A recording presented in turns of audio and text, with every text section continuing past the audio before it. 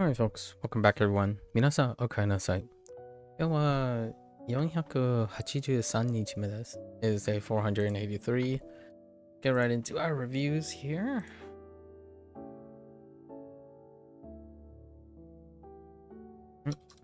Should be pretty quick today. 逆報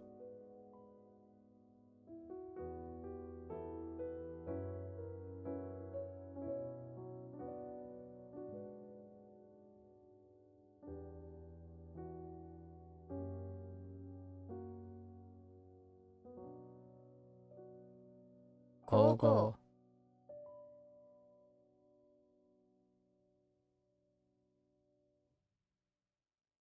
勘違い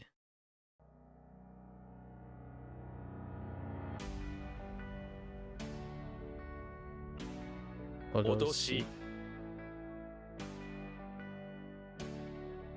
走行疫病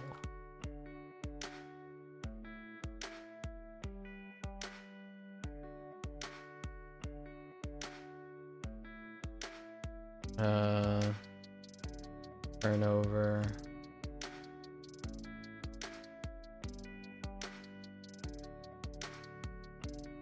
This just elude me so.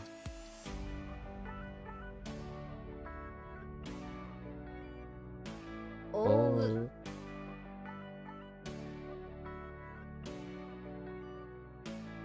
Hanshitsu.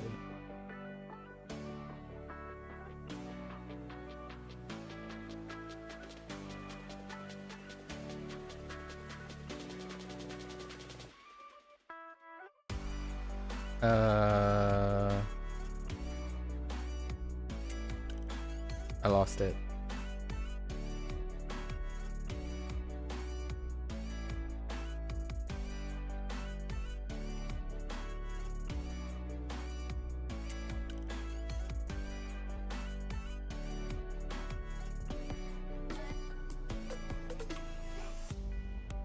Shougai.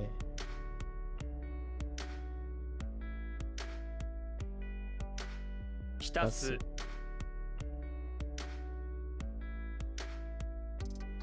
Okay. Table.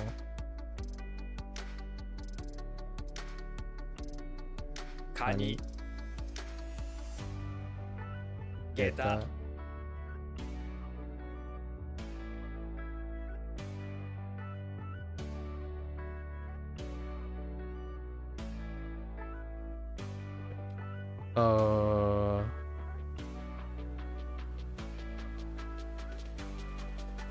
Hora.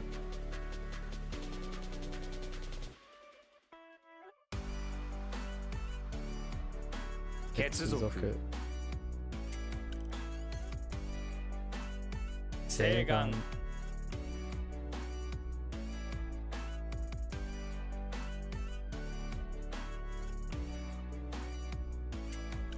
Dosho.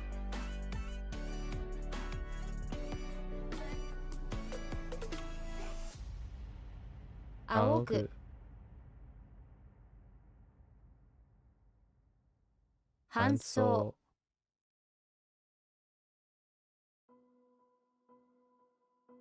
Tsubo.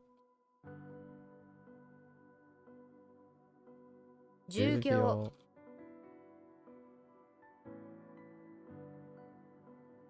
Uruoi.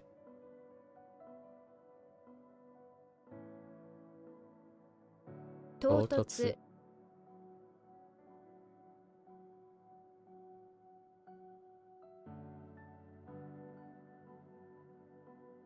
Gyoten. Te.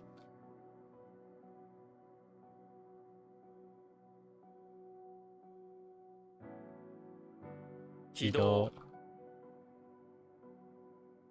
光明。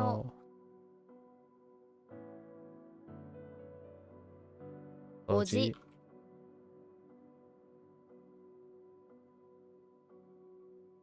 律動的。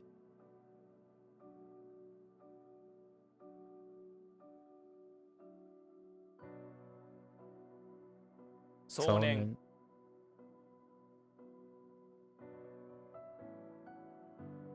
名簿、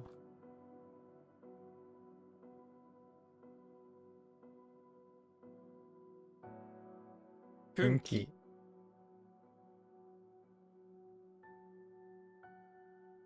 仏壇、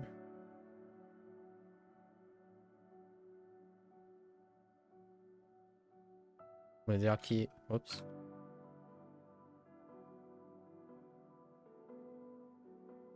無邪気、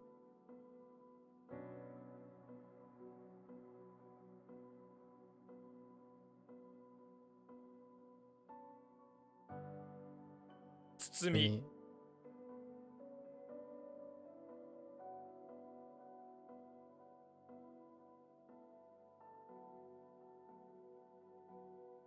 空洞、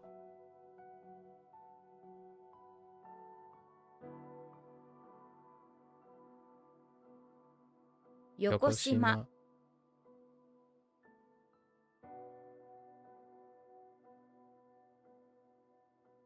免疫、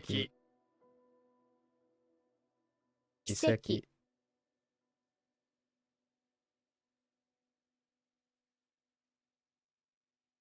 世界恐慌、恐慌、勘、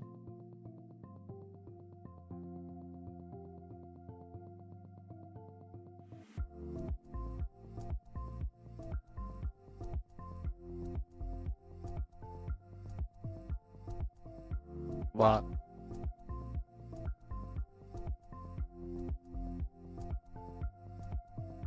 割り勘、平成、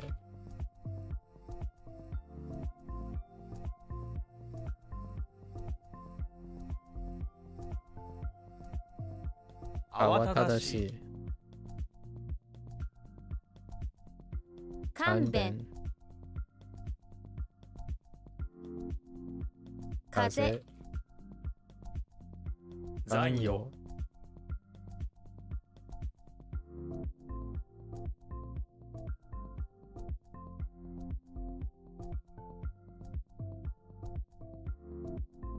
漂う、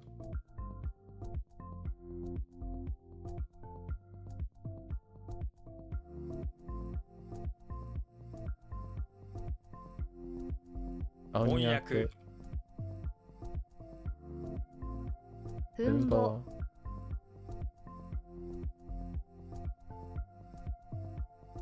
宮廷、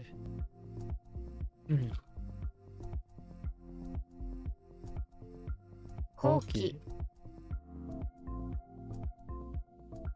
観案、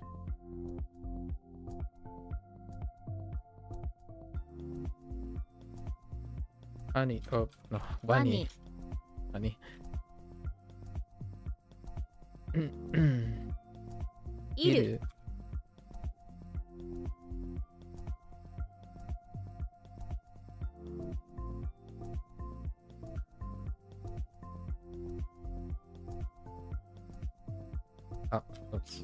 慌て、慌てる、慌てる、内因、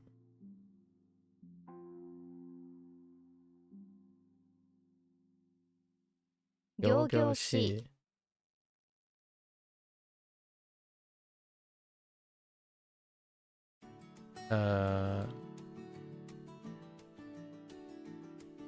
邪魔、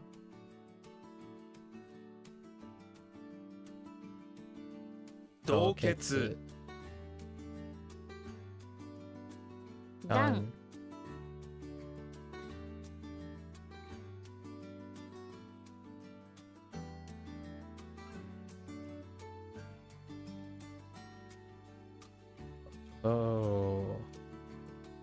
興奮、席、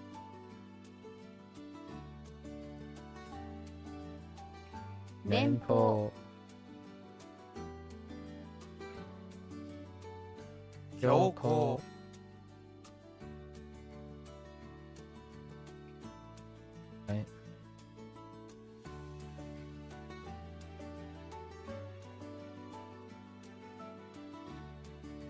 翻る。翻る。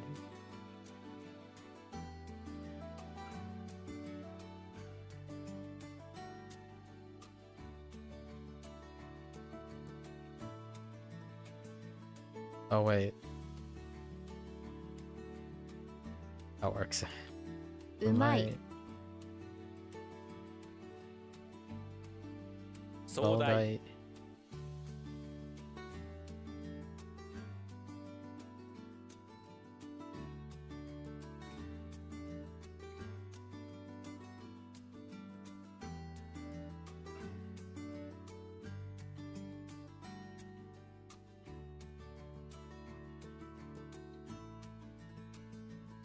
法廷。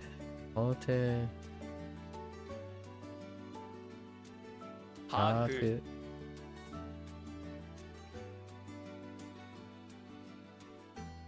はい。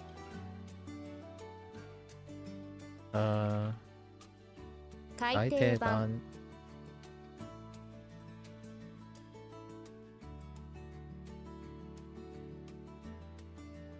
ダメ。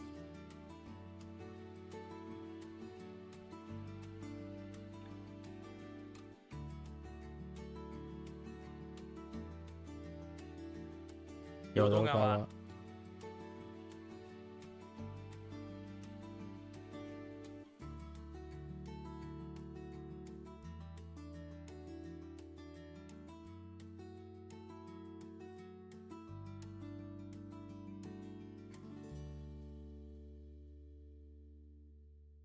測る。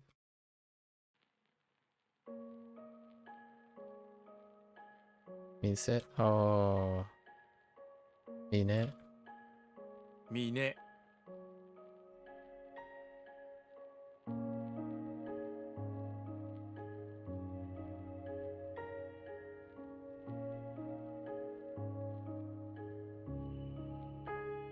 吐く。吐く。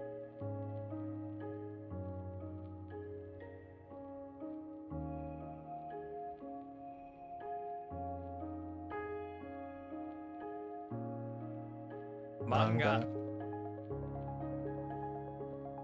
漫才。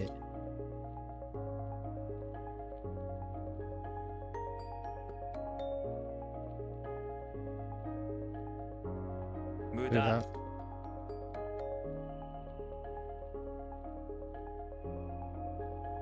指紋。古墳。古墳。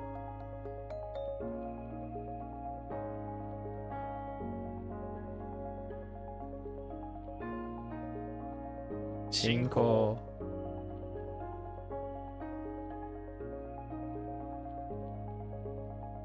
検疫。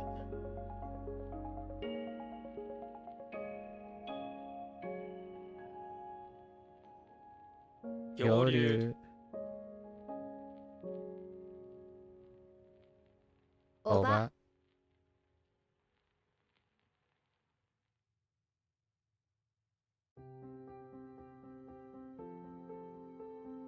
蛇口。感情。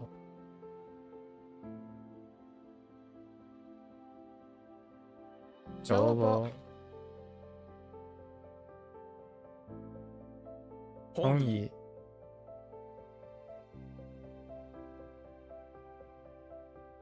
花壇。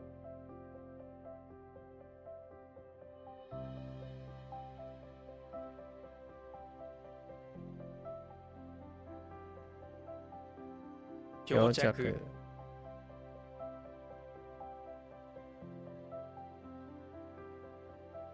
運搬。電気柵。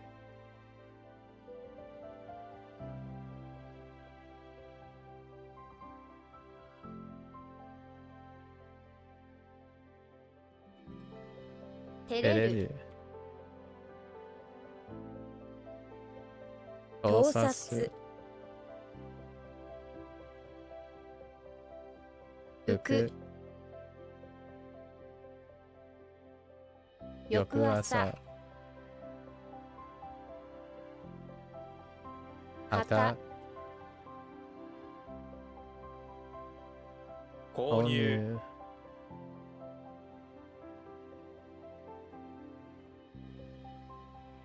あ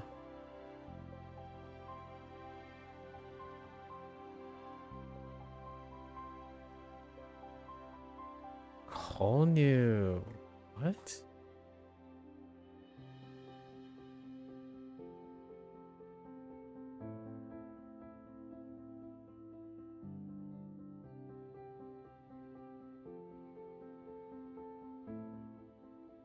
Probably something like purchasing a purchase. Oh, 結婚 selling 撮撮影影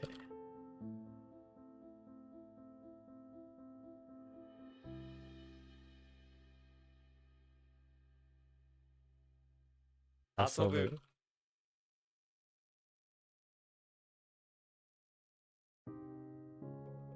Nope. Good with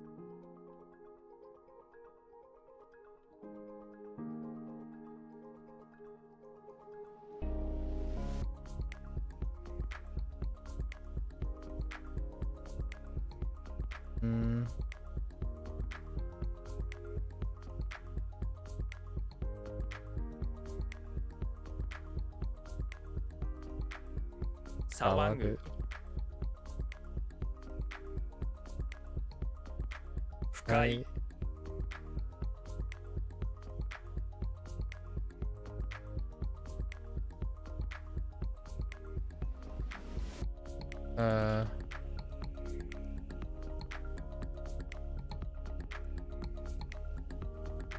Oh no. What? Oh no. I'm losing the first thing. 博覧会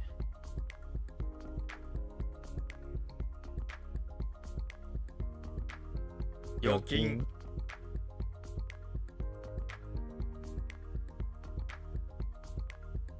切切符符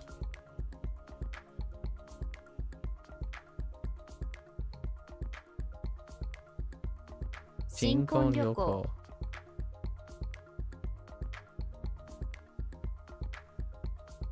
翌年伸ばす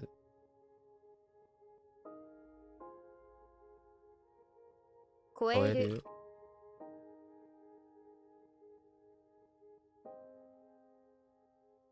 超える翌翌日日購読読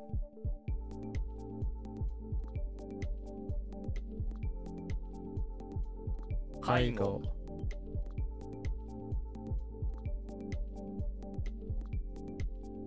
露出適用適当適当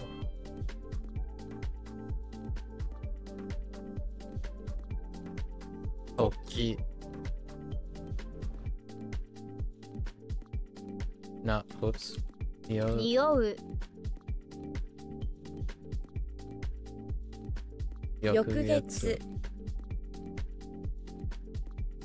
漏漏水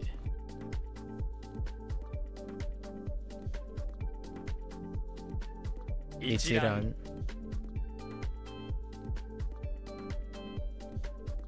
漏れる濡らす快楽快楽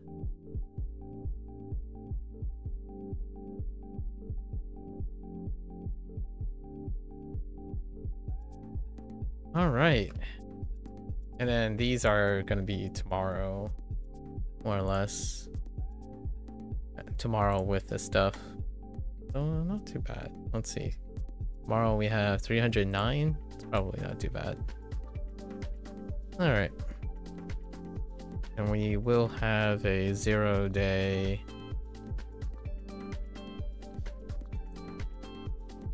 on Friday. And our lesson day is just a 0 too. Of course, on top of the lesson stuff. It'll be shifting. Saturday would be the day we review for the last time.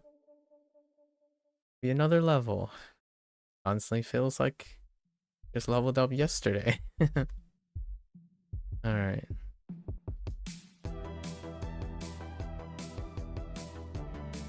Definitions. Alright.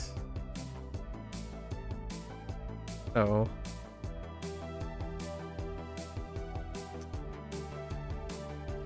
okay. Eat greatness. Cho summit. Or humbly. Cho call. Asa. Put between. Cold weather. Tsu. Boil. Taku. Wash. Soul. Dry up. Beam. Bottle. Ko. Wow. Ko. Agreement. Shi. At. Yan. Soft. Ko. Suburb. Simi. Corner. Deki. Ship counter. E. Residence. Gun. County. Yaku. Explanation.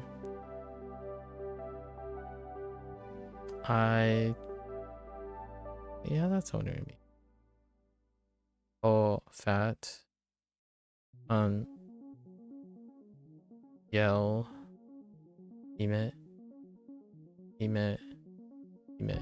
Princess. E. Chastity. Myo. Seedling. Whirlpool. Chi. Mercy. Eddie. Collar. Den. Lotus. Ryo. Clear. Soul. Wise. Buddha. Oops. Buddha. A. Ska.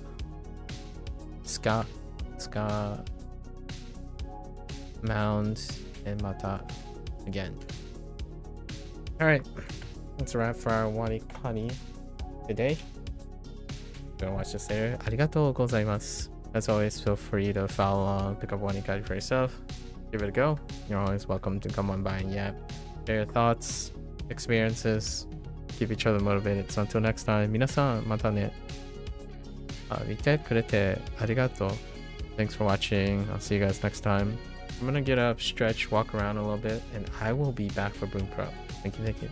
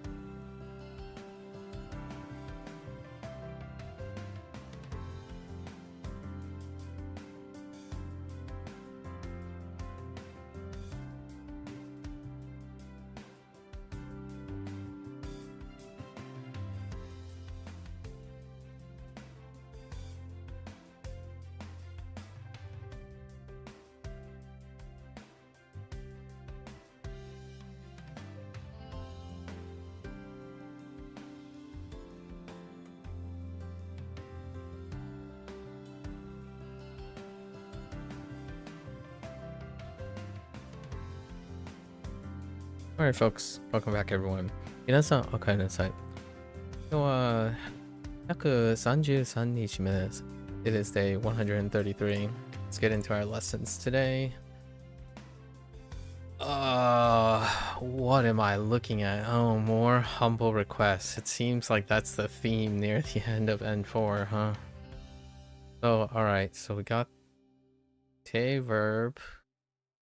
Oh, itatake ka?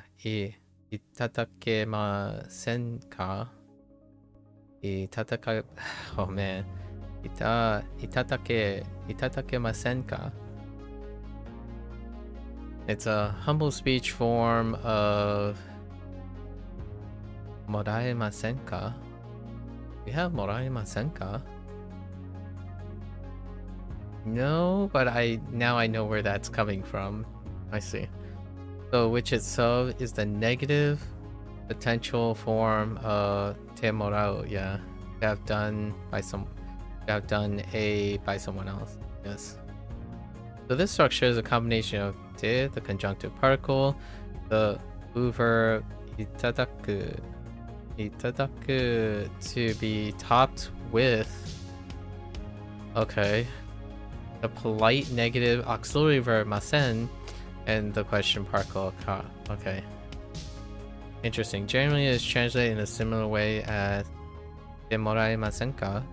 Won't you or could you please a? Okay. Alright. すみませんが、後ろに乗っていただけませんか? Can I hear that again? すみませんが、後ろに乗っていただけませんか? Itadakemasen ka?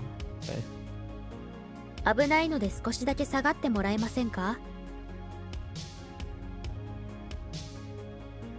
Interesting.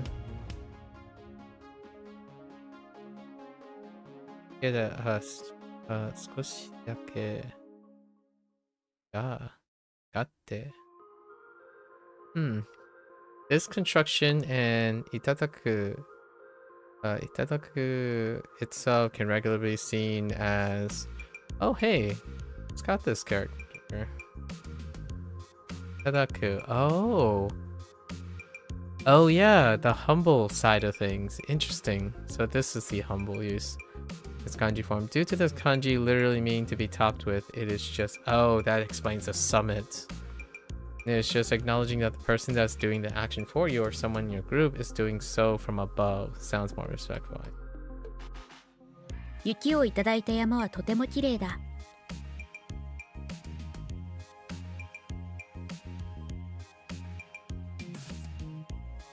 いただいた。Interesting. Here we can see how to be top capped with meaning is used in a standard sentence. Yeah. Alright, so we need some. Okay. So all three are used in requesting something, right? Yeah. We got the kurenai and moraenai. Like, can you do A for me? But differ in tone. Okay, kurenai and murenai are casual and used for friends. Alright. As in, 日本語を教えてくれない?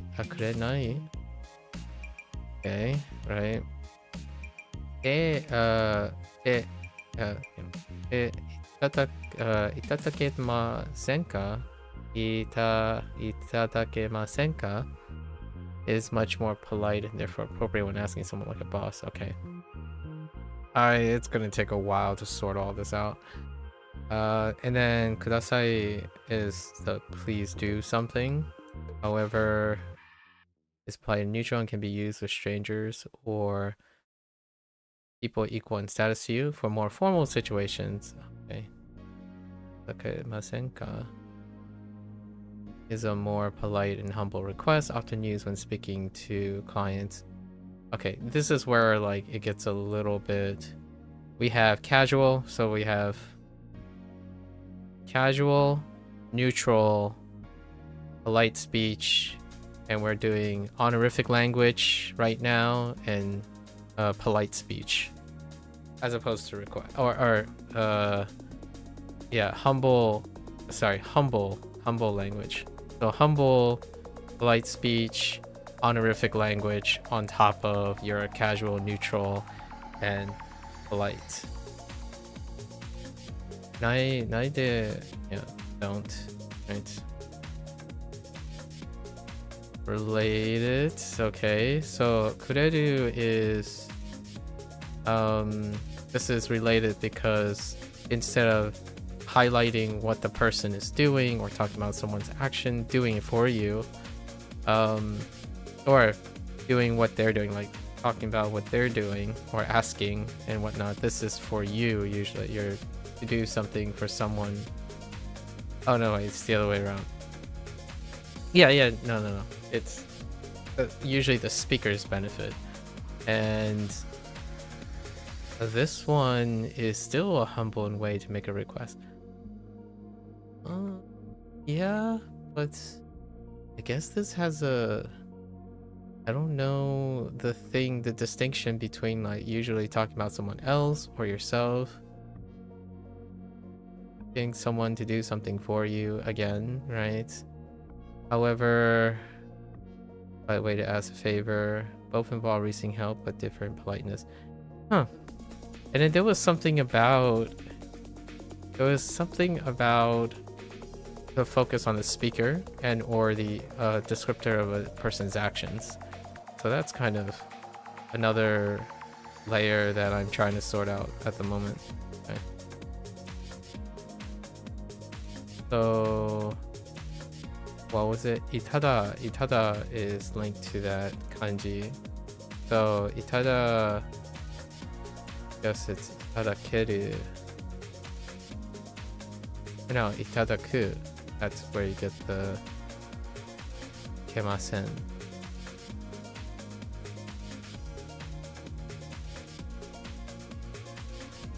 Yeah, okay. Alright. Oh, it didn't go into a grammar point related double. Again,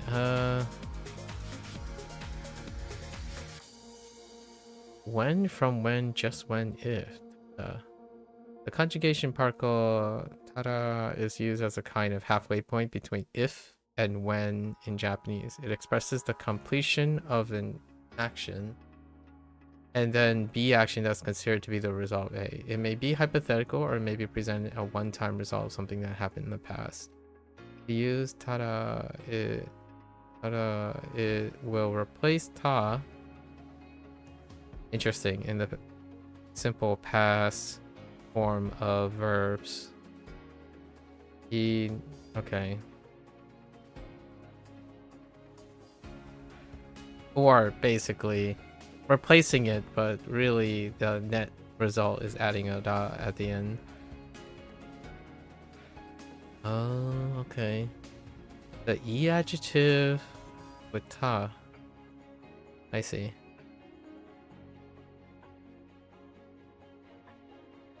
Then data. Okay, right.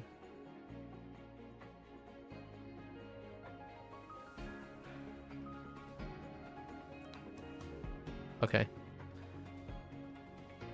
今度遅れたら許さないよ。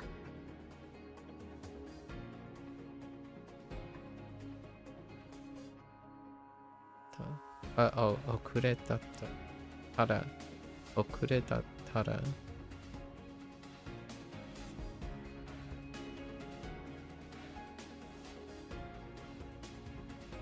許さいよ。ゆる？ Okay. 寒かったらエアコンつけてね。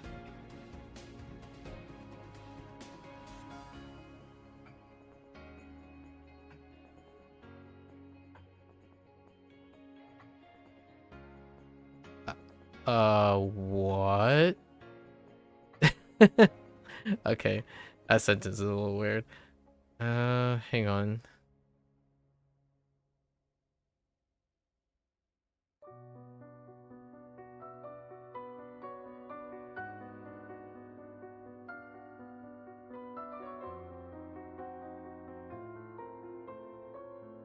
I'm having trouble for the E adjective and ta.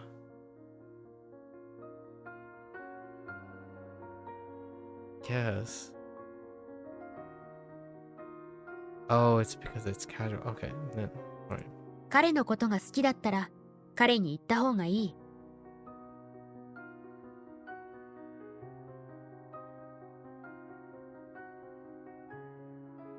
Okay. 明日だったら遊べるよ。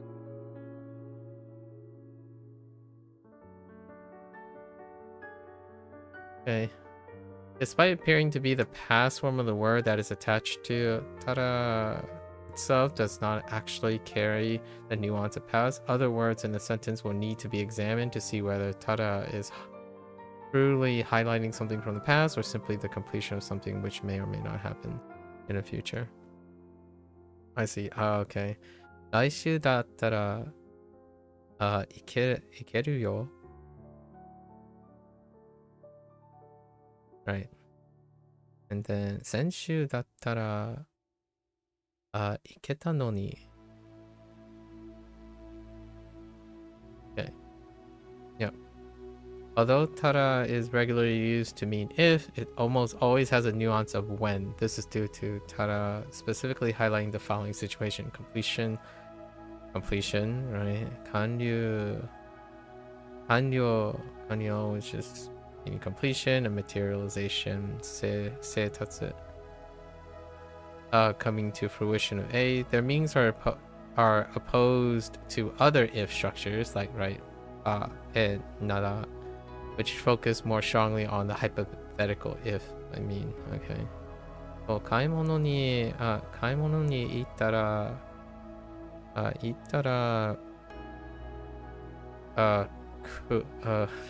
ッキーを買ってきて。Alright. あなたがその本を読まないなら、読まないなら、Right. 読まないなら私が読みます。Okay. Alright. So, 後で fair enough, that is kind of related because it's showing when. 後で shows sequence, while there's kind of a if hypothetical in that. Right. Ba and tara are both conditioned, but with different nuance. Ba emphasizes the condition itself, often with an if and only if feel.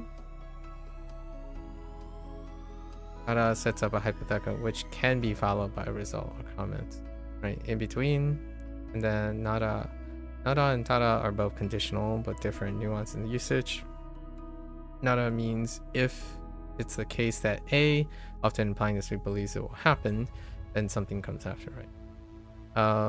Tara covers the hypothetical and often focus on when, so we got that. Once is done. Oh, that's interesting too, because it indicates that one event follows another. So it's still kind of a if and when, but I see. Okay. All right.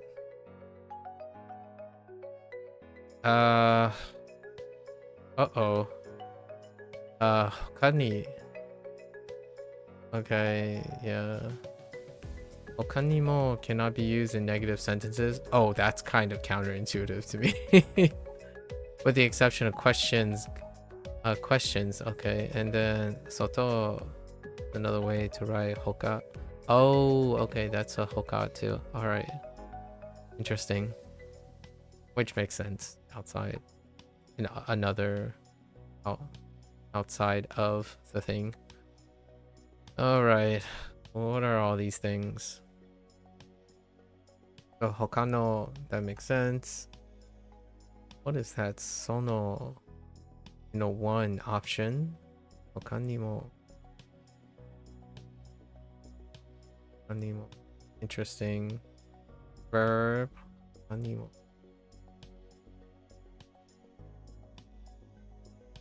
Okay.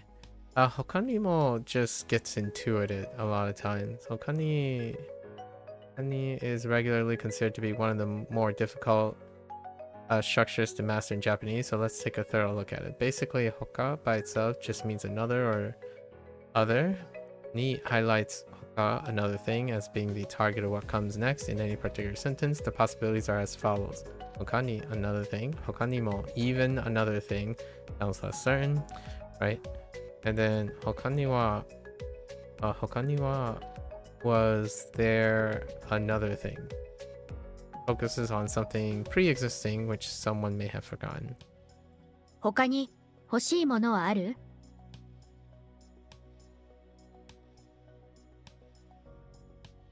Okay. 動物園の他にもどこかへ行きますか？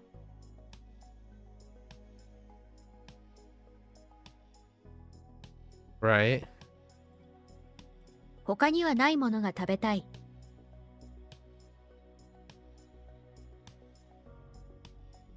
Okay. I see. So, and then hokano plus a noun, another specific thing. Yeah, fair enough. この電子レンジは壊れているので他の電子レンジをお使いになってください。 Okay. Hokani wa plus or minus wa may be used in either positive or negative sentences. Fair enough. But it tends to appear in negative sentence more often. Intriguing. お金の他には何が欲しいですか？ Interesting. 彼の他にはフランス語を話せる人はいません。 Hanaseru hito wa. Oh, okay.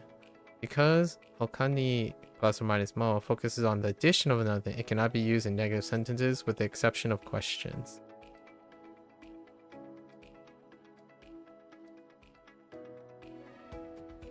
I see. 欲しいものはその他にもない。Oh, yeah, that kind of sounds really weird. Okay.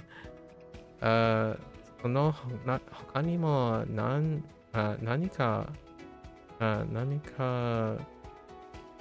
質問がありませんか? Oh, because yeah, I see. The reason this is acceptable in questions but not statements is due to the isn't it, meaning that negative questions can have in Japanese, just like English, is the equivalent of the following. No, in addition to this, there's also nothing. Yeah, that's what it felt like when I was reading this. I'm like, wait. It's contrastive, right? It's contrastive. It's kind of like negating something, but you can ask if there is nothing else, which is kind of a negative to make it a positive thing. Weirdly enough, ikai. Wait.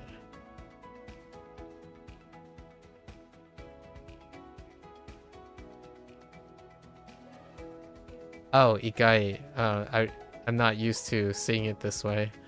Ikai written as kana.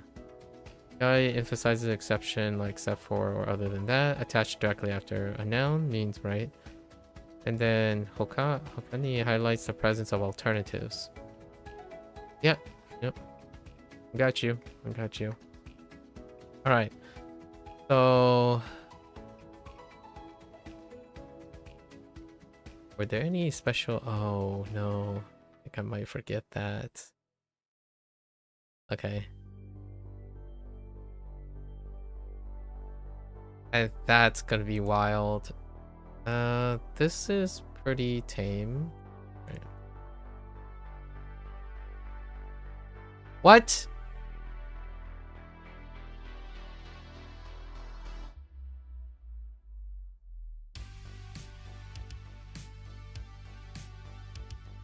Okani? What? Oh.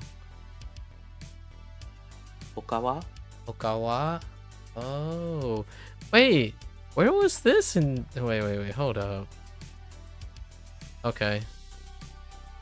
Alright, I get it. It's kinda... There's one other phrase like this too. It's early on. Okay.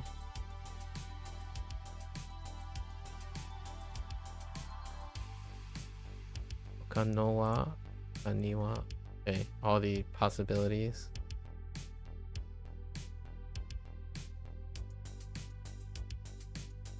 Okay.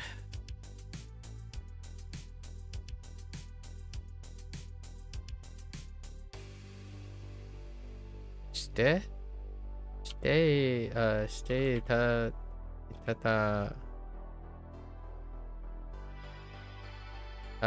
kimasen ka?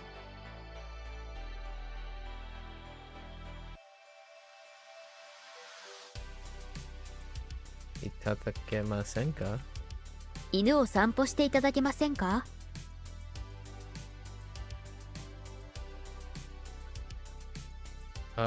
勉強 suru. How do I do this? 勉強だったらね?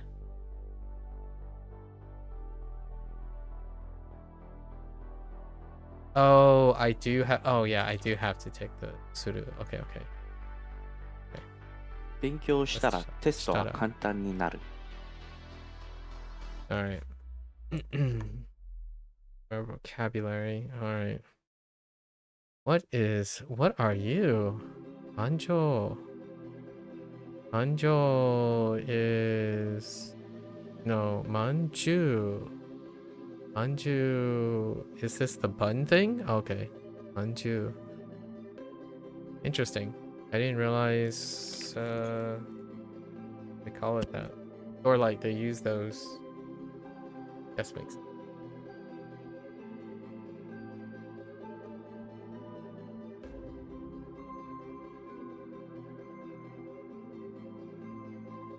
It's like mantol.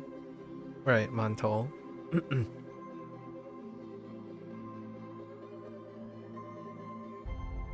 Okay.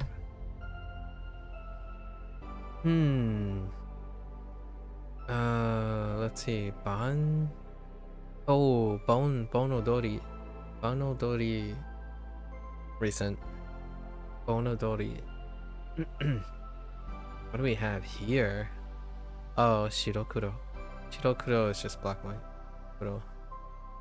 Or good and evil, contrastive stuff. Right, wrong, etc.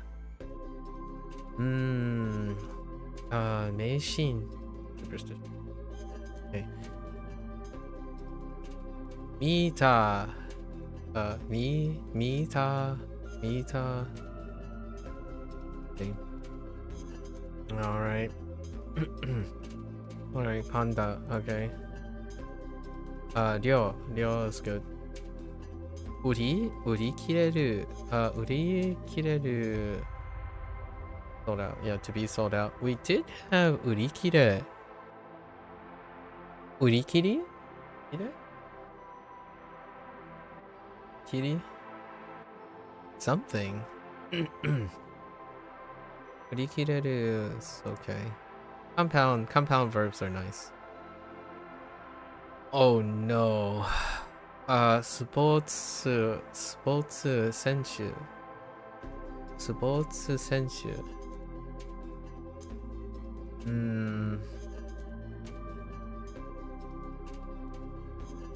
Okay. Oh, interesting. They didn't use the other marriage proposal. Oh there, Mika. What is this? Propose.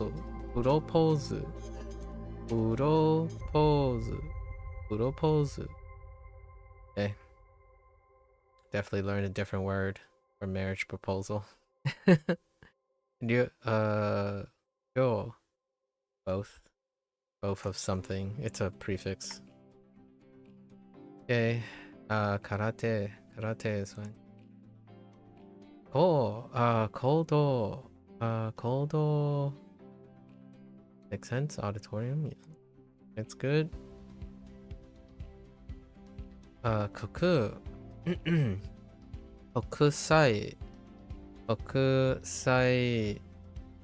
Kaiken. Kaike. Anken. No. Anken. So let's think about this.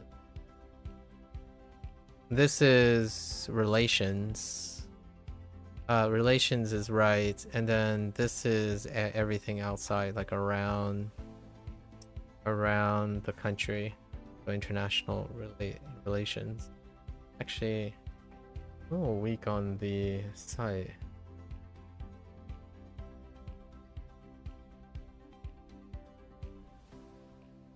What do I think that is? The mount?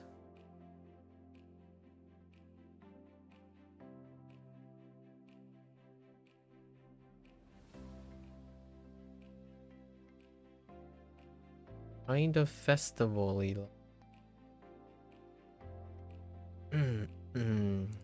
Occasion. Country occasion. Relations. What was our breakdown? Festival and building? Aye.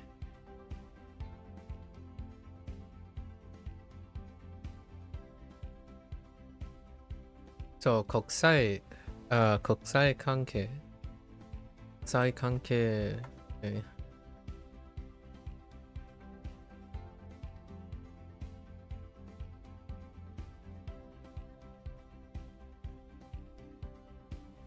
Wait. Tokoya? That's new. I don't remember Toko being used that way.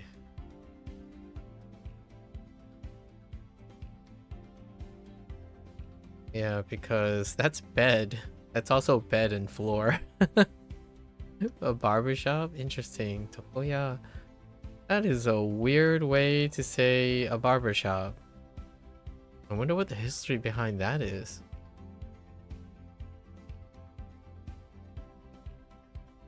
That's gonna take some time.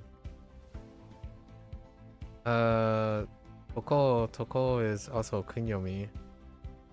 Ro would be the onyomi.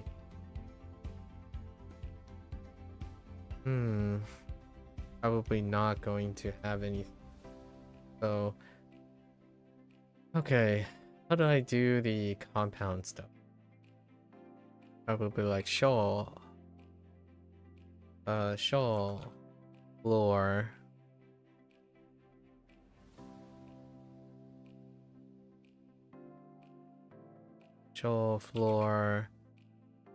toko.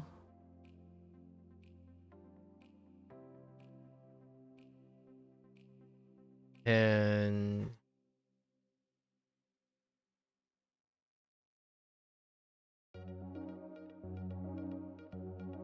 what did I use for that?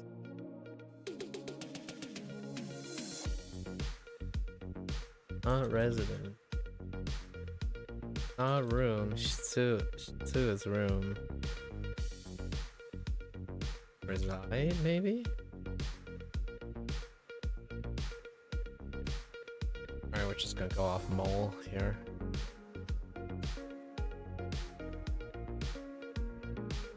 Wait. Oh, is that whole thing something? It's probably. Oh, what is that?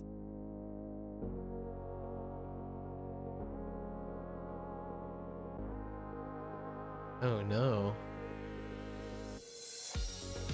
Roof. They went with roof. You're getting started on the art coursework essay. You're told to quote and link sources as well as make it somewhat academic with 3,003.5 words. Is there a proper way to link sources, etc.? APA. That should be a standard. Or, oh, sorry, not APA. That's American. There is a formal way to link sources, which pretty much has eroded and disappeared from your generation, more or less. Especially generations on NetSpeak. I don't think I've seen proper citations from online sources for a very long time. And this is different from people who publish something and then it gets online. So you can probably read any type of... I would look up formal citations or bibliography if you're interested. I don't think that's what your teacher is asking, but it's called a bibliography. Or I guess citations. Citations go in bibliographies. So I don't actually know what the English standard is. I'm guessing it's Oxford, Cambridge.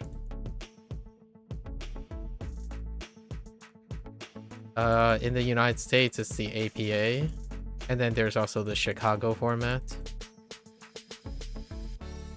In high school, we have to learn how to cite things, so that should be a standard practice.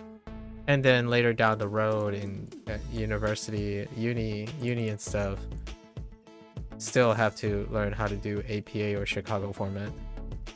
I don't know if in the UK what the formal standard is for citations. It is also how I read citations. Where a bibliography was mentioned, may look into it. You've never had to learn how to cite things. Yeah, I'm not surprised. Now hear me out. You don't have to learn... Okay, this is gonna stink. I don't like mentioning this, but you don't have to do it manually. There are automation tools, and I'm not even sure if your browser might actually even have it by default.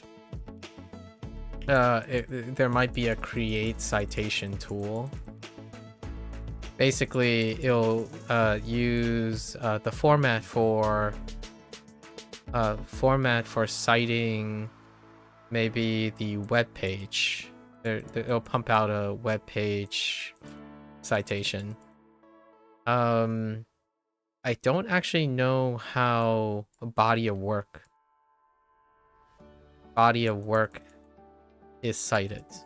So like when you're citing someone as opposed to some published work, because I would probably default to a web page citation, largely where the work was posted. However, now it's been a really long time since I've done citation work. I don't actually know how people cite someone's work that is posted to a web page that maybe they own. However, whenever you scroll down to someone's website and has like a copyright thing or something like that, that's typically where the citation goes. So I would probably go to the official, whatever it is. Honestly, I'm not even sure how to cite social media. That's an interesting, like, cite an Instagram post or something like that.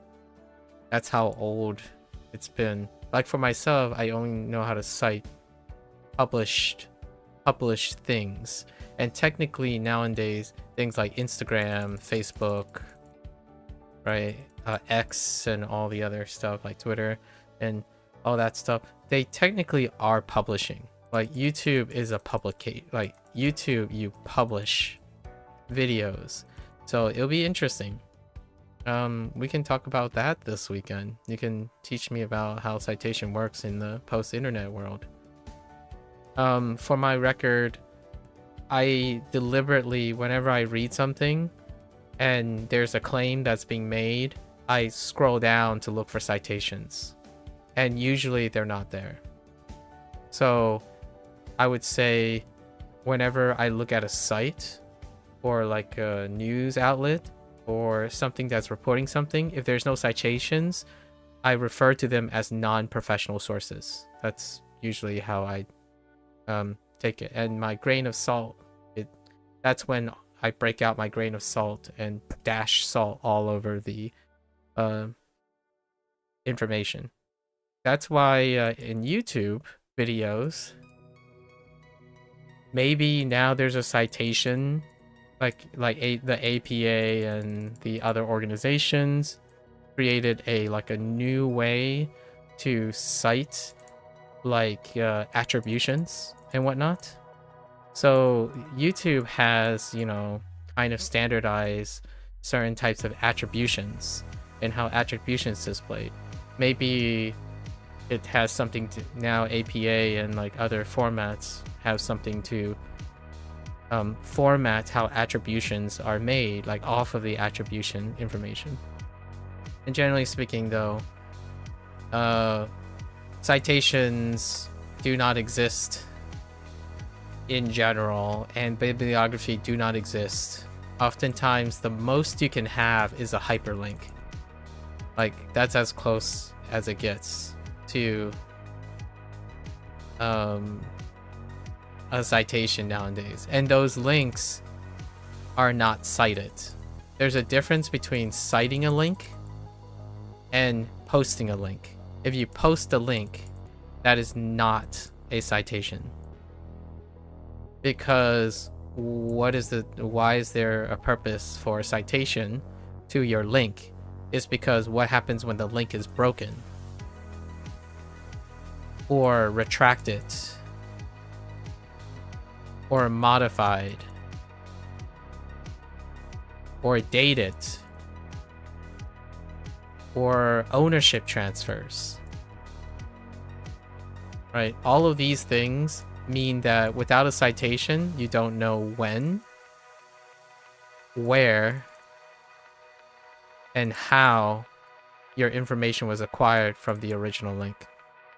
So that's why I most definitely dislike when people do not update their information, because they don't have proper citations.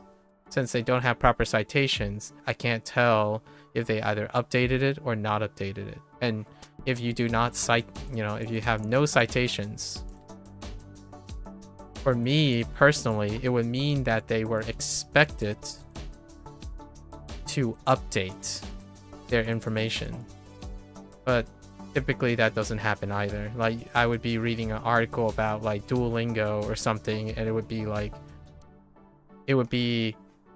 updated with a watermark that says 2026.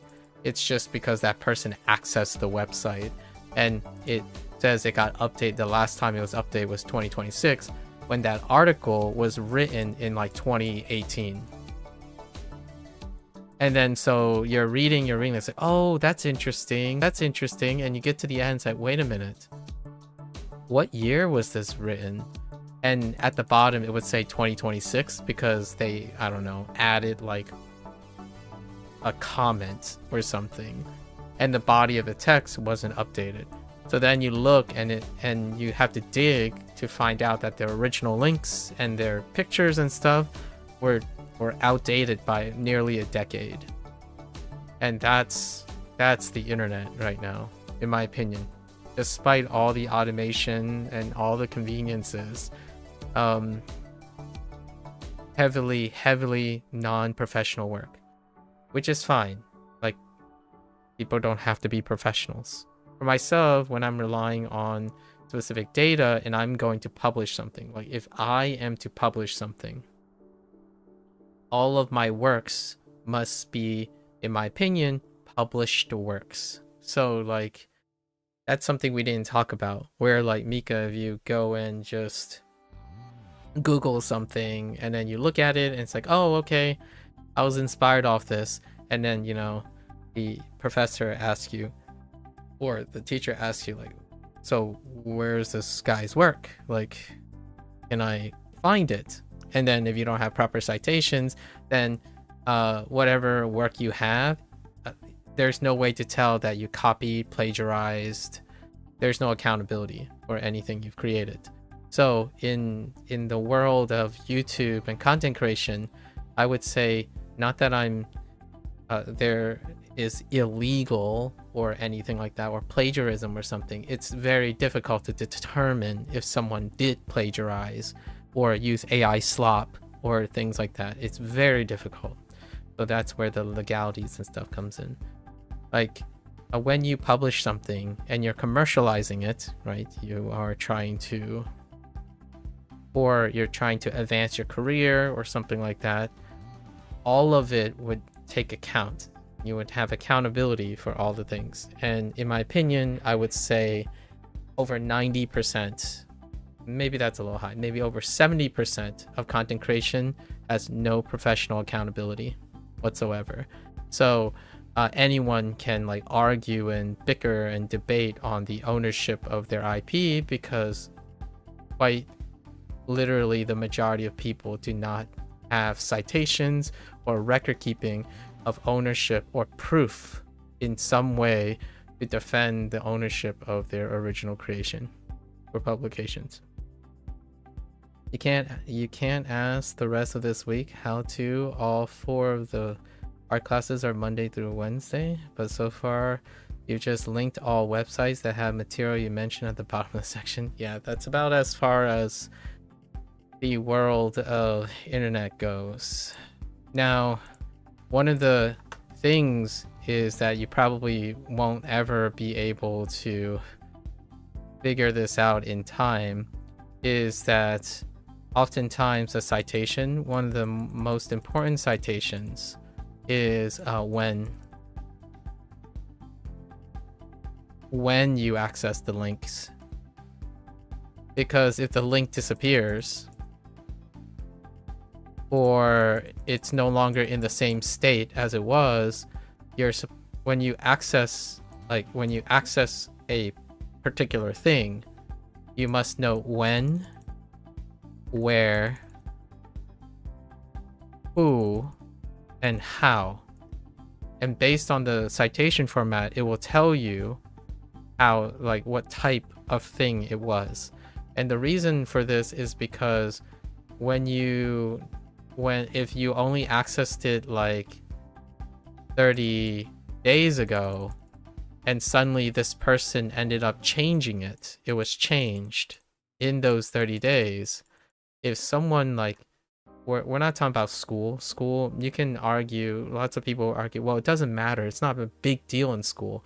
Like, well, things don't have to matter to understand why they're important, because in the future, when you're on a job and you're like, oh, now it's time to learn how to do it, but you already got in the habit of just linking something, then your professional career would get lost because of that habit. And that's one of those big things. Like, it takes a really long, it doesn't take a long time. It's a habit that must be formed when you're looking. And then obviously now you were asked, what about AI stuff? That's the problem right now. One of the underlying problems of AI stuff is, despite them providing citations, the information that the AI is construing, right, like using, is what the user is using. It's not quite using the citation it is. So despite when a user says, oh yeah, I have the citation, AI is being accountable for a citation, it's like, but the information, the interpretation you're looking at is the AI's interpretation. You did not go to the citation and read that. So then this creates a general moral area where whenever you can tell the difference between someone who spent most of their time vibing off AI slop and AI generalizations, and then saying, oh yeah, I know where the article comes from. And then when someone describes the AI stuff that they learned and you go to the original citation, it sounds nothing like the citation. That's how you know when this user is incompetent. And not incompetent in the sense that they can't get anything done, incompetent that they don't understand that the original source is not going to be reflected in Like, it might be generalized in the AI summary, but it's not going to be an interpretation of that you made of the citation. That's kind of one of those things too. And for art class, it's like using, for example, it's like using AI slop for your artwork, right? It's not AI slop, in my opinion, if there was an encouragement to use and follow up with the citations, right? That, like, if you're following up with it, seeing how AI interpreted the stuff, like, oh, here's an example of an image with this type of thing, and this is inspired off of these 3 notable posts or something, right? And because you can look at their original post, you can connect the dots between how AI generated an image versus all the artists that they used, because they would be responsible for citing all of these, which they don't. AI does not. And when I often enter like a debate or a conversation, people would argue about credibility, right? Credibility and accountability, and like this credibility and accountability would be in the interest of anyone who is publishing. But I would say more than 50% of like AI users only care about results and function. Now here's the thing, if you want to become a professional, or like you start doing a professional, this is gonna, focusing on this will get you in trouble, because you have zero accountability or credibility. And then when you publish your stuff, anyone who has published something and have credibility and accountability, they're free to attack you. They're free to attack your blatant disregard for credibility and accountability, which is practiced in high school and at the university level and the graduate level before you publish something like to the public. And this might sound like it's over, like, so other people like from China or other countries that might not have as a different policy on intellectual property and whatnot, they might not think it's a big deal. For myself, you know, I'm born and raised in the United States, and I believe in credibility and accountability. So whenever we talk about like codes and someone said, I made this code, where's your citation? Because without citation and bibliography, you can't claim you've made the code. You can just have easily stolen the code from someone, or like took the code and add a few things on top and then publish it and claim it as your own. And I'm gonna be real, that's probably what over half of people who believe they say they make something, did something, have no form of accountability. So for myself, it might sound cynical, but I don't really have any strong emotions about this. I feel like the reality is that people think they create things, but they really just plagiarize things, and there's no legal ramifications or trail to say they did or did not. So there's no way to actually say that. But my inclination is that they probably took a code or like API, freely used it, and presumed that they had they can be held accountable, or they understand what the accountability is, and then simply post it online and said, I made this. It's under fair use, right? Under fair use. In no way will I ever post a video like using Bunpro without stating that it is Bunpro and it's not a product of myself. So that's kind of one of those things. I am very a product of the ages that you just mentioned. I'm a product of making sure that whatever I say is accountable for people's IP. And most of the time, it's an inconvenience, in my opinion, for others, for especially young people. It's like, why do I have to do this? Why do I have to attribute this? Why do I have to mention this?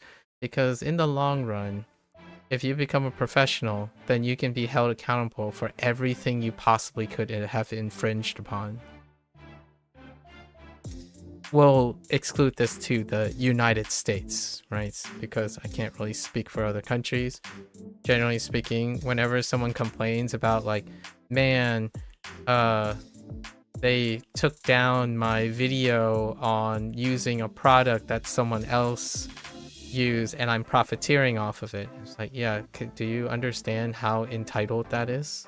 Like, you took someone else's work and then you're constantly arguing for fair use. Fair enough. That's why the clause is there. However, when you're doing artwork and you're publishing those things, fair use ends up becoming a really tricky argument. Like, one person, you know, the common argument in content creation is that, oh yeah, I'm using the product. That's transformative. I'm like, I am very unsure about that. In fact, most of the videos I post, the reason why I try very hard to provide commentary and ramifications or deliberations or something that's transformative significantly is because I don't believe consuming a product personally. I find it I have reservations about consuming a product as a form of transformative IP, like intellectual property, which I don't think is no longer a thing. It's so widespread that I don't think it's a problem anymore. Nowadays, the closest thing you get is the title of the product, maybe the title of the video, possibly, and maybe the person's name. Sometimes it's even difficult to find the person's name or like their trail of professional referencing. Like, I try my best most of the time to address the people by their names so that they get proper credit, even if it's not written formally. Here's a deep cut hot take on citations. When I talk to people, right, over 50% of the people I talk to do not remember the name, when, the nature of the content, or the publication of what they say. They often just say, oh, research says this, or I think, or someone said. And yes, I do this too. However, I often excuse myself and try to do well because I should know these things. However, over 50% of people don't even bat an eyelash on this. Like, they would say like, oh yeah, I watched this cool movie. I don't even remember what the movie is, but I'm just gonna use the ideas in the movie and write about that.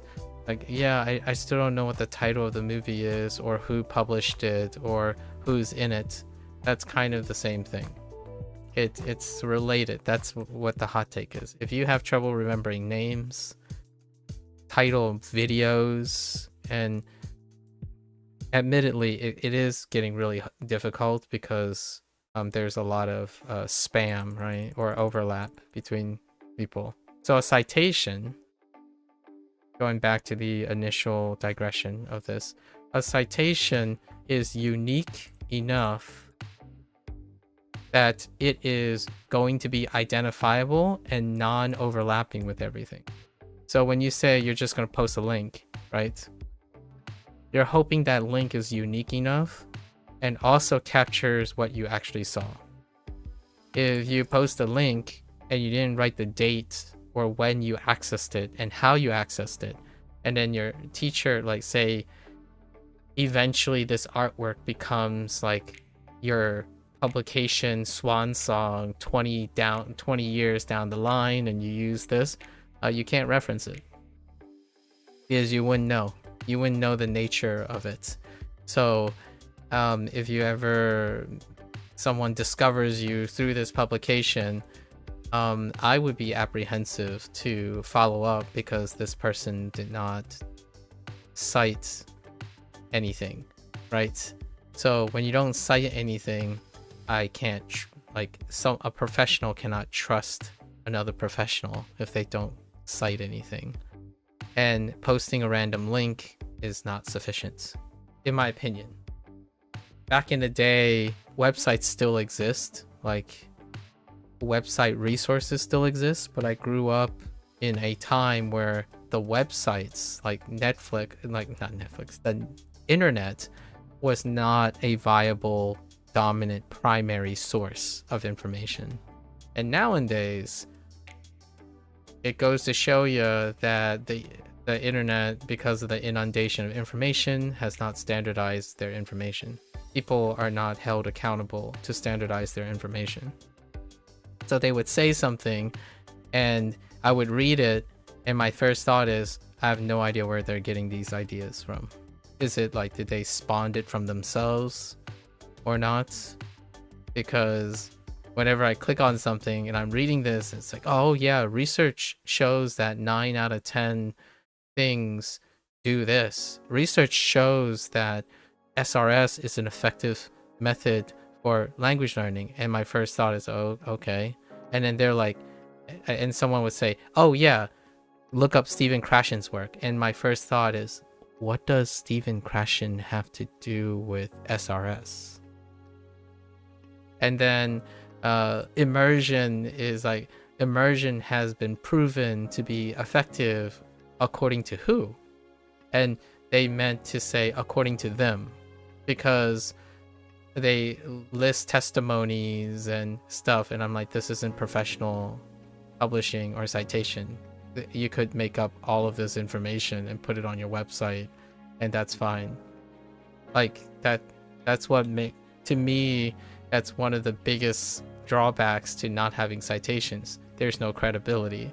So when you read someone's claim, you watch someone's YouTube video, like even me right now, I have no citations for whatever I'm saying. Like the stuff that I'm saying right now, 9 out of 10, greater than 50%, they're my personal anecdotes. They're my personal experiences. But I'm also not selling you something. I'm also not selling you my advice. I'm not guaranteeing results, telling you that I have a methodology that you're supposed to pay me for or recognize me as a professional. If and when I do that, though, a really large effort, in my opinion, goes to maintaining a proper bibliography of how I came to publish something. I don't expect, in my opinion, that from the vast majority of people, because their first products, or most of their products that they're gonna do, are amateur products, and not in a bad way. It's simply they don't meet the criteria for professional publication.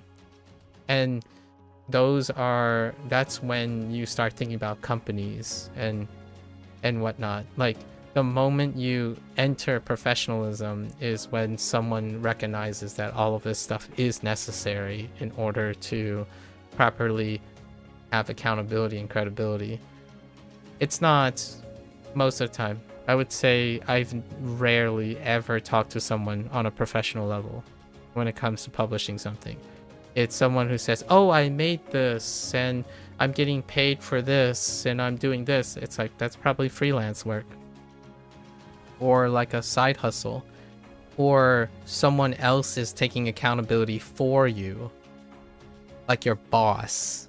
That's why CEOs and all the other stuff like PRs and publication companies exist, because in my opinion they are also take all the responsibility as well for the legalities of stuff. So like if you cheat and you plagiarize, or unintentionally, right, unintentionally cheat, plagiarize, or poach, or take other things, the first people to absorb it would be the people who employ you.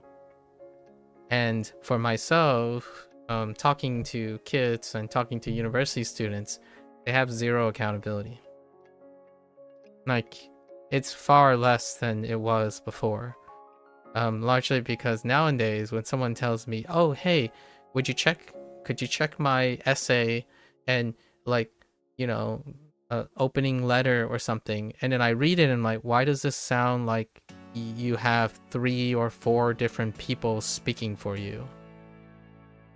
Like, there's no coherence in your publication. It sounds like you magically are like 4 different people. Your tone keeps shifting. And then I would ask them, so where did you get these ideas? And they'd be like, oh, you know, I looked online. And my first thought is, okay, like, your writing is a mess.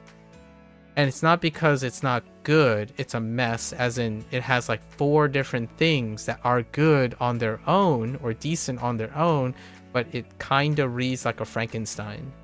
And then I asked them, can you make this more coherent and, you know, gel the thing together? And then the first thing they would ask is, how would I do that? Like, well, go look at your resources, go look at your sources. No, like, well, I don't remember what my sources is. Like, I think I accessed this part of this person's website one day, and then I accessed this part one day, and so I guess I can look back through all of it. That's where citations come in for the person, because you can't communicate to another person what that is. I think writing things and producing things are light years like a can of worms. Whenever someone like shows me an essay that they write, like, yeah, I wrote this review, right? I wrote this review for a video game. Like, I'm a like, you read a curator, right? There's plenty of curators on Steam, self-proclaimed curators, and they would say, yeah, this is my hobby. I like writing reviews or exposés or analyses of a video game, and then post them. And I would be reading it, and my first thought is like, why does this sound so familiar in this section to something else I've written, and this like I've read, and this section seems awfully suspicious, and the formatting is very interestingly analogous to something else. But when I'm reading it, there's no way to know, like, without a shred of a doubt, that person either took someone else's idea and iterated on it without any form of citation, or that they are telling me this is their idea and they cited themselves. Like, they published it, they copyrighted it. They're holding accountability that if it looks familiar to something else, I could defer to them. So like when I write something, right?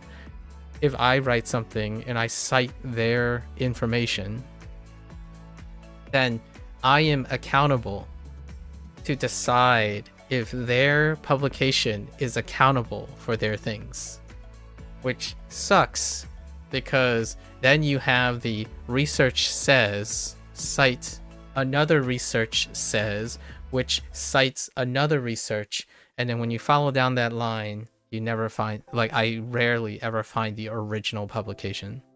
It gets lost in it. Happens all the time.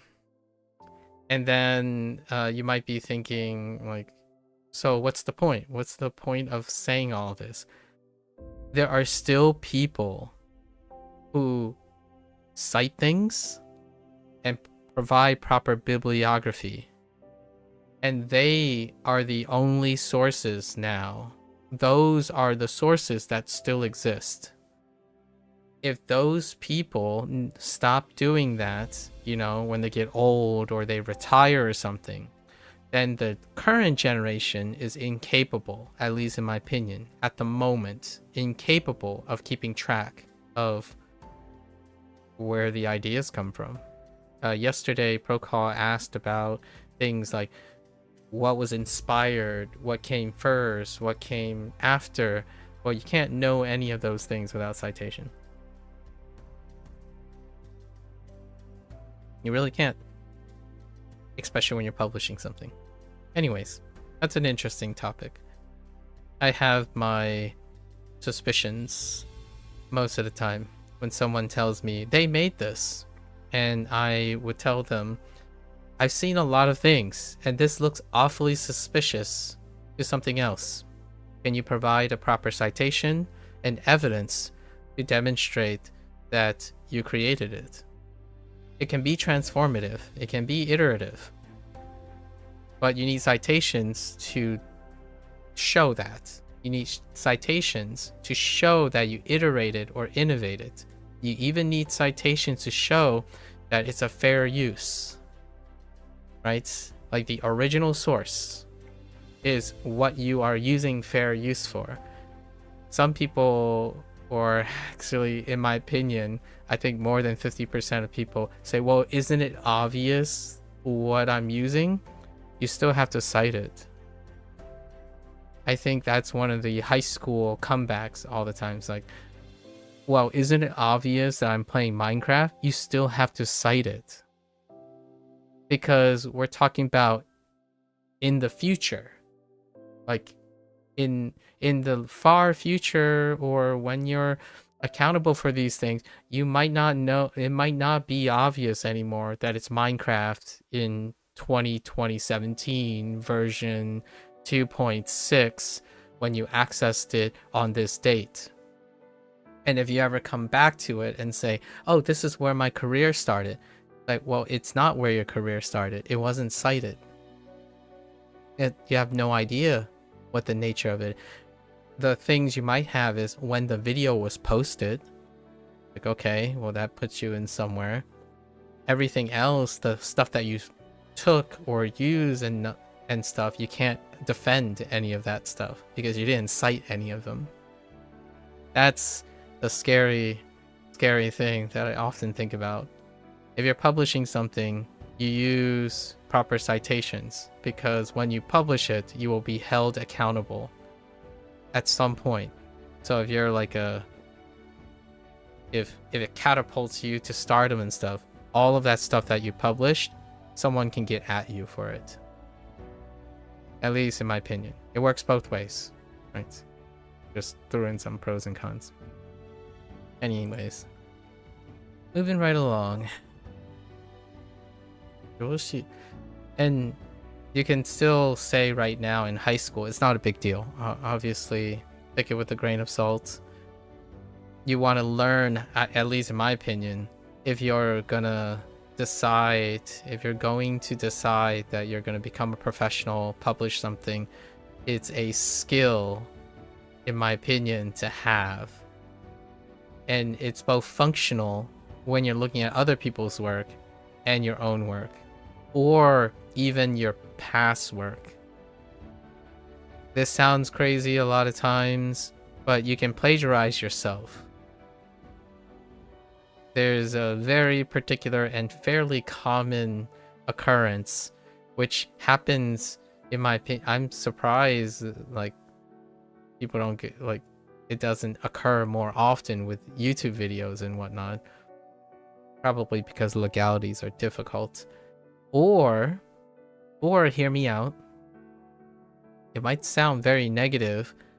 However, maybe if everyone didn't care about citations, then I suppose then you would be on a level playing field, right?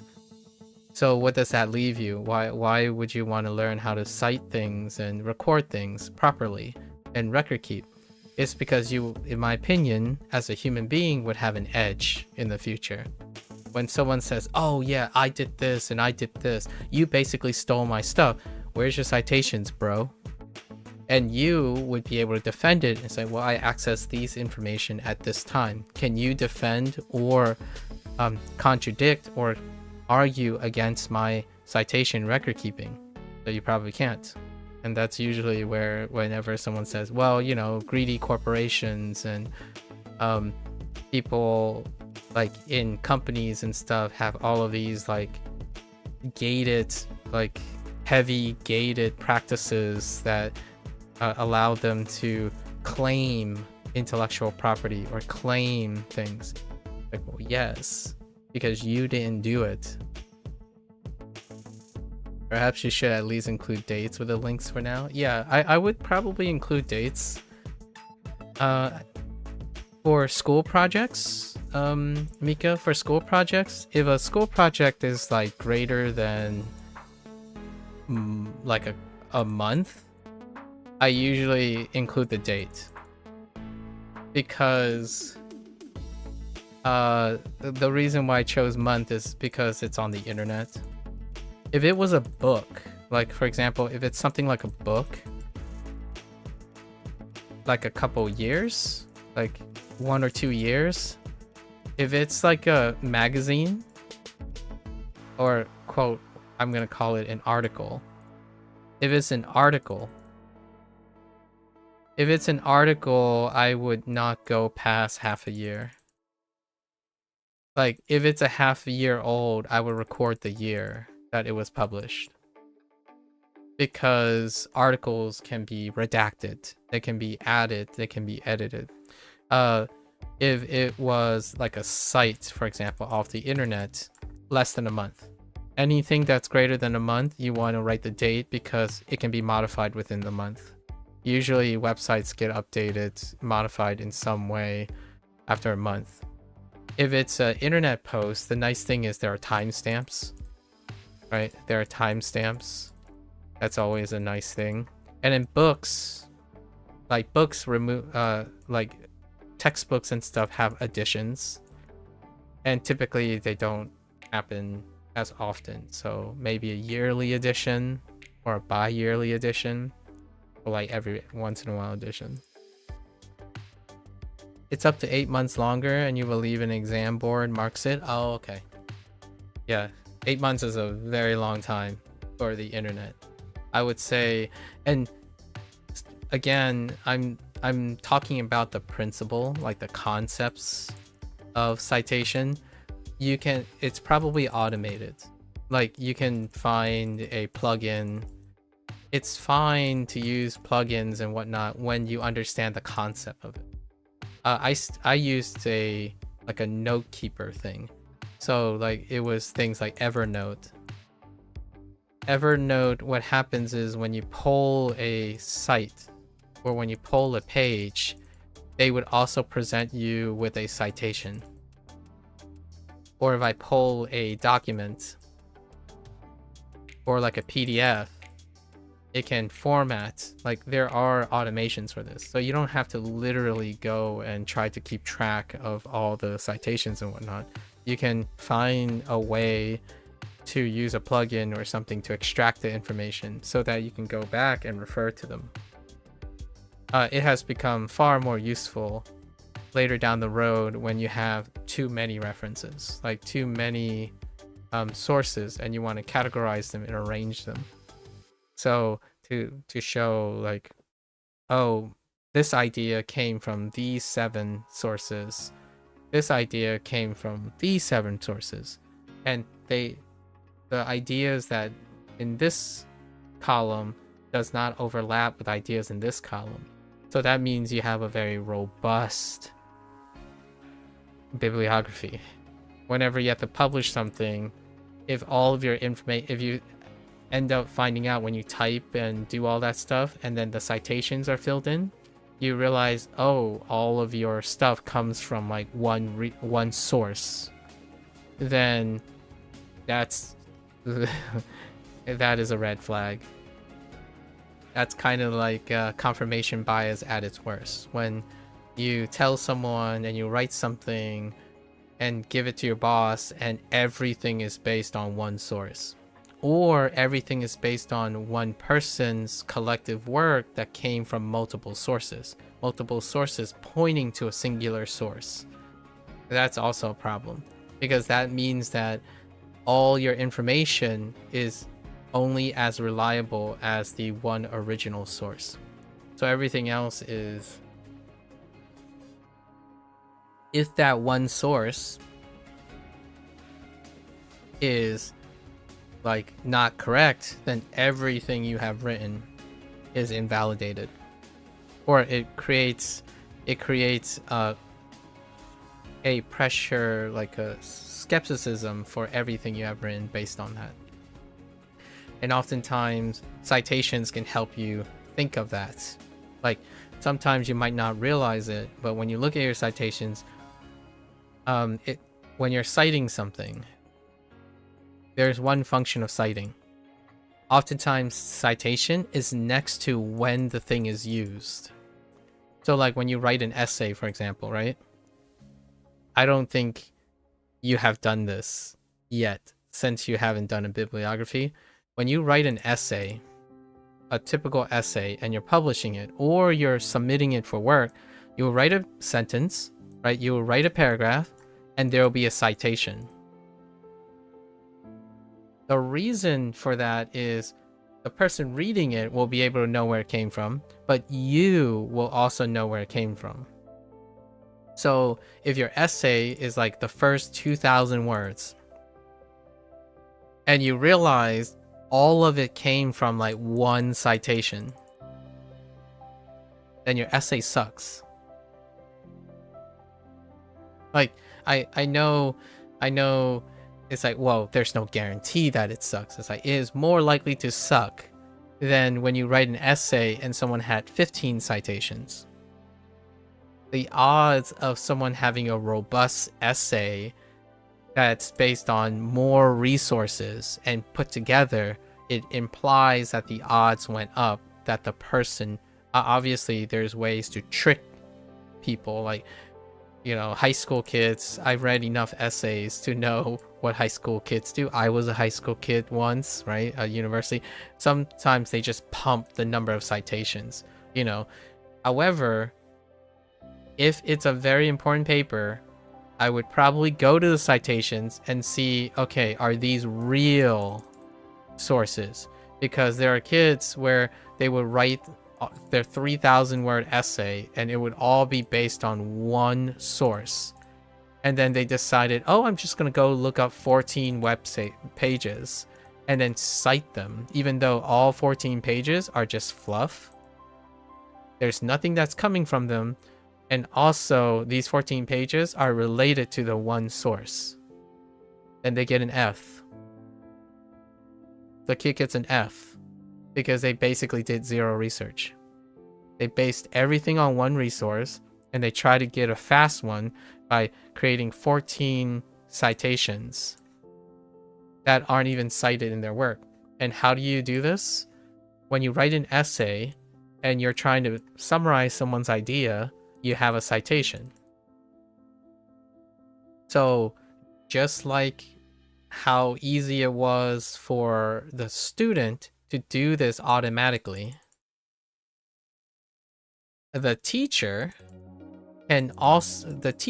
also has automatic processes that will investigate this citation and figure out if what is said here, it relates to this citation. So when you write a 3K response paper, it will have a bunch of citations everywhere, you know, like 30 citations or something like that. And you can do this automatically, but you are held accountable for your words. When you summarize something and you put a citation, a teacher can also use an automated tool to look if the citation is related to the words you're saying. Because that has happened way too often, where someone basically writes something really cool and it's not even about plagiarism. They would write something and they would simply cite something. And then you go to the site and it's like, this has nothing to do with what this person is saying. because they're just filling their citation requirements. So this stuff is both useful for the person and the person reading it. And so when you read a professional document, like a professional document, in my opinion, more than 50% fail. So when you're online, you're reading like someone's opinion piece on Elden Ring, there's nothing to make it sound like it's nothing more than an opinion piece.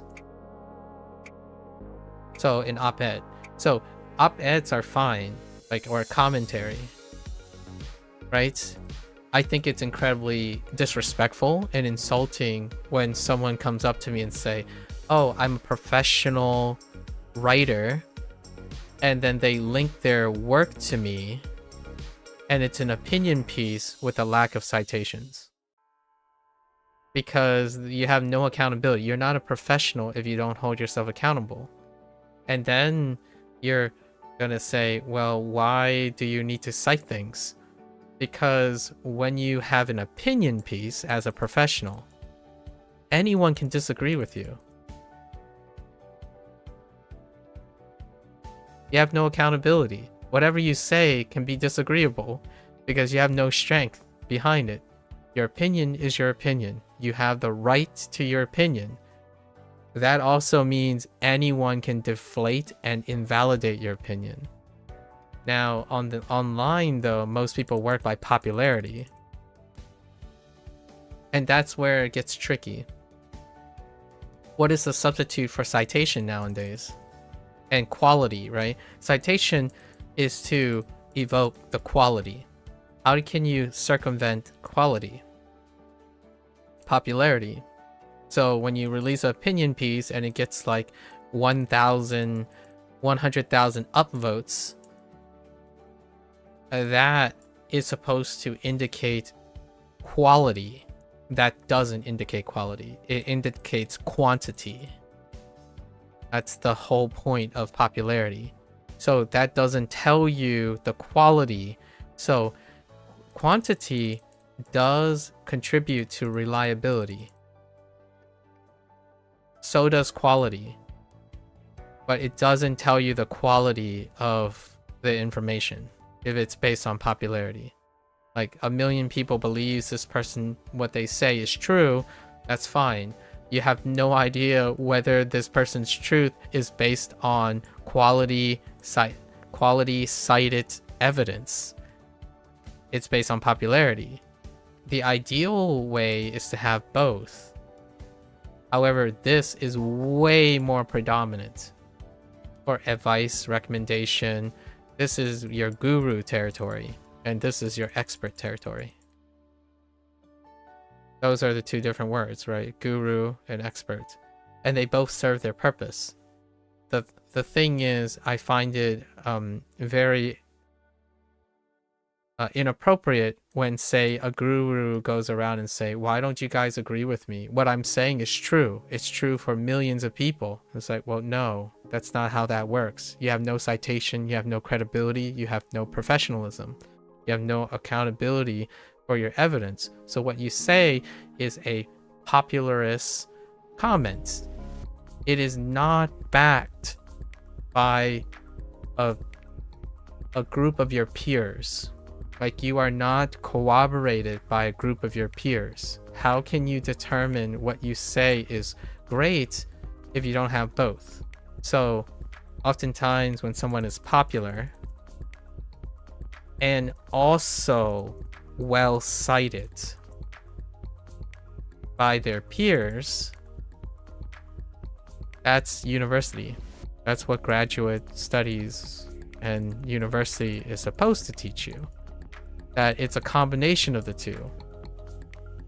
You can be popular and you can also be well cited, because that would mean that experts, other experts like your competition and your audience both agree that what you say is both high quality and likely factual and popular at the same time. I would say though, online, more than 50% of people who believe their credibility is based on this. They do not scrutinize. This is not feedback. This is response. This, citing things and allowing yourself to be scrutinized and criticized and interact with your colleagues, the people you are competing with, like say a content creator who works on art, who also is criticized by other content creators who do exactly what they do or in a field, a discipline that is similar to them, and they interact with each other and criticize each other publicly and professionally. Then that is called feedback. And this is the word that you've used before, Mika, when you say, what are your thoughts? I would like feedback on my work, right? I often can't technically, so it works both ways. I technically can't give you feedback because I don't know how to do those things. I can give you my response, as in what I think about it, my opinions about it, what I think could be good and whatnot. But truly, the word feedback, in my opinion, like in Japanese, taking account for specific words, feedback involves expertise, shared expertise. Response is, or reaction, is simply an end user consuming, which goes back to video games. A lot of times video games, using Bunpro, for example, using Bunpro and then leaving a star rating, that is a reaction. It's a reaction and a response, not feedback. So, you know, people survey for responses and reactions. They occasionally get feedback from someone who is as professional as possible or as experienced as possible. So it's not like it's zeros and ones. It's a number line, right? It's a number line. You can be more feedback than is reactions, but generally speaking, feedback involves actually talking about the thing. So like asking another game developer for their feedback on the game you're developing in response to your audience's criticisms, right? Because the audience is typically criticizing you. They are not providing constructive feedback. It's rarely ever constructive feedback, like in a meaningful way.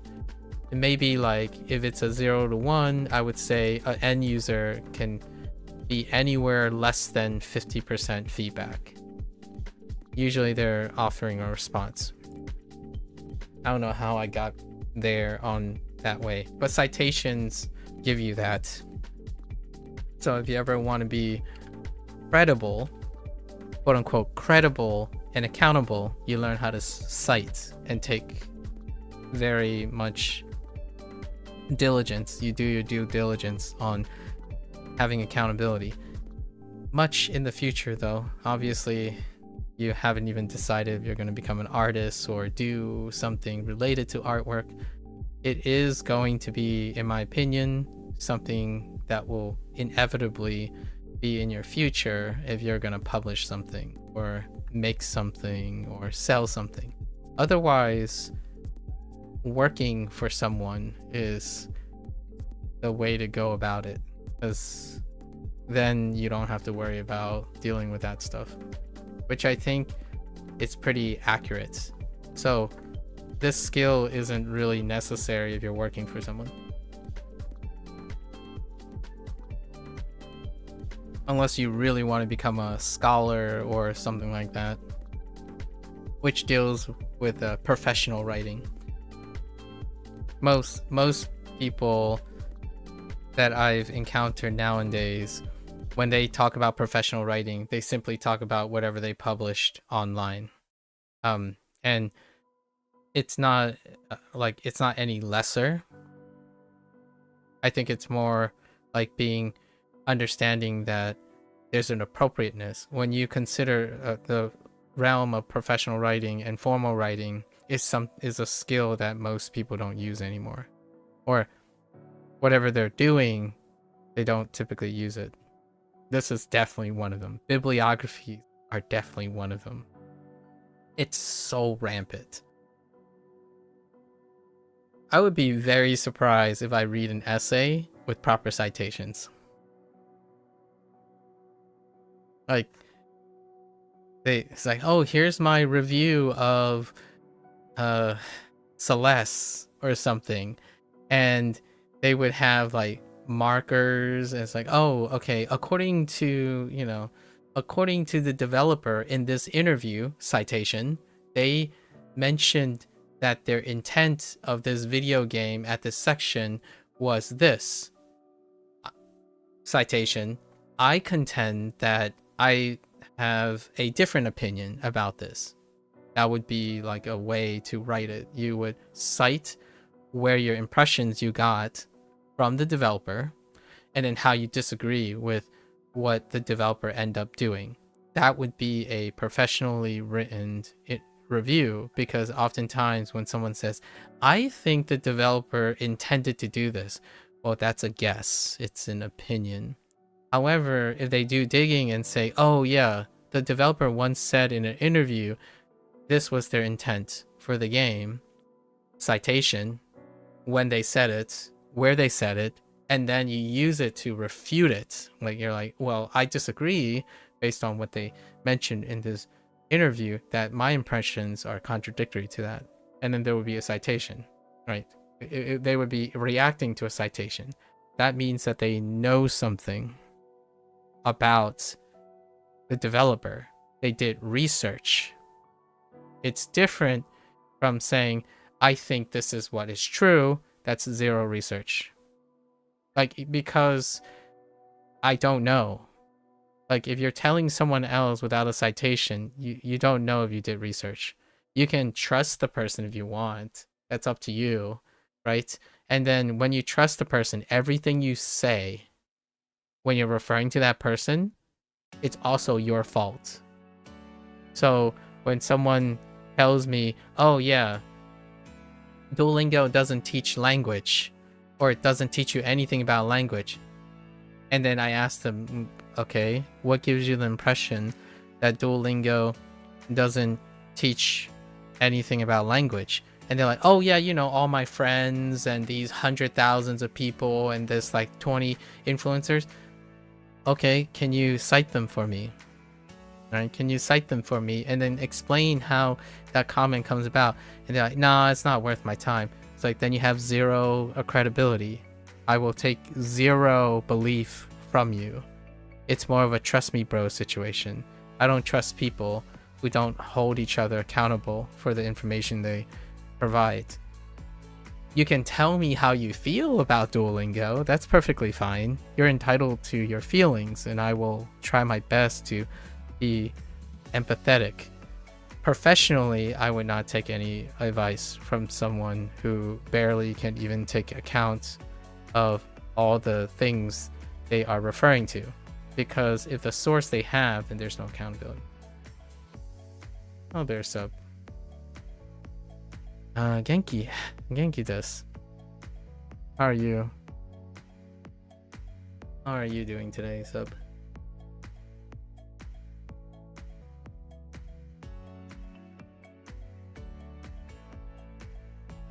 I challenge, like, Mika, I challenge you and other people, like the people you know, just ask everyone around. Whenever someone tells you something that they know, ask them, hey, where did you get this idea? Or like, when you say you saw something, can you show me? And if they can't, that's a way to tell how reliable, like that's one way, not the only way, but that's some of the ways you can tell if someone is accountable or not. these behaviors are very, very noticeable.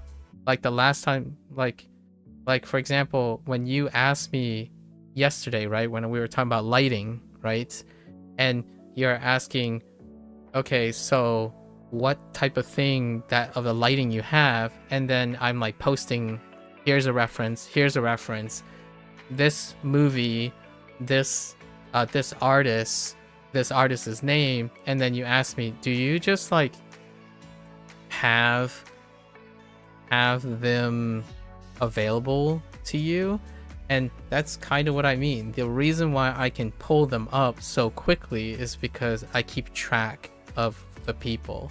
So like this artist, oh, it's this artist, and here are exactly the pieces that I want, so I can Google them, but I also know who they are. I know their body of work, so immediately I would be able to pull them up. And then if I don't remember them really well, I would record them, categorize them, so in the future when someone asks me, hey, what type of artist do you like? Oh, okay, I like this artist, this is the title, and then here are the 4 shots that I think in this title that is useful for my point of view. Or like when we were talking about fighting games, immediately I was thinking, okay, dance poses, fighting martial arts poses, this would be the character IP that I'm looking at. That's how you can tell when someone is more reliable. It's because they keep track of what they say and what they do, at least in my opinion. And it takes time. It definitely takes time. I'm early today? Yeah, I'm early today. You're good? That's good. So, good to hear. Good to hear. Are you... You're going to bed soon, right? Sub? Alright, let's continue our lessons here. I actually do plan on ending a bit early today as well. Okay. If you're ever wondering, Mika, how I start to trust people, like what I mean is trust people not in the sense of trusting them like about their feelings and their opinions and if they're being genuine. I mean trusting people professionally, like that. Those are different things, right? Like, do I want to work with someone? That's different than being friends with someone and whatnot. That's a different story. Like, you can be friends, you can like people and trust people in an emotional way, but when it comes to professional trust, there are very few that I've encountered online. I think most of the people that I trust professionally are people who have worked professionally.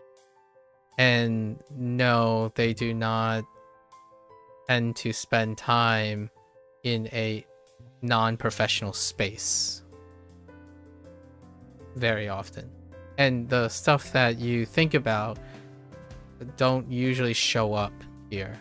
Like, how can you tell a professional from an amateur? You probably can't, because you can't see that. There's no place that would show that. Like, I'm not publishing anything, so you wouldn't know if I'm a professional or not, because I actually even say this when someone asks me, oh, what do you do for work? I don't work professionally in any capacity.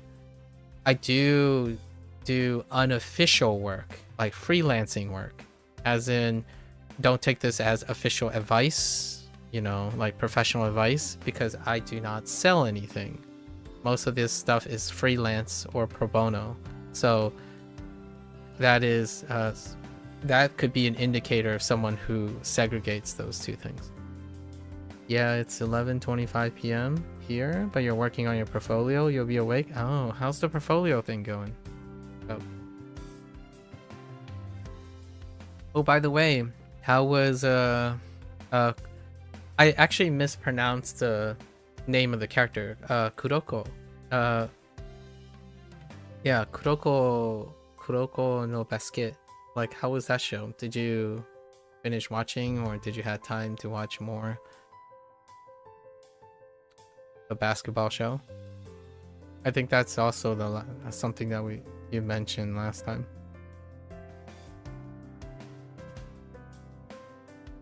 All right. Joshi Gakusei. Big hit? What? Dai Hito. Oh, that type of big hit. Dai Hito. So far so good, I see. Where are you at in the show at the moment? Wow. Escalator. Escalator. Escalator. Escalator.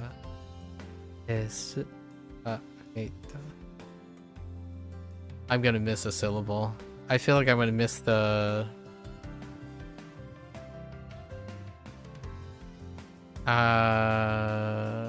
there is a chance I would miss the su. 8 minutes. Happen. Guessing they're choosing it for the Dendaku and the shortening. And then Hita, as opposed to like stove. Oh, I think we have Stobu. And do we have Danbo? I'm not sure we have Danbo. Oh yeah, you finished it. It was good. The ending was wholesome. All of it? Wow. Wait, I forgot how long Shoko no Basket is. I thought it was a fairly long show. 3 seasons and some films, I think.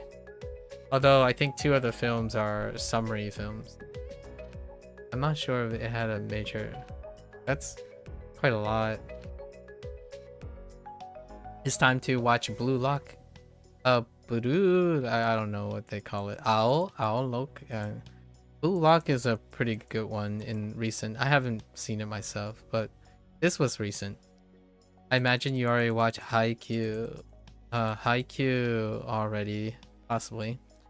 And then there was like an older one that's really nice about baseball called Cross Game that I really enjoy before. Cross Game. But Haikyuu is a... if you haven't seen that, pretty nice. It still has one more movie to go. But it's a TV show for 3 seasons. And then they have a movie trilogy. And I recently watched the second of the movie trilogy, I think. There's still one more movie. Oh, you watch Blue Lock? Okay. Blue Lock. It's good. Fair enough. Have you seen Haikyuu? Alright, let's go over this stuff. So, a traditional Japanese confection consisting of sweet bean paste enclosed in a soft dough. A traditional Japanese. I wonder if they're related or not. Like, mantou is also a thing. Anyways, manju. This is technically a new character, but we'll keep it in mind. Chinese. Of course you watched it. You haven't watched Haikyuu movies though? Yeah. I did kind of wanted to wait, but I watched it. And it's gonna be another like 1.5 years or something before like the last movie releases. It's kind of the same for Kimetsu no Yaiba as well, like Demon Slayer, where there is a movie that was released. I didn't watch it yet, but there's still one more movie after that. Like Kimetsu no Yaiba also decided to end their series with a trilogy of movies. It seems like that's kind of how long Shonen Jump like shows typically go. They go for a while, like 2 or 3 seasons, and then they decide to end the series with like a movie trilogy. You believe there may be 2 more left? Yeah, there's 2 more left. Yeah. For the Demon Slayer stuff. I believe this is only the first. The infinite room thing. Also, your art teacher mentioned wanting to see more of your personal work, but you can't show fan works. If you design character specific ideas though, you can make art of them. It is also possible to make a section of your coursework focus on character design. You could do artist studies related to them. All this to say getting into character design would be beneficial. Interesting. Do you know much about how to start character design?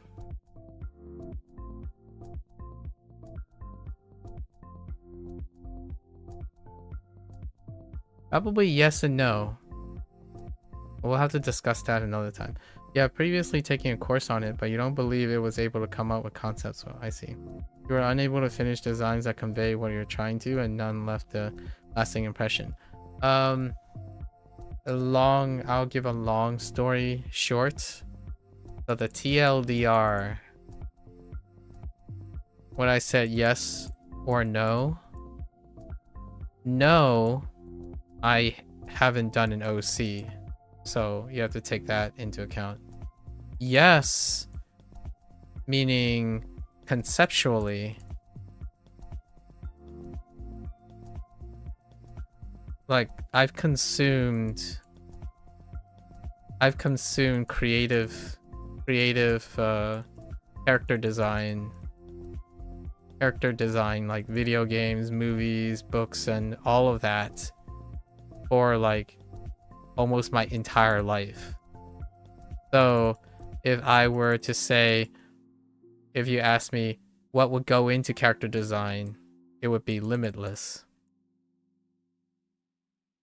Like there's no shortage of how I would convey a character. It's kind of like asking someone to play Dungeons and Dragons, which I've never played Dungeons and Dragons. Again, no, I don't have direct experience.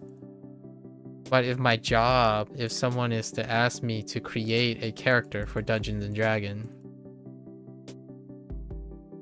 give me an evening and I can probably type a 10,000 essay describing the character that I would be.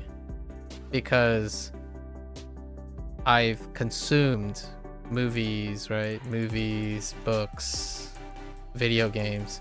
The whole point of my consumption of these things is to understand the author, the authors, or quote unquote the creators and directors.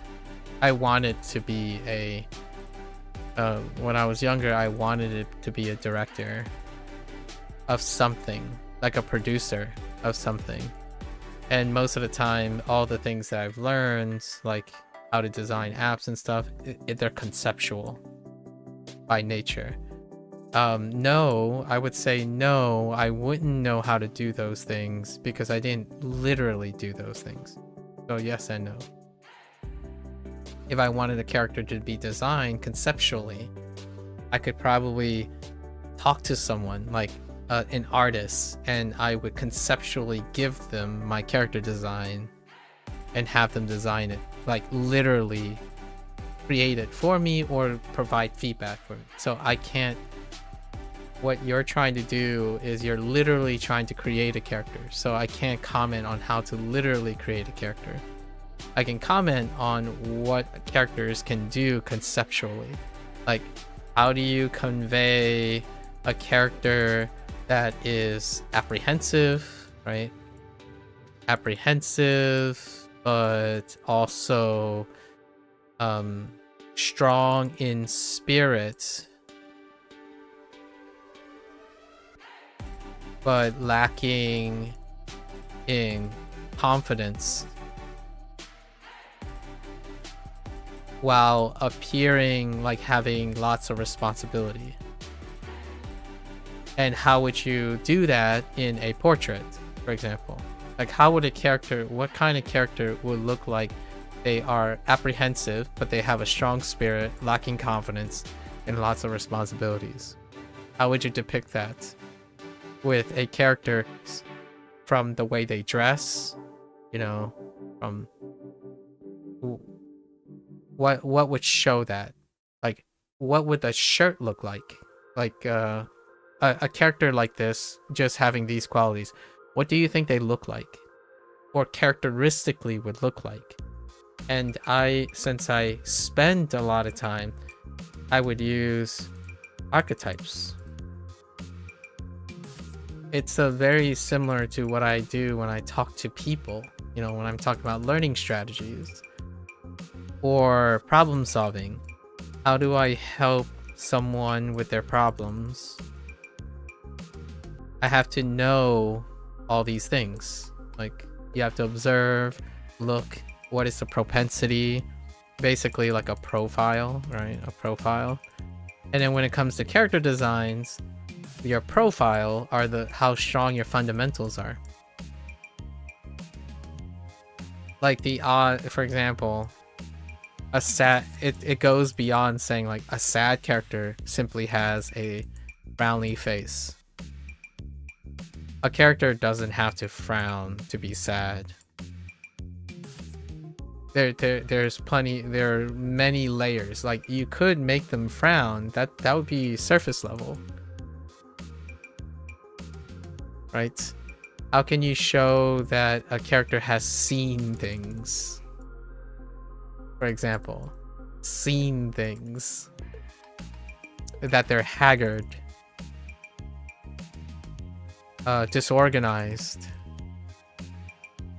What are the characterizations? So I'm like, what makes a full character, for example? What is like the threshold?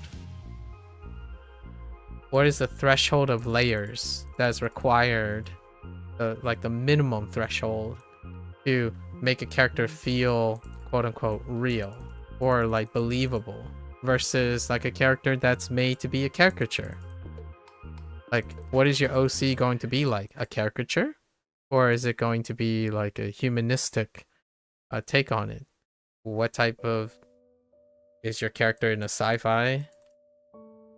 Is your character in a drama? What is it exuding? So all these things, I got you. Or at least I think I have something to say about them. However, again, I have no experience. I didn't create anything. I haven't ever designed an OC. In fact, the biggest OC that I ever design are the stories that I tell. And the stories that I tell are everyone I know. Right? And including myself, obviously, including myself. So character design is a form of storytelling. You design your characters with their life, their backgrounds, their aptitudes.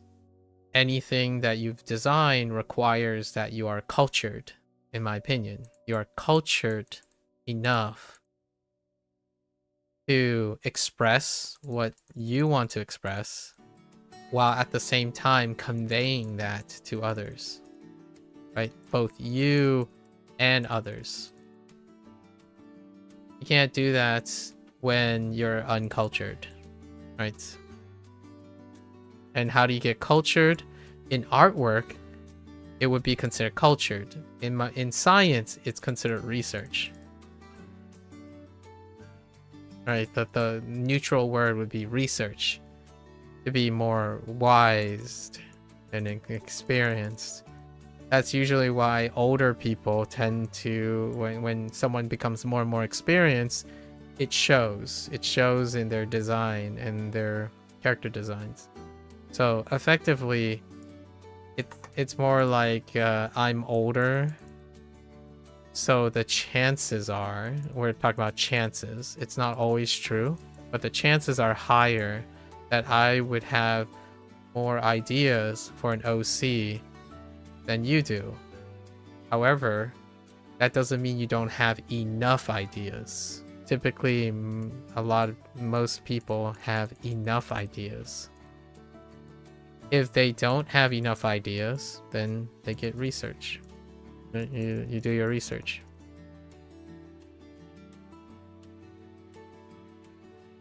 Like, for example, a character that is bald, you know, like no hair. You drew a character that has no hair. What does that express to the people? And then how can you affect the way a bald character is portrayed?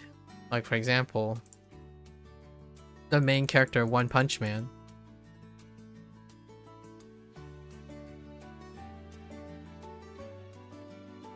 Versus, like, a monk in Journey to the West.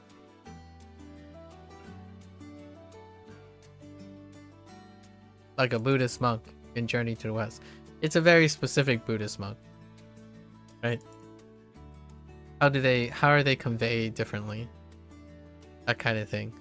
Like one thing is, if you look at the character. Oh, here's a fun little thing about character design. What does the character sound like?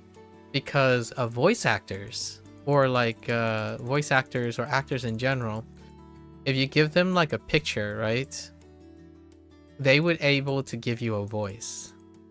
And what's interesting about this exercise is, since a voice actor has done so many roles, you can tell how accurate they are. Because they could play a game where they never seen this character before, so they are shown a picture of a character, right? And they would do a voice for it, and then they would listen. They would listen to the source, and it would be about 90% there. The reason why is character designs. One part of character design is also the voice. That's also what they wear, right? If you look at the character from One Punch Man, Saitama, right? Saitama in One Punch Man. If you look at them, what does his uniform tell you? And it's very deliberate. I'm choosing an example that has a very deliberate use of his character design, because his face is practically like this.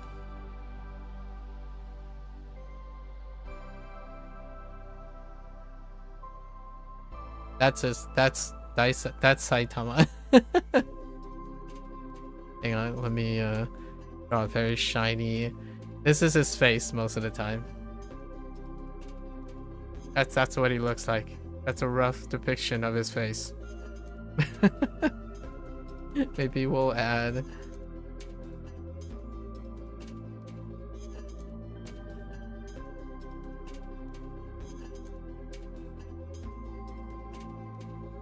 Anyways, so yes and no. Yes and no. Alright. Let's complete this. Okay, Manju is okay. Traditional Japanese dance performed during the Bon Festival, a Buddhist event honoring ancestors, or Bon Festival. So this Bonodori. Bonodori is fine. A combination of colors often used to describe monochromatic or grayscale images. Combination of colors. Oh, okay, I see. Monochromatic. That's certainly one way to describe it. Okay. Beliefs? Actually, let me make sure. Yeah, Japanese has a different character. Or a modified character. Beliefs or a simplified character. Beliefs or practices based on supernatural or irrational ideas. Okay, yeah.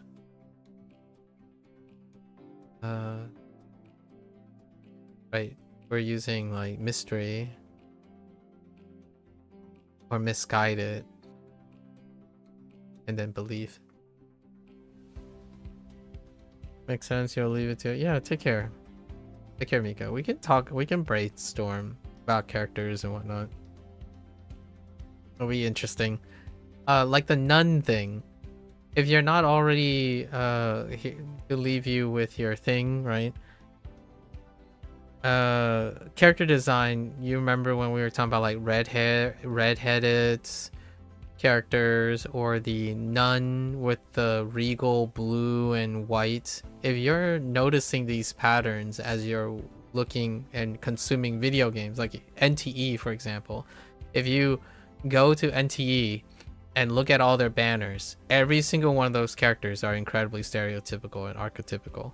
Typically a roster, for example, a fighting game roster, we were talking about fighting game rosters, the foundational basic cast, like the first set of casts, they check a lot of boxes. They have fundamentals. So all those character designs, in my opinion, if you're interested in character design and you're looking at how to establish foundations for character design, all of those patterns should be obvious. Or when you're watching a movie, there's often a core set of characters that have expectations and like conveyance of convention. So I mean, it goes beyond something like a moe character, a yandere, right, a tsundere and stuff for anime situations. Those are all, in my opinion, involved in character design. Okay, a unit of measurement used to quantify distance in groups of 100 centimeters. Release roster box checking. Hard not to notice it now. Yeah, like video games, gacha games, really wonderful way. Any launch title roster for like a character driven game, like a character roster game, plenty of those. Any anime montage, like season one of any band of shonen characters in a show, they all have rosters. It's a great way to form the foundations. And you know what about foundations, right? Like artwork. You can't break rules. Like, it's hard to break rules effectively without knowing your foundations first.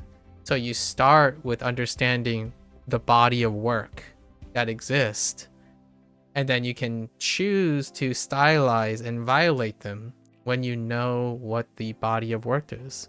So how do you know if your work is stylized when you don't know what the foundations are, right? You can't say, oh, I just chose to have longer legs relative to what,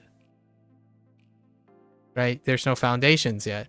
Like, oh, I just chose to make my eyes bigger, but you don't know what the foundational eyes are. You chose to make your head bigger. Your character's head bigger is like relative to what? Citations. Foundations are cited as well, you know, citations. So to take it back to the whole citation thing, citation is also foundational. Like, oh, this is the easiest way to learn Japanese relative to what? When you learned English?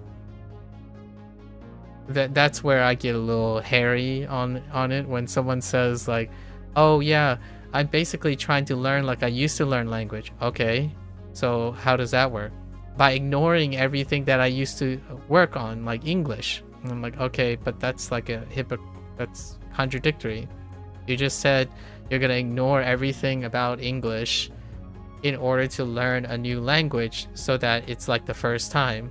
I'm like, okay, well, but the first time, to know about how you learn the first time, is to take English into account. Same deal.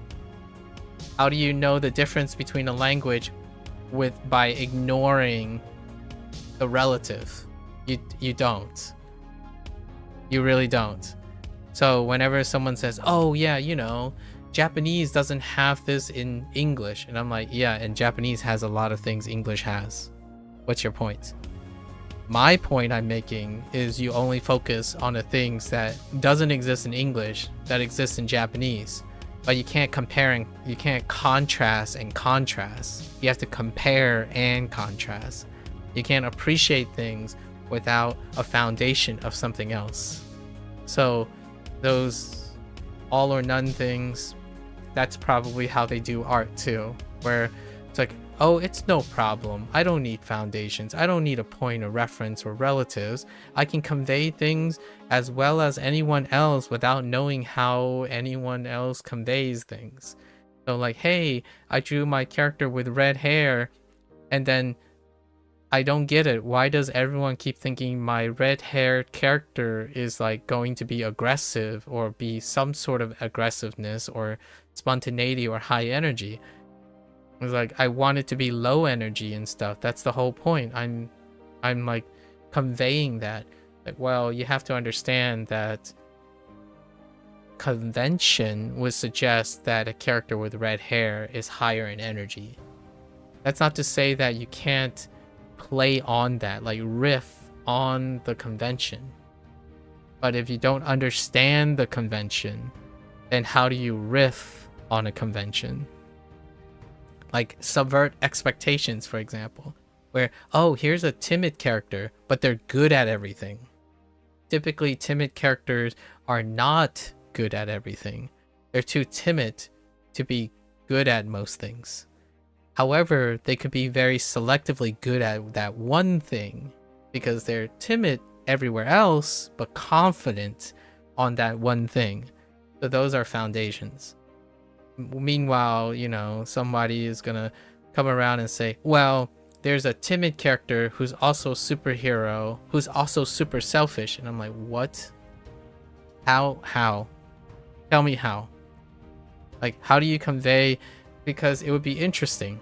That's assuming they understand that they're working uphill. Like, how can a character be selfless and selfish unconditionally at the same time?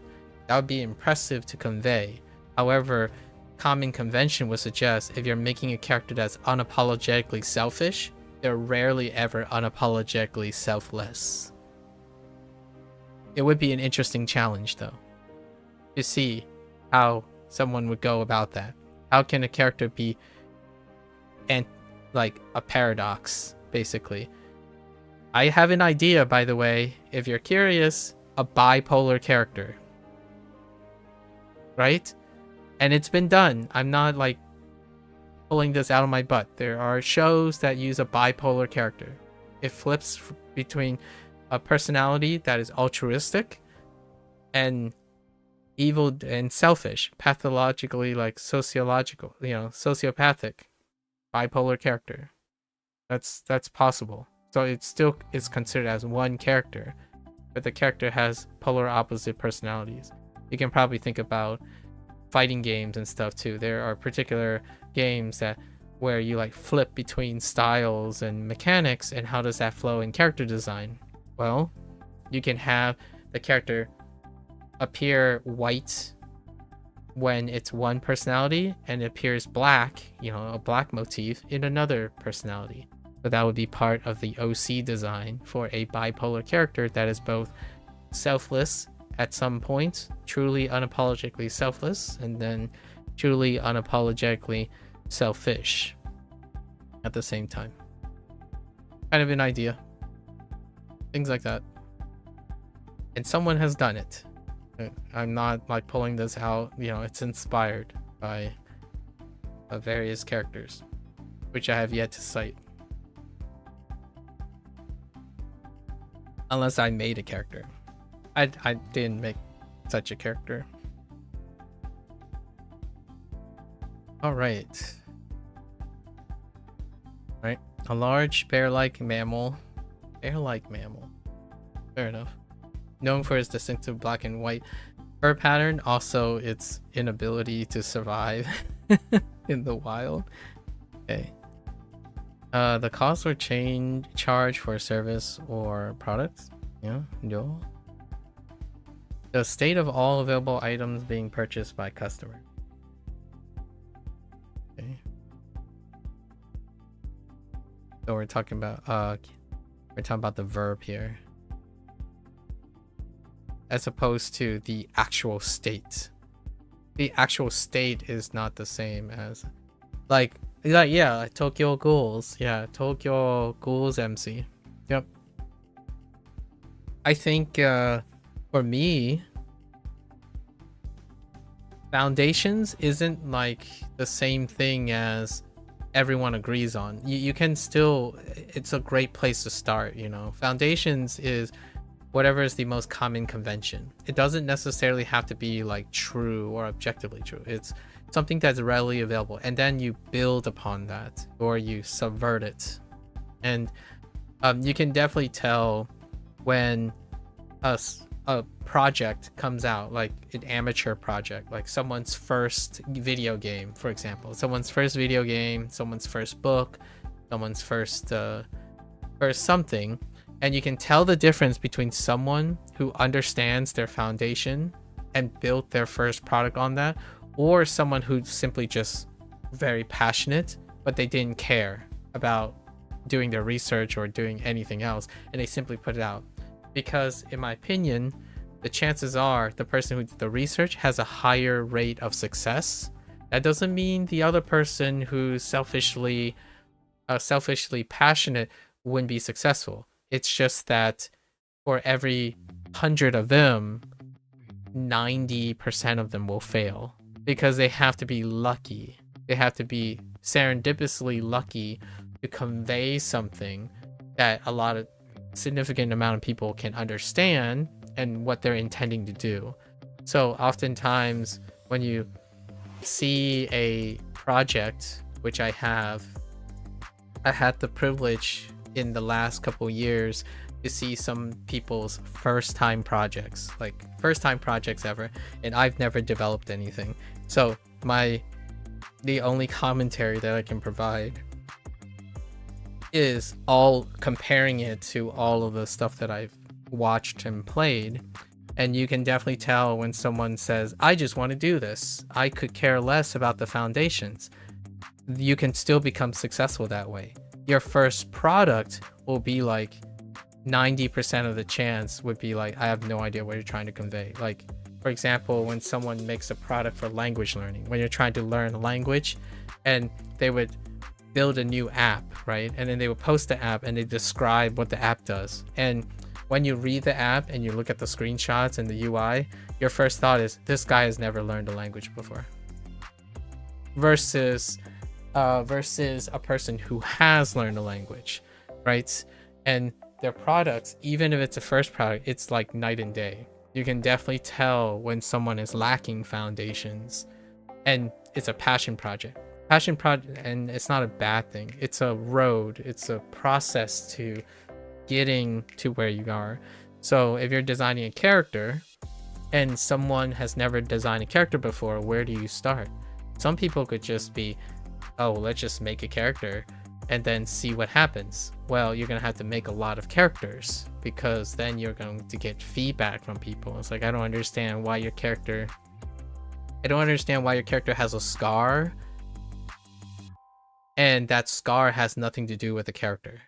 Like, for example, you just draw a really scarred character like all over your face, and they're like an innocent little child. They behave like an innocent little child, and the person's like,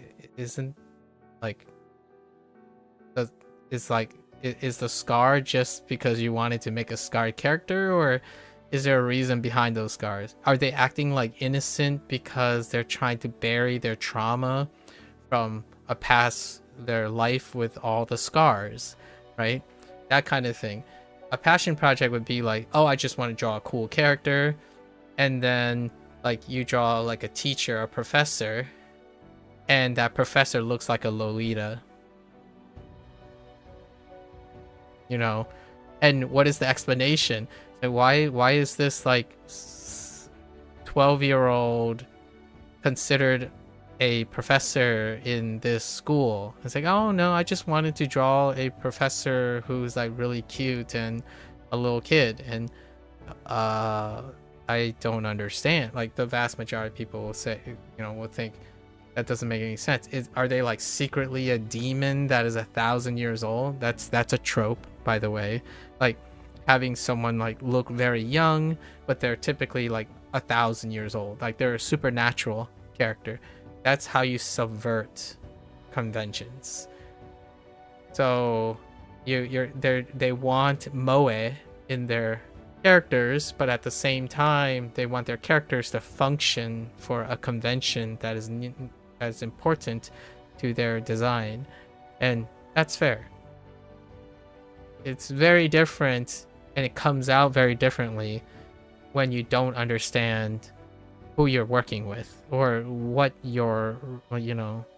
You can be passionate about all the things you want to create and tell. It's framed when you're publishing something or interacting with other people. It's framed by what other people think. So the weird ones are the ones where someone like passionately just do whatever, and then the passion just shines through. Well, that's like a superstar. It's like once in a blue moon, someone can do whatever they want, and then suddenly everyone will be on board, which is possible. And I think to me, when people say they're going to make their video game, right? They're going to become a game designer, a graphic artist, a video game, or like a artist. Nowadays, at least when people are younger, they skip the foundations. They skip empathy.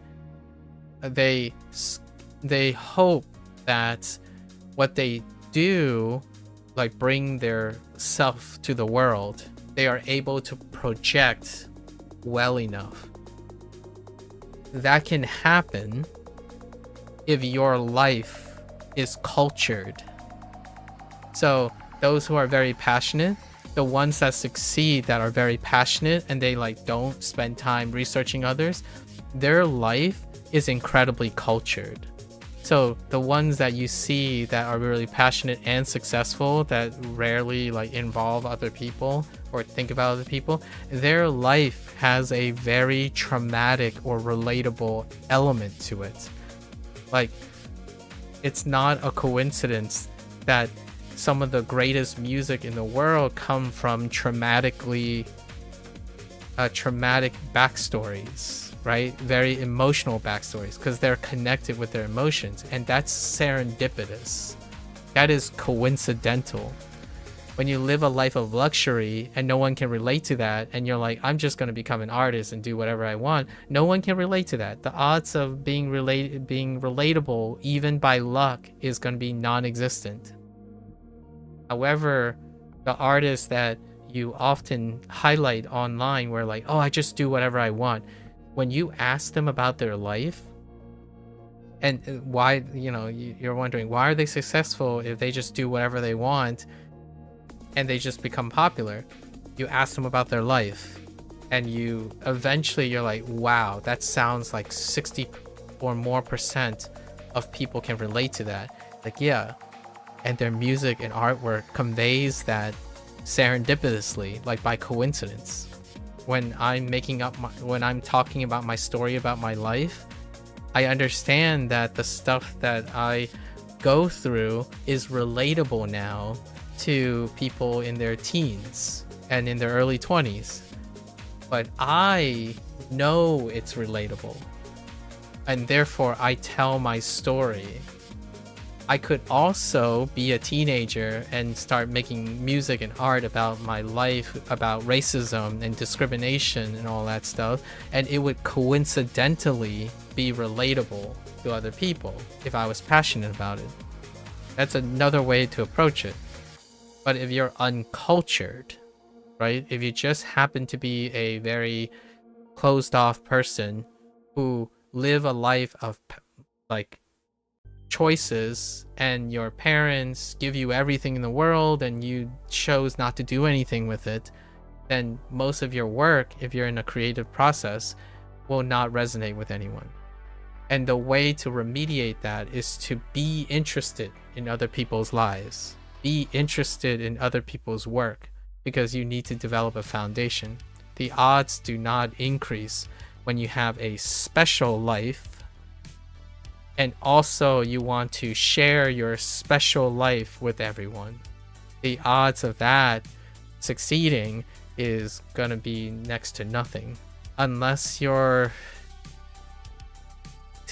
there is a rare, you know, these are all rare occasions. Like, for example, the life of a millionaire. If you just happen to be a multi-billionaire or something, and everyone's like, oh, I want a multi-billionaire life. What is it like? That still happens. But there's like 1 or 2 of those people. The odds are very low that's going to happen. And we're talking about odds here. That's kind of one of those things that the YouTube space and the Twitch space kind of warps. Like, can you be another one of those? It's like there's only 1 of them. 1 out of how many? Like 10 million. So you have to understand how cultured you are and what your life is like in respect, so you can present something. Like, honestly, if I made my first game, for example, my first game, or write my first book, it's going to be somewhat generic. Like, it's going to be an iteration of projecting me trying to subvert some foundations. So you grip the audience with foundations, and then you try to see and compare and contrast with your own life, the things that you're trying to convey.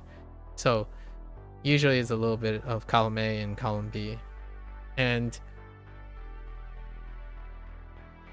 I would say paying attention, if you want to be a creator, you pay attention to the creators. So it's shocking to me, or not really shocking, it's still disappointing. I think the word is disappointing. It's still disappointing to me how when you ask someone what they want to do and they say they want to be a creator, they want to be a leader, they want people to listen to them, they want to make their own decisions, and they spend most of their time not looking, interacting, and understanding creators, leaders, decision makers. They legitimately, in my opinion, a vast majority of them don't even bother thinking those are required skills or required ways of thinking. So when someone says, hey, I'm really bad at making friends. Have you tried making friends? Have you looked at how other people make friends? Do you even care about how others are friends with other people?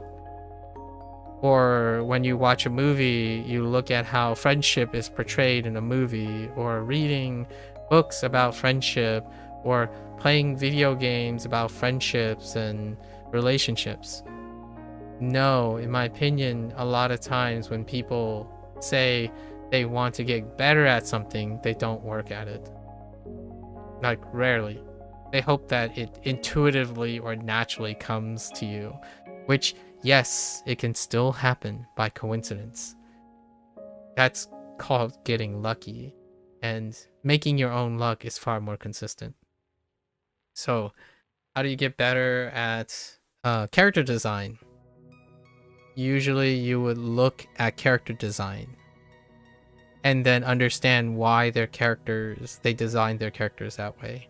So if you're in a creative, if you're gonna seek a creative career, I would encourage anyone to be interested in other creators. And for myself, I've always wanted to be a director. When I was a high school kid, I wanted to direct, whether it's a video game or a movie. So what I did over my life, even though I went to science, is that in my hobbies, I learned a bit of music. I played and produced music for my own personal use. I learned how to sing a bit and trained my ears to some extent.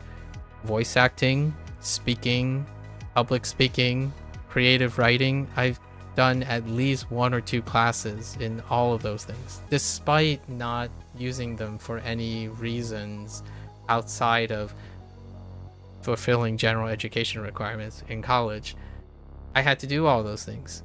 What I often encounter now is someone says like, well, I don't want to do those things. I just want to do this. Like, I just want to draw things. And I'm like, well, if you need to draw things, you also need to write things. How else are you going to convey things? You also need to record things.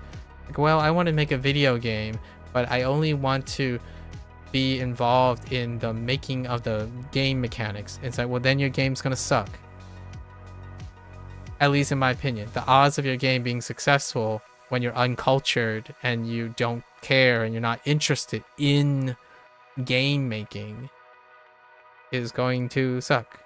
Like, for example, if you want to learn another language and you hate learning the learning process, you can still be successful. It's just, the reality is it's going to suck, because thinking that you hate doing what you need to spend most of your time doing and hoping for the results, I feel that's what the internet has done. Like, how do you get fit? Be like this guy.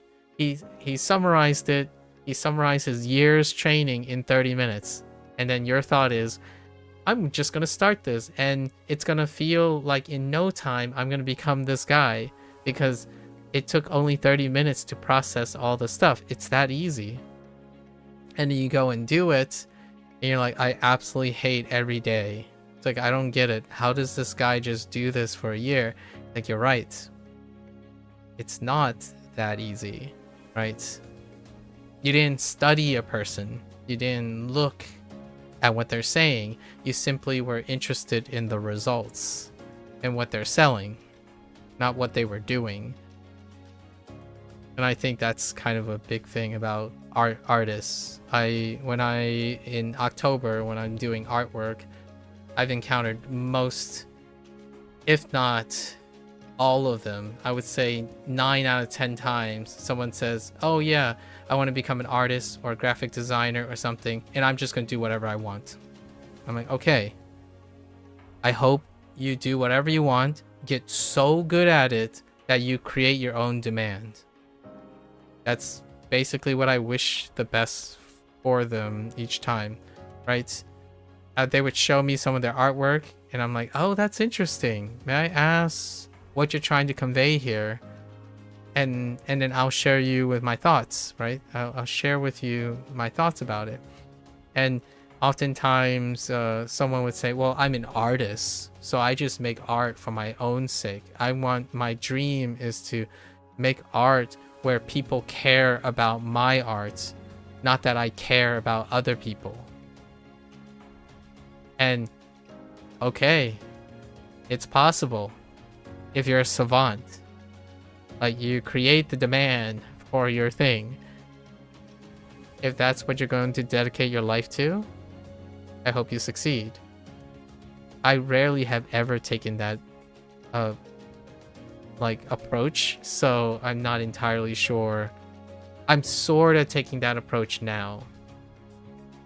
Like, this whole streaming thing, I am taking that approach now. And how successful is it? It's clearly not successful in the way that other people are successful, right? Because I'm legitimately choosing to ignore something. Now the difference is I'm not upset because I understand how it works. A savant, a savant doesn't care, and they'll still be successful.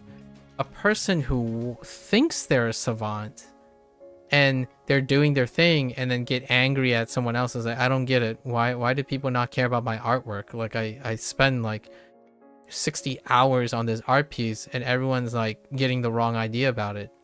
Like, well, first of all, you're not a savant. That's probably the reality. And then also, people don't care about your artwork because you don't care about them. Right? So you can keep on doing it and hope that one day you are elevated to the point of a savant. That's a possibility. Like, spend most of your lifetime curating a skill that you share no compassion with anyone else. That's fair. And if you're happy about it, that's what makes savants savants. They're happy about it. It's insatiable. What I'm doing right now is insatiable. I absolutely love ranting and digressing about creative people and how they really just don't they no longer need to care about other people. They draw the attention to them. That's cool. And I kind of hope in my wild imaginations I might have some of that. If I don't think I'm a savant. I already know that if I wanted to attract more attention, I do short format videos, right?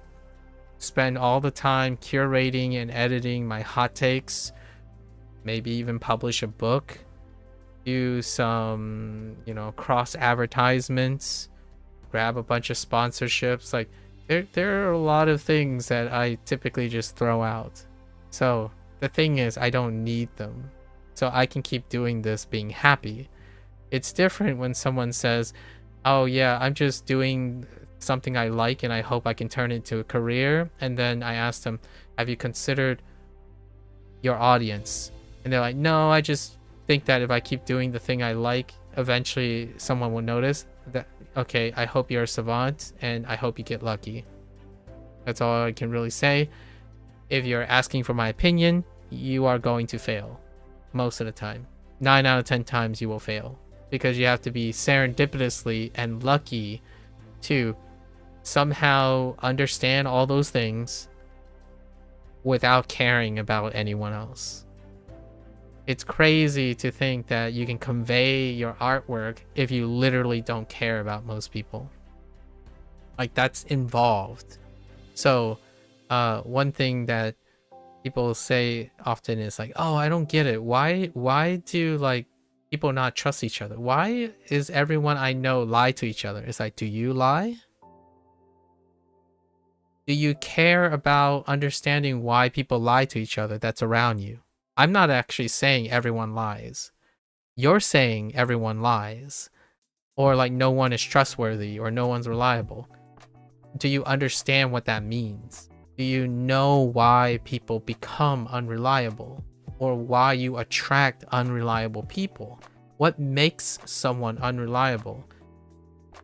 Right? It's different when you understand people's nature instead of blaming and pointing fingers of things you don't understand. So when someone says like, oh, everyone always lies to me, I'm like, you must lie to everyone else. Have you considered that? And then that person would say, well, I always tell the truth. It's like, oh, do you? So then there must be another explanation. Do you always say something that's misunderstood? You're like, well, I always speak clearly. Like, well, you don't speak clearly to the people that are clearly lying to you. Like, why do you think they lie to you? Maybe they're not even lying to you. Do you know what it is that makes people lie or tell white lies? We're talking about white lie situation because it's often a very common occurrence. So oftentimes it's very selfish, right? Like the person, they desire something being done for them, but they do not put in the effort to understand it. Like, man, how can I get better at speaking when I'm always nervous about speaking? Why doesn't anyone else appear like it feels like everyone else is just better at speaking than I am? It's like they probably never get nervous because they're better speakers. Like, have you asked other people when they speak, do they get nervous? Like, no, because I just assume yada yada yada. It's like, if you ask them, I think most of them will say they get nervous at speaking. So it's kind of one of those realities. When you do artwork, when someone says something like, man, this person spends like 0 time doing their artwork and they're super popular. I put in way more time on my artwork and it doesn't get as nearly as popular as this person. It's like, but do you understand why your artwork is popular? Because you have no rights or wisdom or cultured nature to understand why their artwork is popular. Your argument doesn't even have to deal with why they're popular. You argued you spend more time on your artwork and that other person spends less time. So time is not enough to explain the difference. So learn from that. Crazy. Anyways, you just finished basic drawing part 3. Drawings part 3? Nice. Part 3. How many parts do you have? Sub for your this is still your portfolio, right? For basic drawings.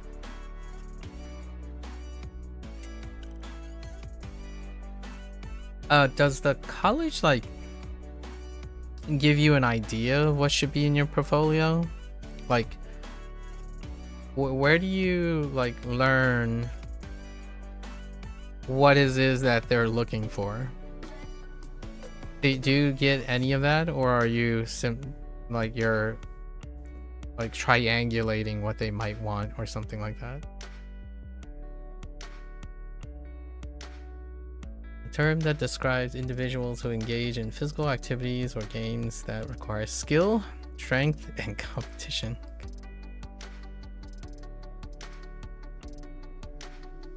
Okay. A non-Japanese term that refers to the act of asking someone to marry you. Oh no. I might drop this. Okay. Okay. 2 more parts. Nice, nice. Okay. Keep up the good work. Refers to 2 things or people together.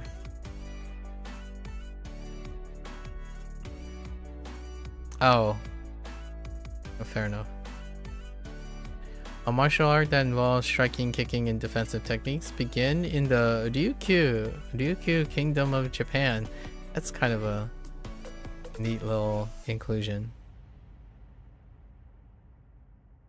A large hall or room used for lectures, presentation, and gathering. Which one do they use? It's not talk. Oh yeah, it's talk. Oh no, they used lecture for. Okay. The study or management of interactions between countries on a global scale. Okay, so this one's a little. And then we were taking occasion, right? Or the state, sort of. Case. So. Okusai. And then relationships.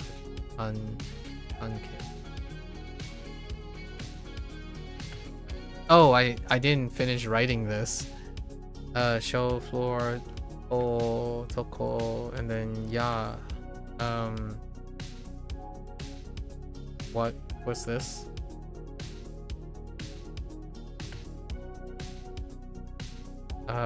Use roof. So is it still ya? I think it's good.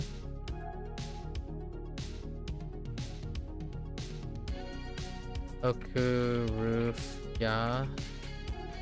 Barbershop. No, you asked ChatGPT, so you gotta do basic drawings like what all you have in an indoor space, like electric appliances, furniture, doors, windows, curtains, etc. Oh, okay. Then you've got to prepare floor plans. Oh, fair enough.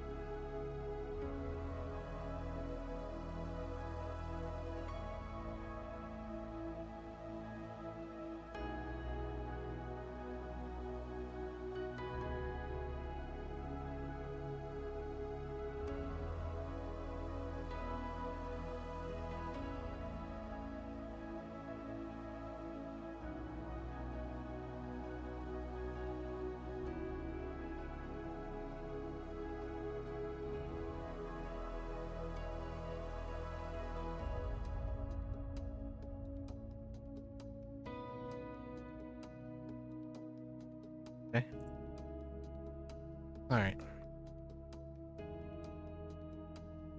Young female who enroll in education.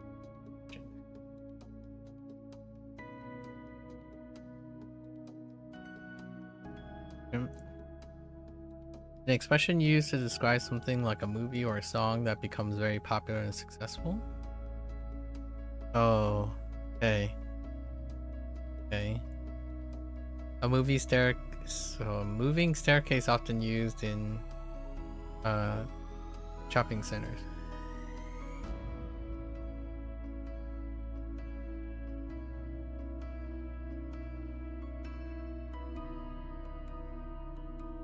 An expression of time referring to 480 seconds.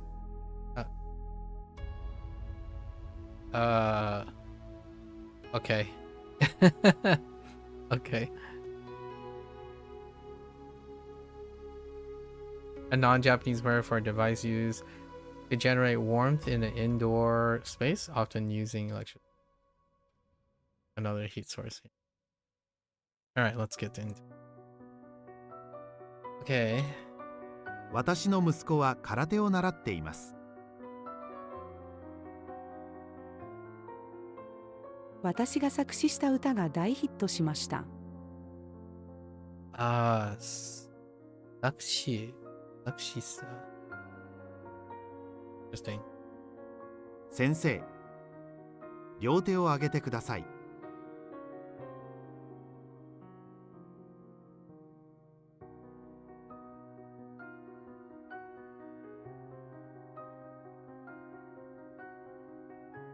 What?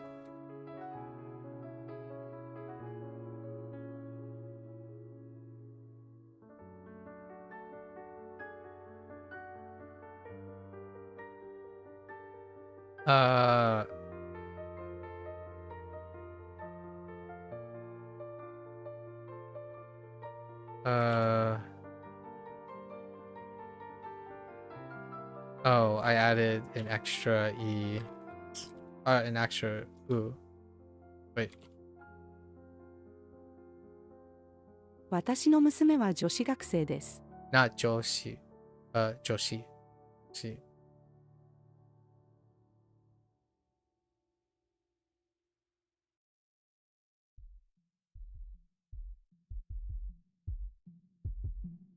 ここから一番近い床屋はどこですか？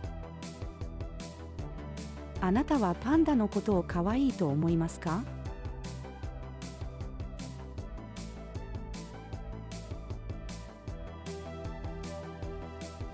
来月プロポーズする予定だ。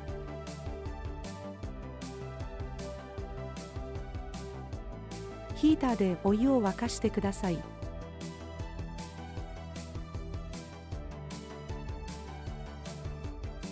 今から8分間走らなくてはいけません。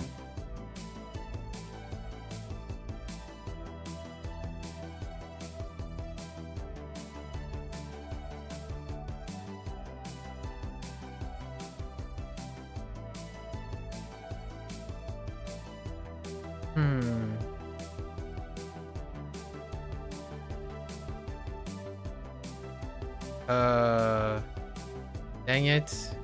I used doll and then what was it? Conversation? Discussion? Oh, it was probably discussion. Oh no, lecture. 行動に行く。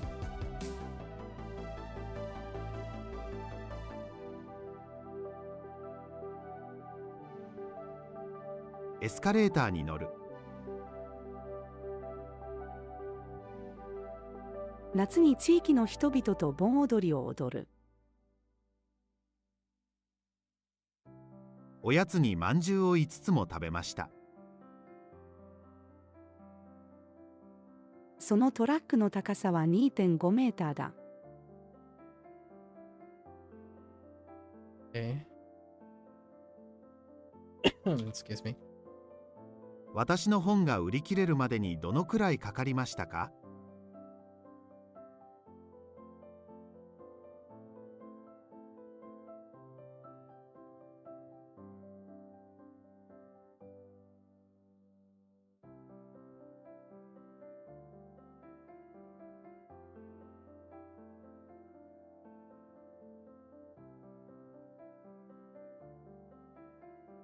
Ah.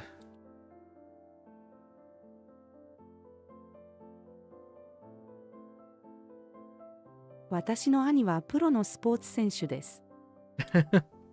It looks so weird in kana or hiragana. 看板。入場料は1人300円になります。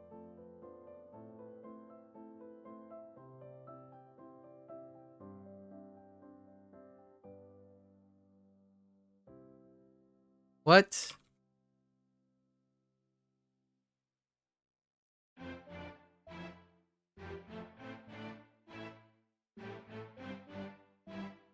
Uh.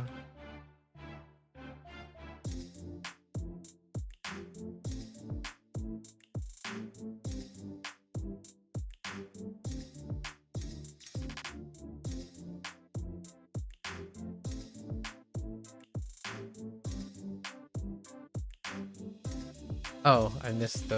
Okay. 国際関係に興味を持つ。Sai is a weak character. That's a pretty weak character.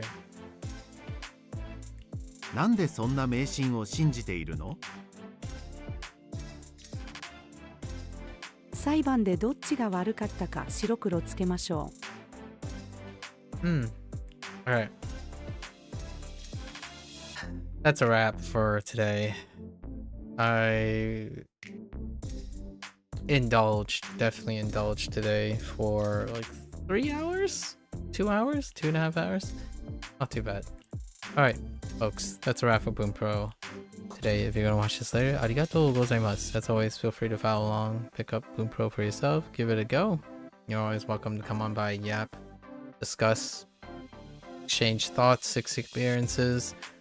You know, we talked about bibliographies today that spiraled into a credibility and accountability, right?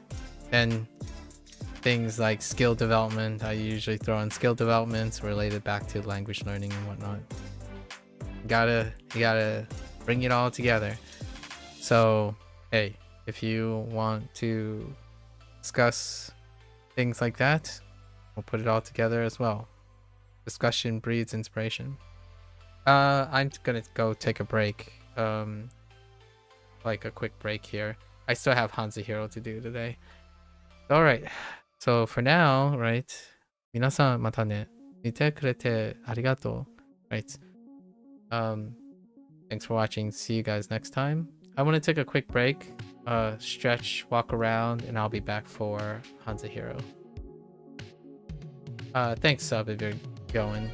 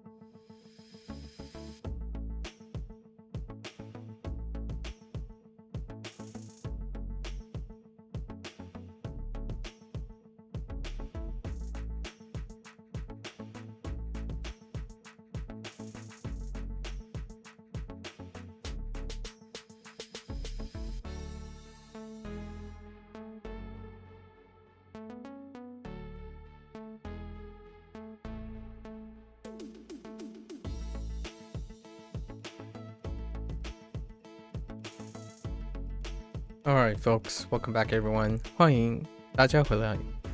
今天是第486天 This is day 486. So we're at our penultimate lesson day, right? We got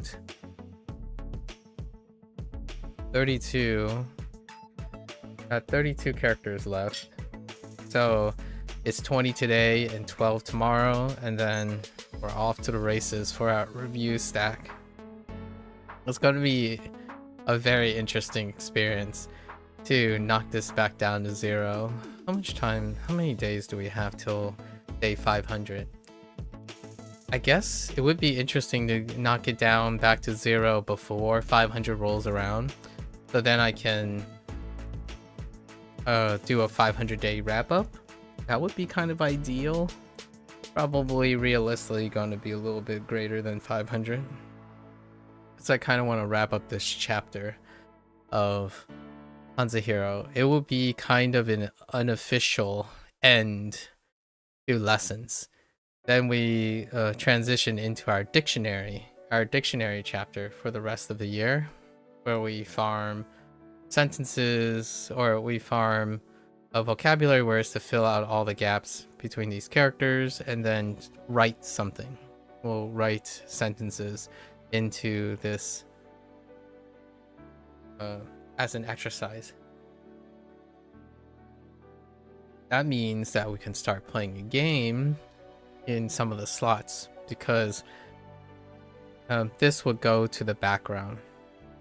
So we're getting to the midpoint where WaniKani and HanziHero is going to go into the background, and Bunpro is going to move to the foreground, along with all of our other activities, like playing all the Persona games coming up. Alright, let's get into our lessons here. 欲 Lust. Dang, that looks like all the other yis in structure form. Where are we getting the yu really specifically? Probably a top left character. Valley. We're using Valley as opposed to swim fins. So, cool, right? Cool. So yu. There are so many valleys for yu. It's the strongest part. However, you have a heart.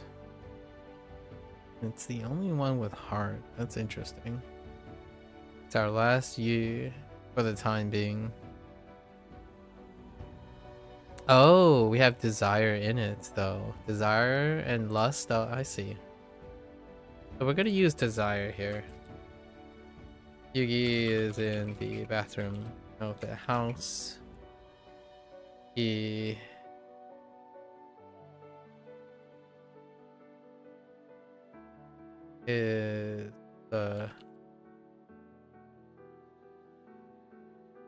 is he has a desire to calm and rest from his lust for adventure with a warm bath.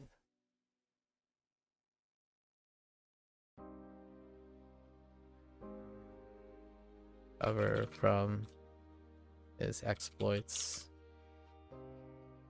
in the ancient tombs. Something like that. Good enough. 欲记 G. Fasten.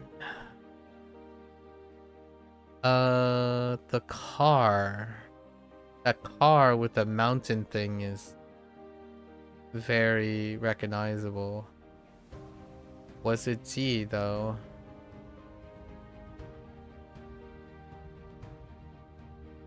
I don't know. Yeah, it was G for to beat G. And now we're substituting for silk. What about, there any? I don't think there's anything else that lines up with it, right? No. Okay. So we're gonna try to incorporate beat to some extent. Okay. So Jimmy, bathroom, house. He is trying to fasten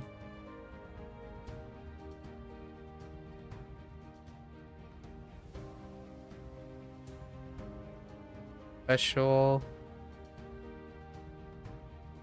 like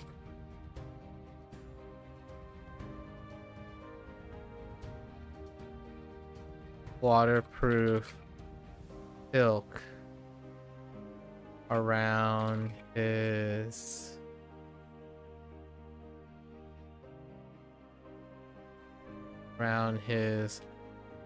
new missile car. Yes.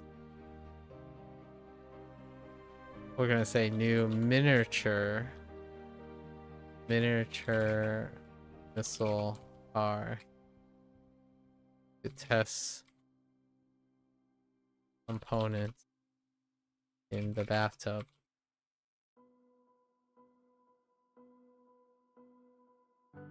As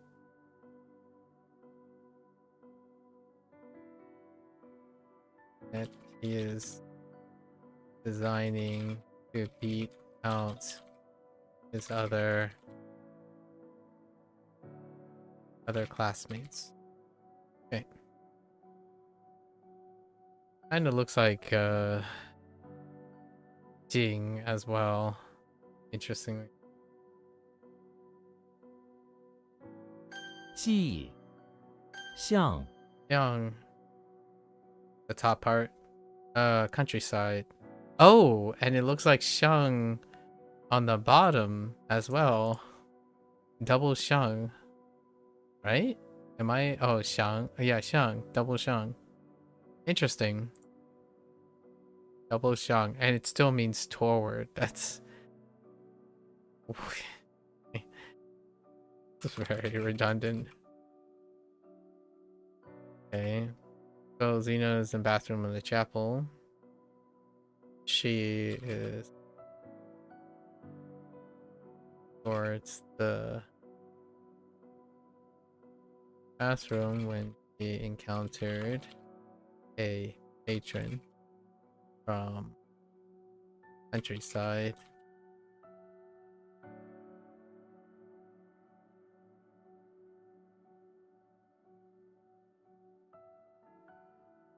Exchange as an encounter. Break from being with hosting chapel or something like that. It's not too bad. This is pretty much redundant. 像 Oh wait, yes. 玉 Yeah. Oh. Bleed? Oh. The last time I saw the triple boombox would be like Li or Ling. Or Yao. Ooh, I totally forgot about Yao. No key. Yeah, so Ling for spirit has a triple boombox.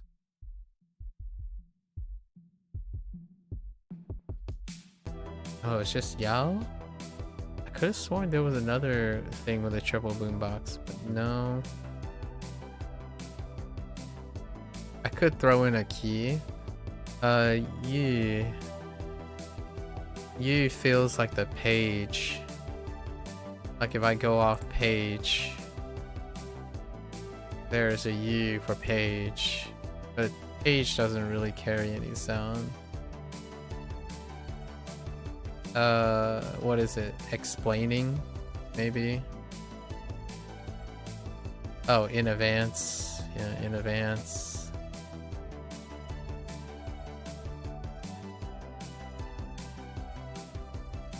Pages, yeah. That's still page though.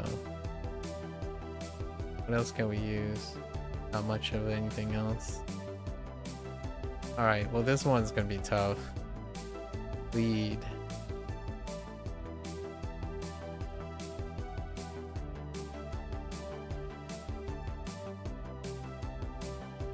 We could use key. Probably gonna use key.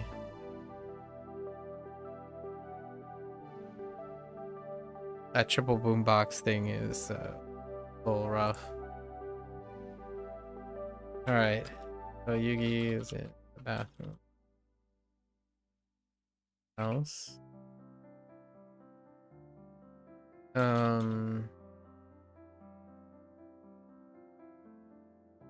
He is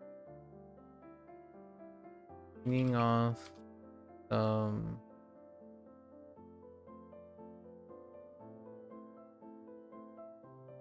lead. Lead is kind of rough.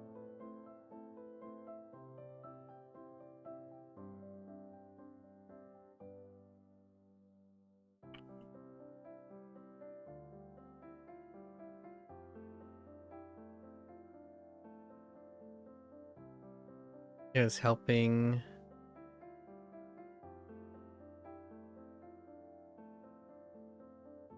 reading some pages from an ancient text that person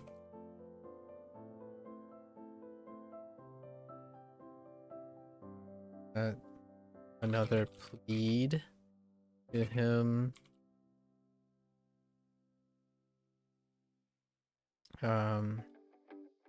He is washing up and preparing for another adventure. Someone pleaded to him and provided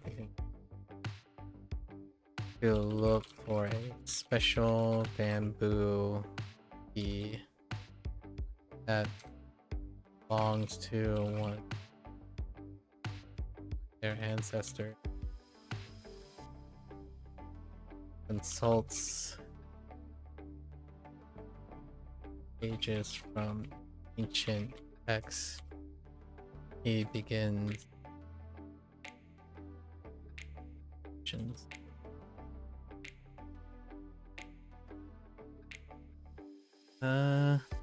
not the greatest. This one's gonna be tough. 玉容 Rong? What in the Banyan? Is that just a place? Oh no, it's a tree? I mean, it looks like Rong. That's fine, I guess. Isn't that dissolve? Contain? Probably contain. Rong? Okay. Banyan?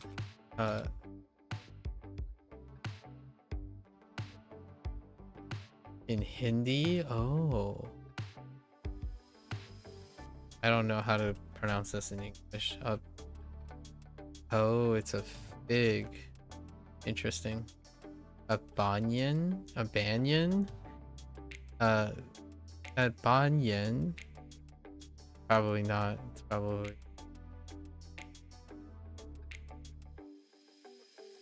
Okay. I don't even know how to... How do you Americana this? We're just gonna say Banyan.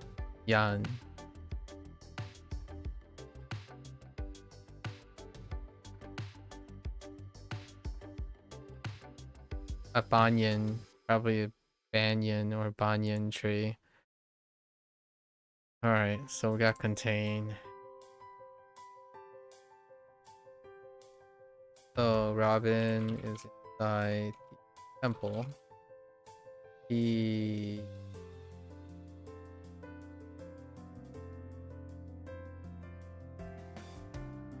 helping the monks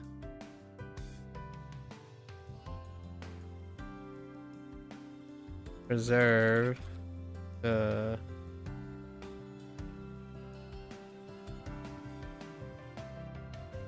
protect the onion trees from the greedy nobles wants to harvest them.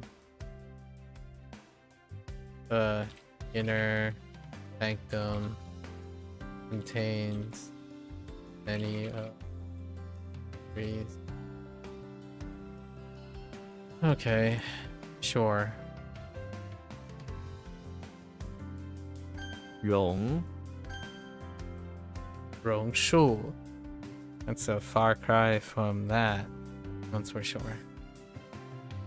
玉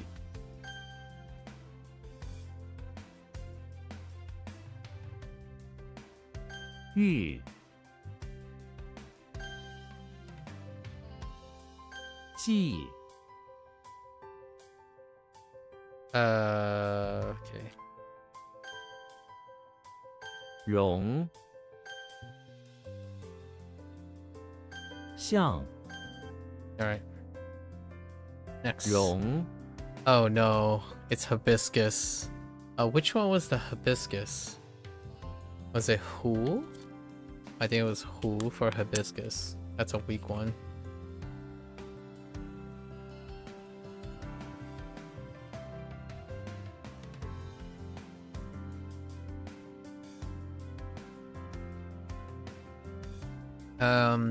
We're still gonna use contain.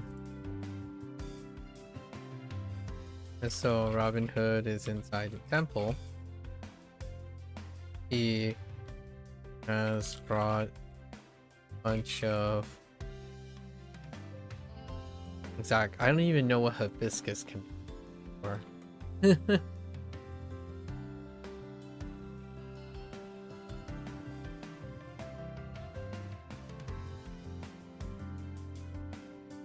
Outside of like beauty, I suppose, in general.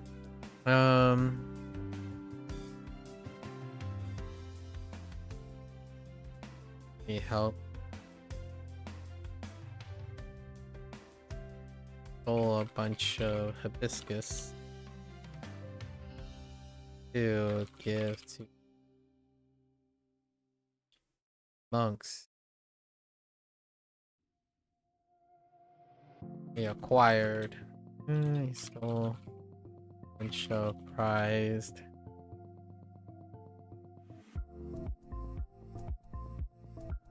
hibiscus to plant the sanctum monk's temple.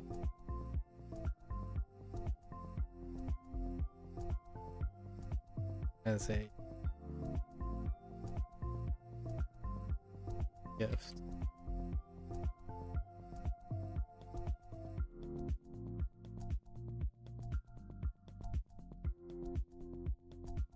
That's good enough. Oh.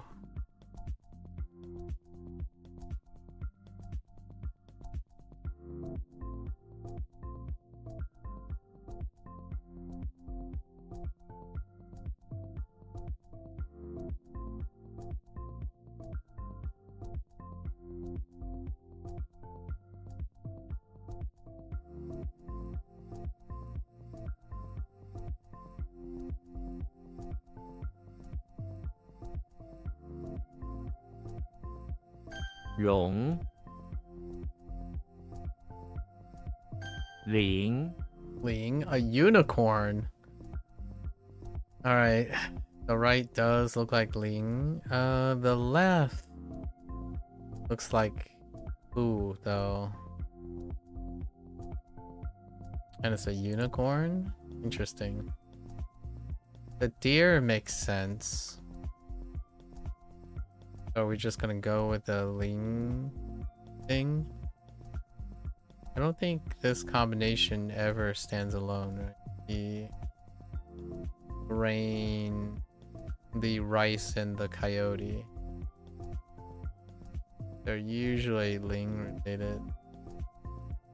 Alright, this one we're gonna have to go with Rice and Coyote. With the... Link is inside the infirmary where he's trying to find a unicorn. He goes up to a deer that is on the sick bed being tended by some nurse and feeds it some sort of fairy rice. Sure enough, the deer turns into a unicorn and recovers all his things. Link hops on and takes out his sword as him and the unicorn gets ready to fight a hostile coyote. Maybe for saving the coyote, but it's just good enough. 灵炉 Lu, cranium. Well, there is a Lu in there, and then the right is dealing with things, sort of body parts too. Page gets linked with body things. Can I like Lu it up? I don't think Lu is ever standing alone. Oh no, it is. Oh, it's just Lu, unfortunately.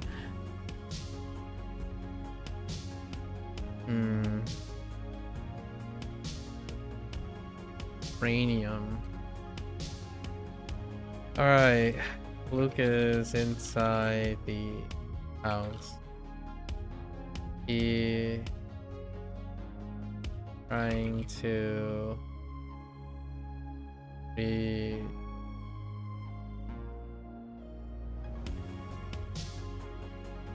to read some pages on maintaining a field to prepare a special dish with his one only companion, Tiger. Cool.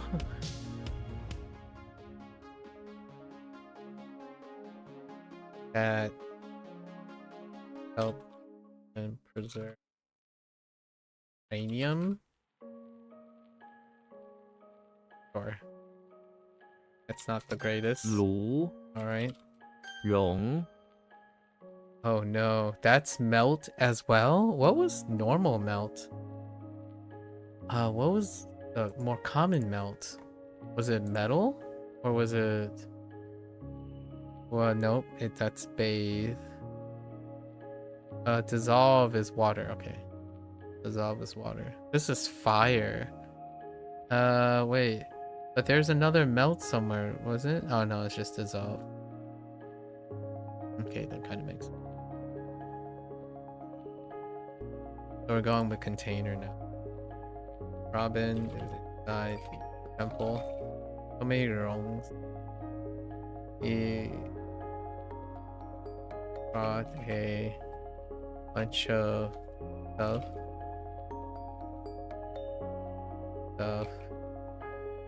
contained precious metals. Help the monks prepare fire to melt them down to make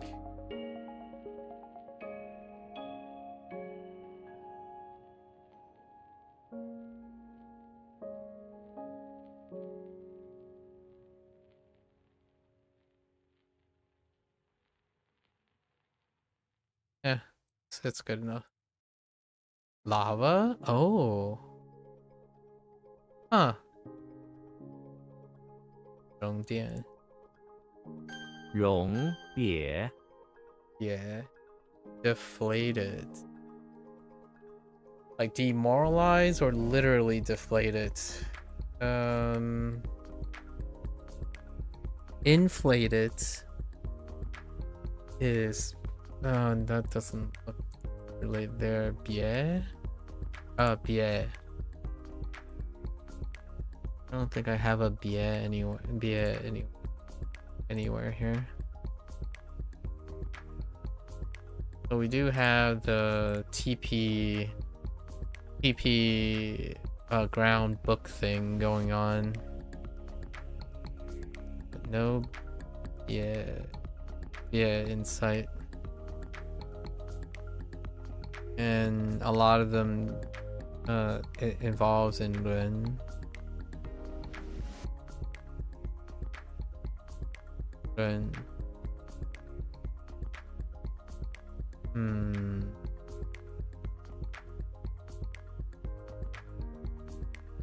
Many to lock into. So, what do we do here?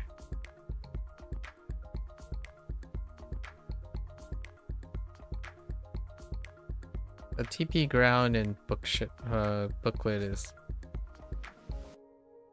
really tough. Alright, well I guess we're just gonna do that. The TP booklet.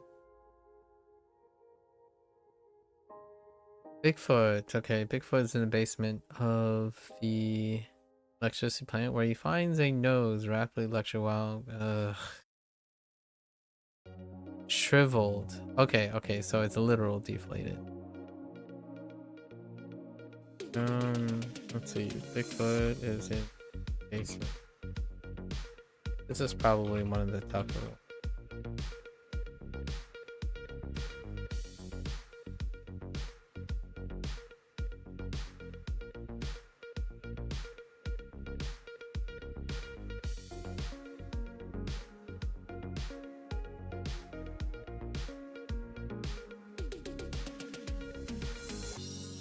Find a way. Trying to follow a booklet on how to deflate the EP.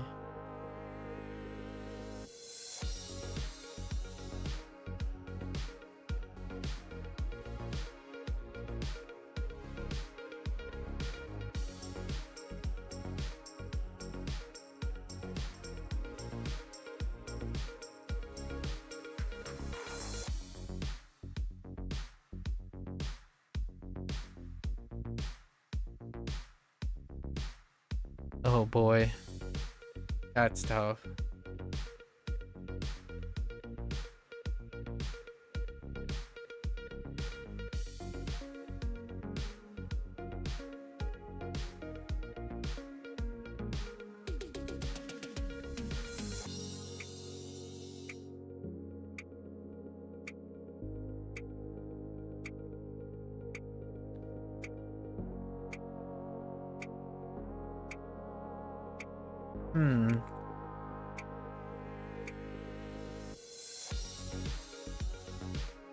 All right.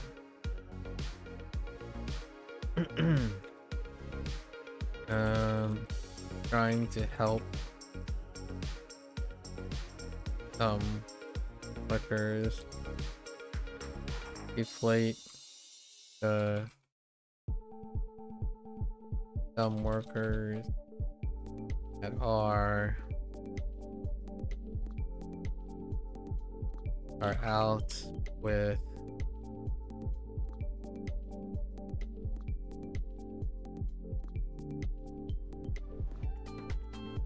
nose sickness, sure.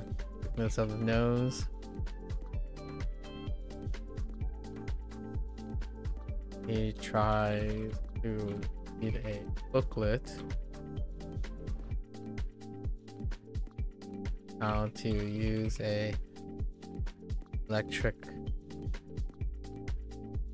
siphon to deflate the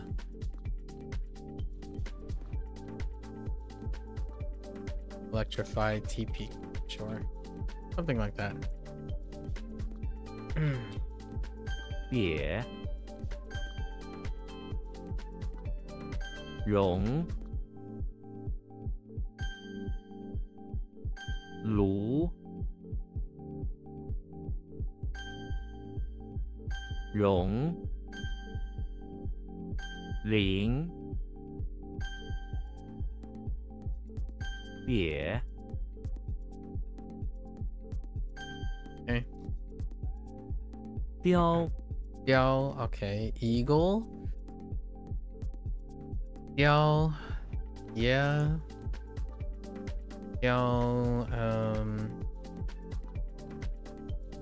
Wither was not the thing that came to mind right away, but that's okay. Yeah, sculpture was what I was thinking. Yo.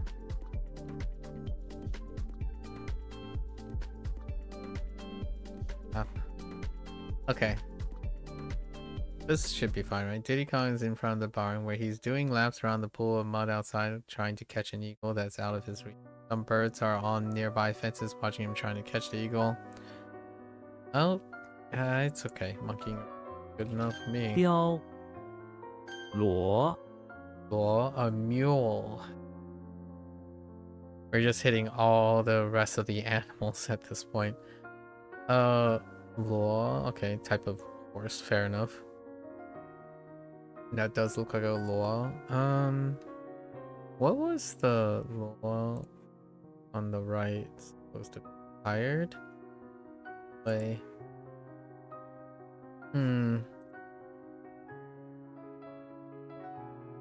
Luke is inside the office building. He trying to stay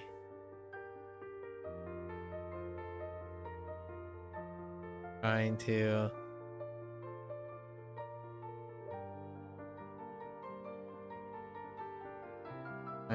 keep a low profile, was quite tired today, so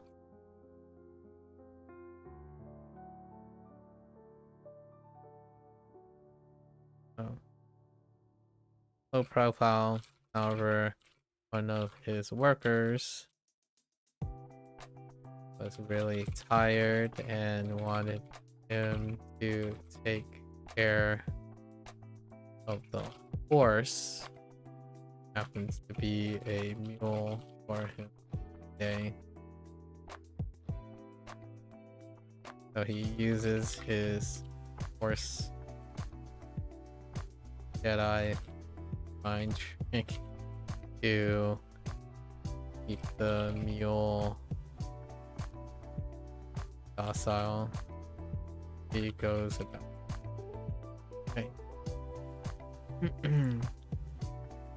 罗教 Oh, a cellar, a proper cellar. That looks more like Zao than Jiao because of the declaration. Or actually Gao, not Jiao. Jiao is created with another extra radical. So Gao declare, which is the same. So we have mobile container, cellar. Jimmy is in the bathroom of the barn. Has invented clever robotic container to transport stuff from cellar to the bathroom.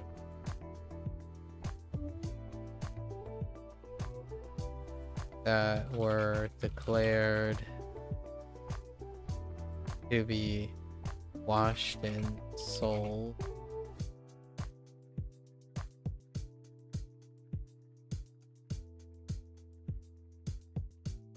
Okay, all right. 教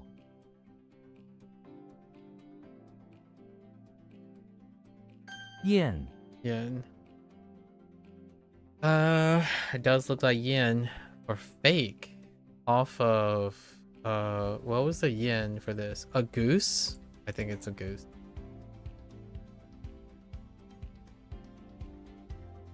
Where are you, yen? Oh, it's a Hulk. Oh no. Wait. Could have sworn there's a goose. What the goose? It's not yin. There's a yin here somewhere. Oh no. It's something else. Oh wait, what did I pick? Oh, I picked bird. Pretty sure yin is off. Oh no, wait. Yeah. It's supposed to be bird. Okay, king is not what I'm thinking of. Does it not have cliff? Does it not have bird? I swear there's a goose. Oh, it's off Turkey. Dang. Alright.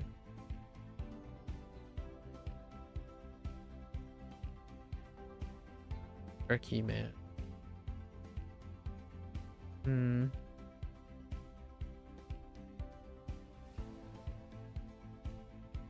This one's gonna be hard.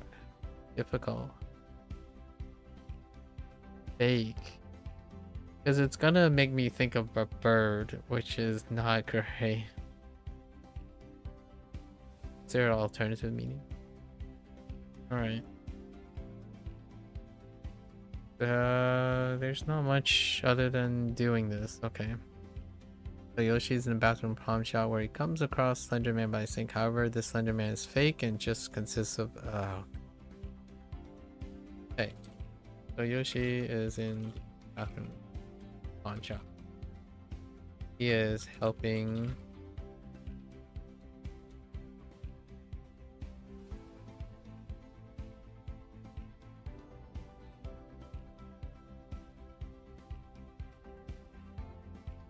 Transport.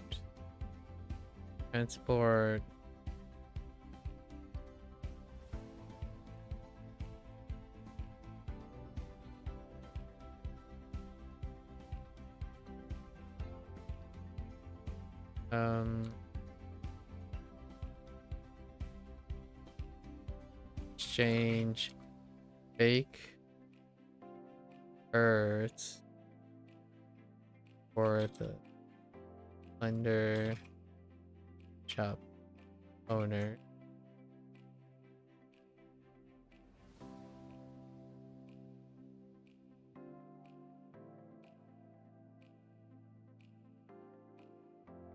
Dumping.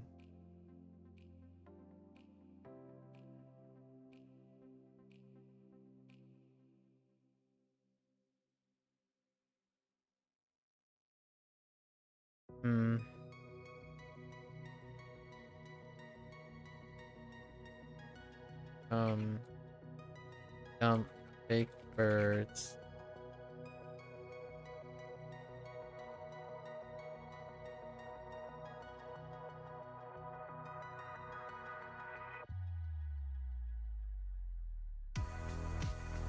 Out by near the cliff. Off the cliff. In exchange for some shellfish for the Slender shop to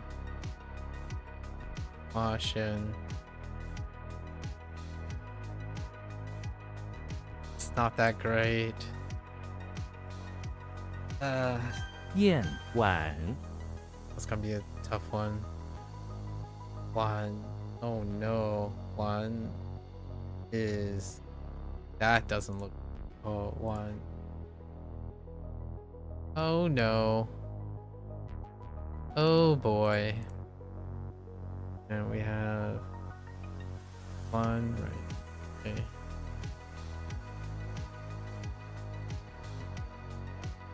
Also, why is in the basement of Pawn Shop where he's coiling up some silk around a bear cat that he has trapped down there for vintage good. Revenge enacting. Ah, that's pretty good. Oh, I'll take it. 晚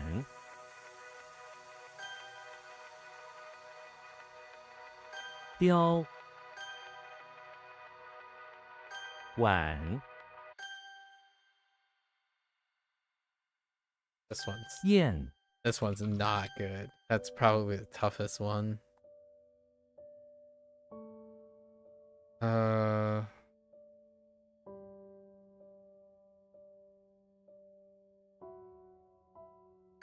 笑 Pretty tough too. 罗 Alright. Last group. 入 Rule. Ah, yeah, rule for disgrace on the right. Okay. We'll use disgrace. Rudolph is in the house, hiding from all the disgraceful bullies.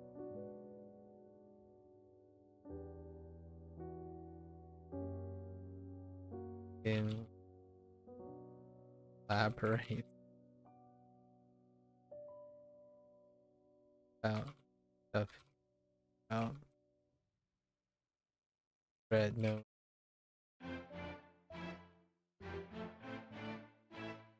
Over elaborate. 入醋 Cool. Maple to compliment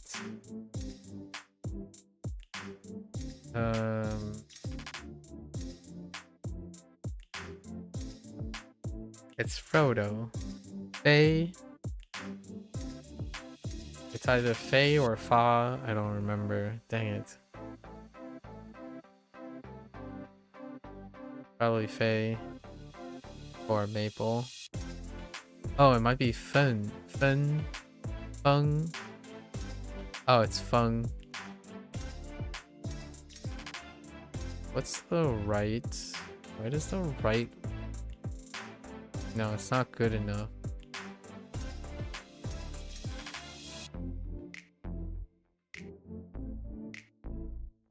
Oh no, it is. Relative.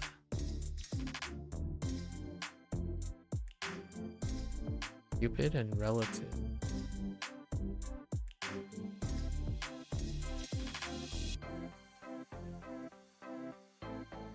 Okay. Relatives are weak. Cupid is in front of is trying to cheer up the relative house by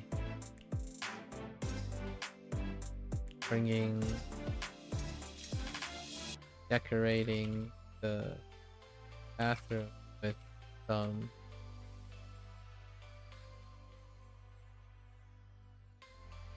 maple tree accents for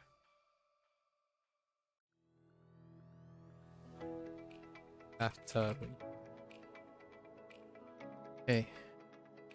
醋西 Tea. Okay.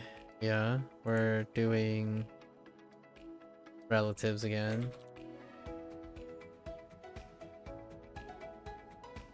Right, the house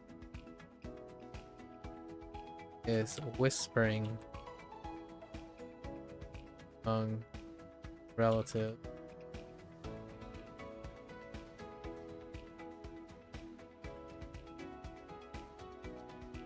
No, he and his relatives heard whispers, word of mouth, of some delicious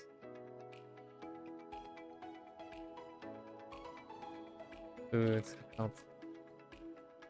nearby.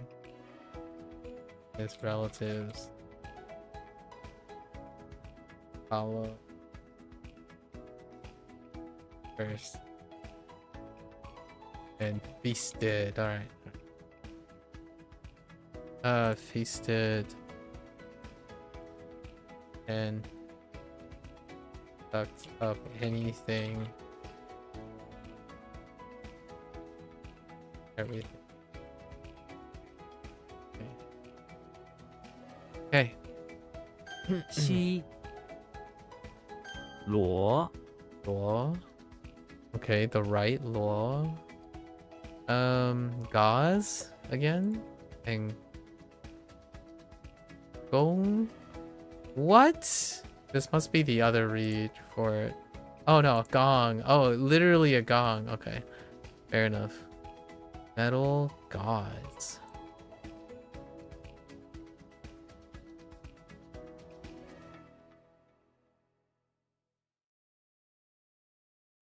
Oh god.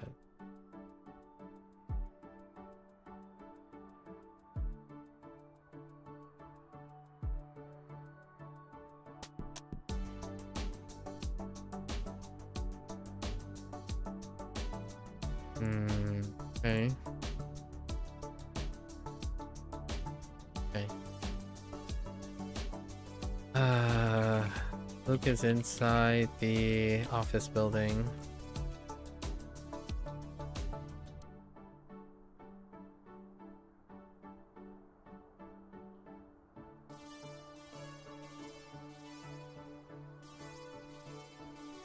Keeping a low profile again. He was able to resolve a problem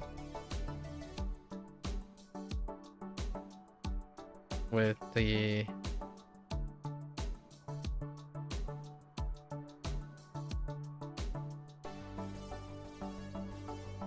metal gong by making a metal gauze to patch up the metal gong that is used to signal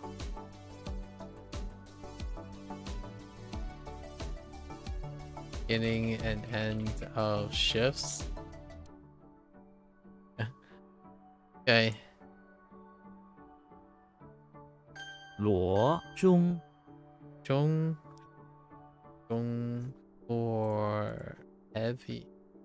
I think we're just gonna use heavy as kettlebell.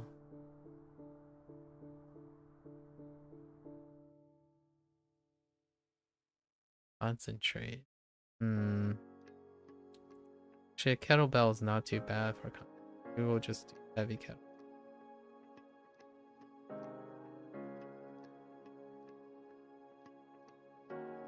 James is in front of the temple.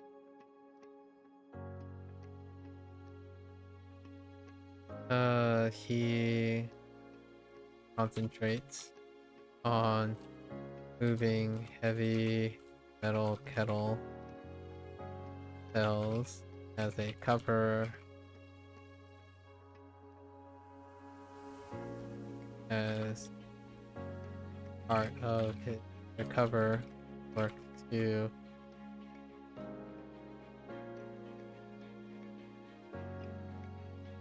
the monk.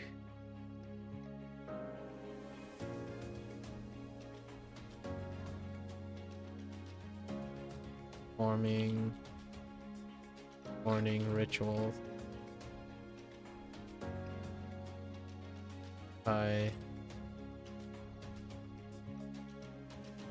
forming morning rituals.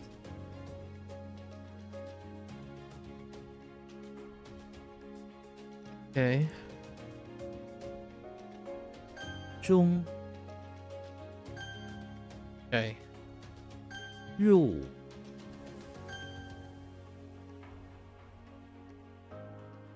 Yikes. 促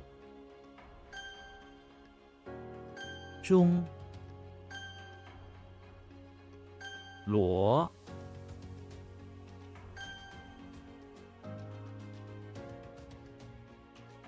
西 Okay. Okie dokie.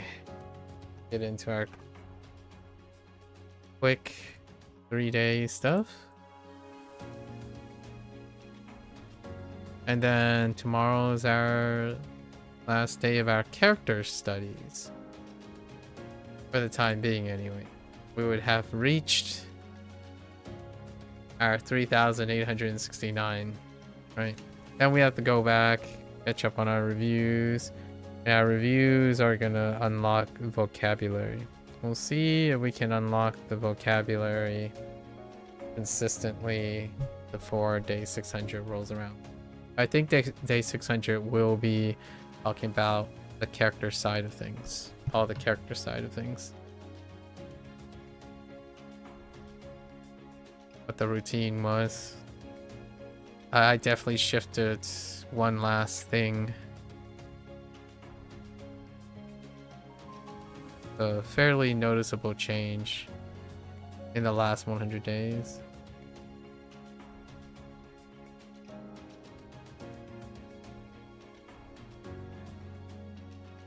Twin.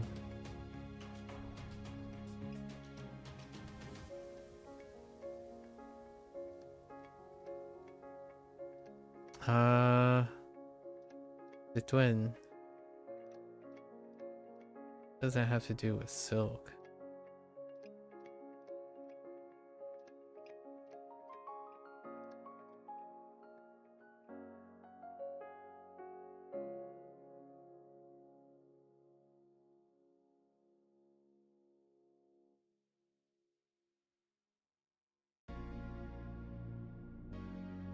Legitimately no idea.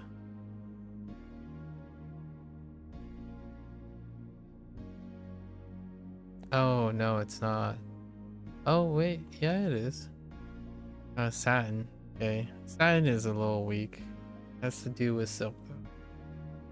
The section doesn't really work that much. That's a bit on the weaker side.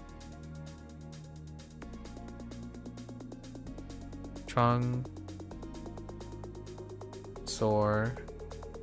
We talked about that yesterday. It's the sickness.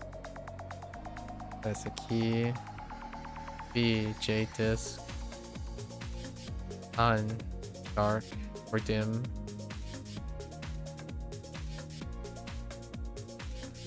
Ying. Carrot.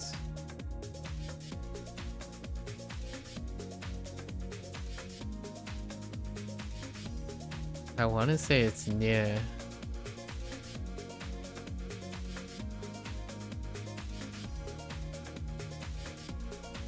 Oh no, this is your. Yeah, your is going to be tough. Oh. Yeah. Okay. Yeah. Alkali. Fun. Stumble. Xiang. Entertaining. What is that? Oh. Me. Overflow.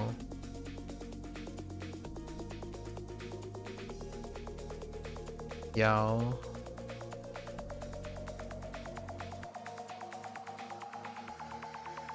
Meat dish. Wa.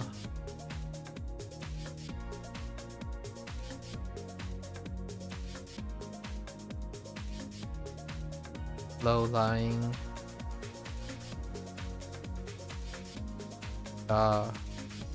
Simple.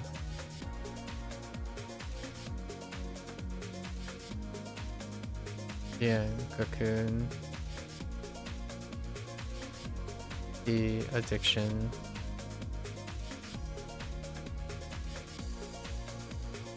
You covet.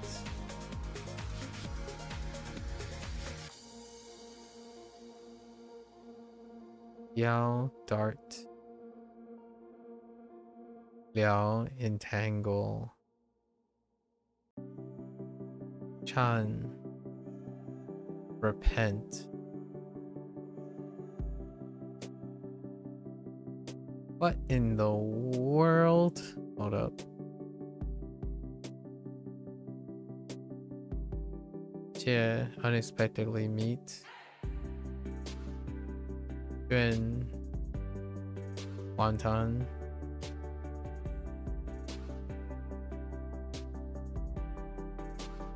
Zhi delicate. chin, cheekbone.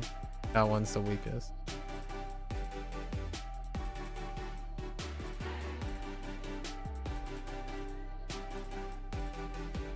Chuan, which is another weak one. That's leap up. And then John, another. These three are the weakest. Clustered at the end. John.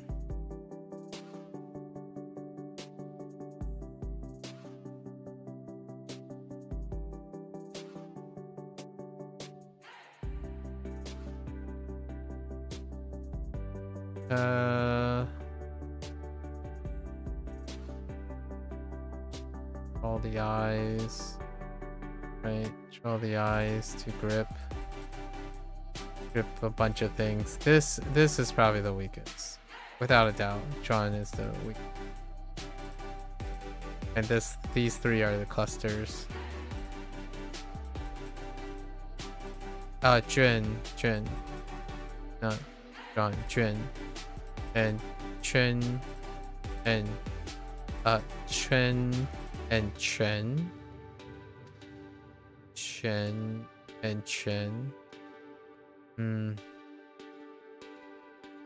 Very tough.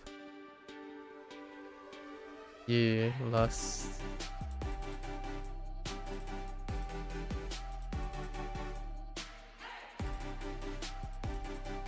Nope.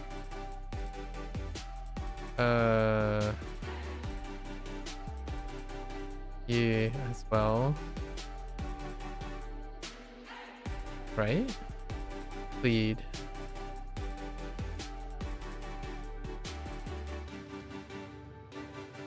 T. Fasten.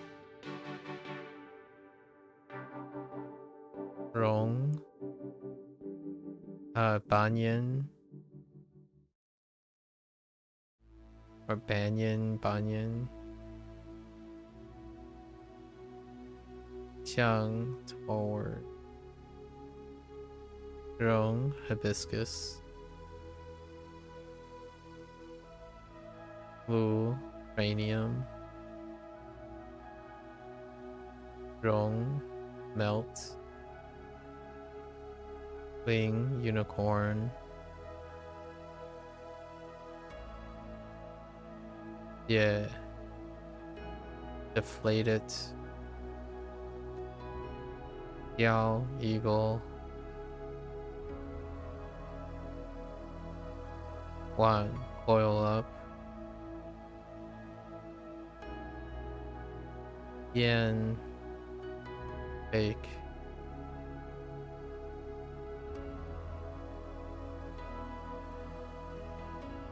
Yao,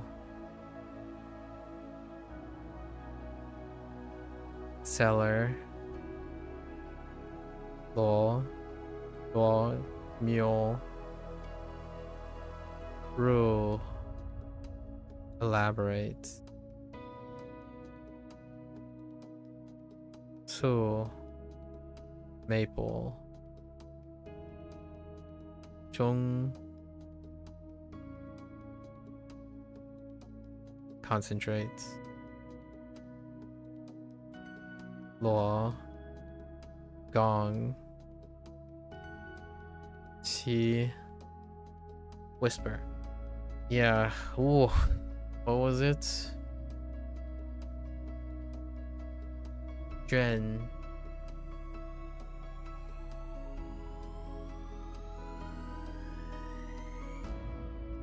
They're just gripping onto like a bamboo brush and a big silk and drawing eyes on it. That's the grip part. You've got to grip it. All right. Pull it. Pop it. All right. Let's do our other three.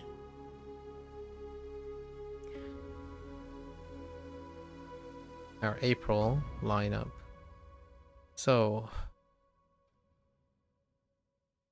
Hoang, Colonia, G, huge,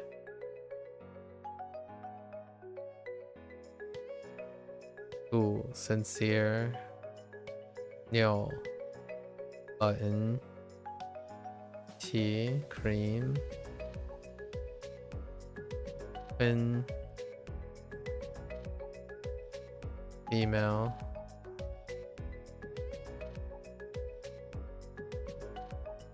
Unfold. Cool. Oral. Whoops. Please suffer.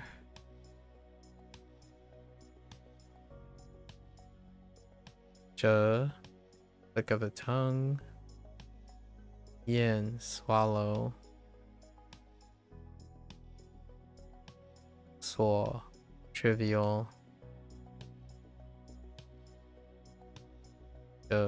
Fold. Oops. Ooh, caress. Way, sunflower. Jewel, spider. Zhi, pearl. Yen, slug. Ling, actor. Ling, listen. Oh no.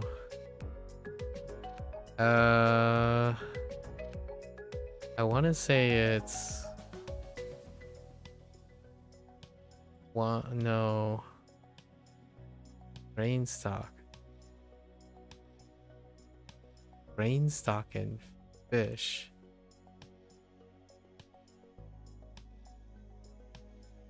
It could be. So, oh no, that's not close. Oh no. Oh, so this lines up with the other revive. Su. Right, with the flower. Okay. There's not much other than revive is grain and fish. Help revive, I suppose, like nourishment. We'll think about that. Or he tries to revive.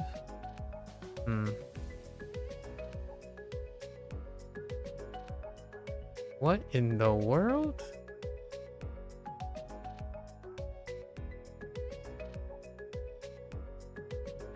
I don't think this is yo. I think it's yo. What does that do?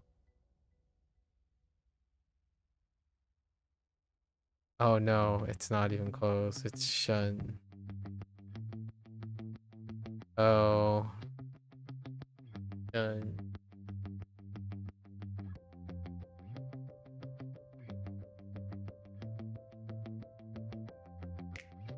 Not Shrek. Shrek just doesn't work.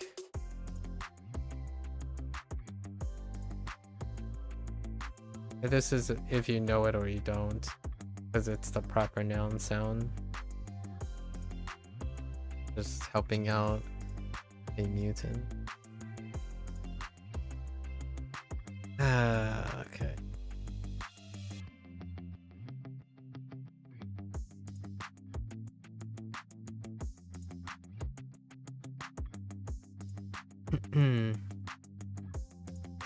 I have to think about that.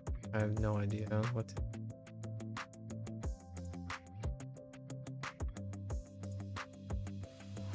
Mountain and handsaw. Or I.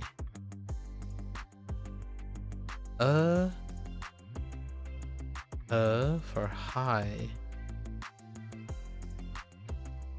That's a problem.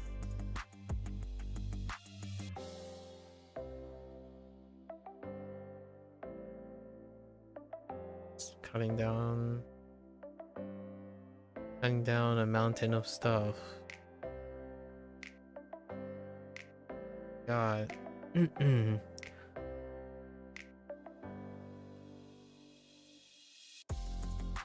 Su. Or no, sway. Or ear of... Oh goodness.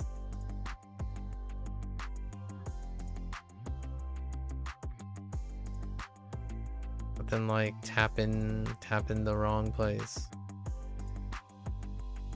Come on.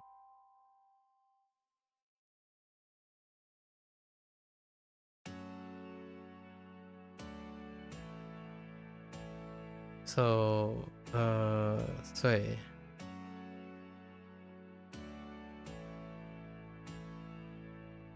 or ear of plant or rice or ear of plant.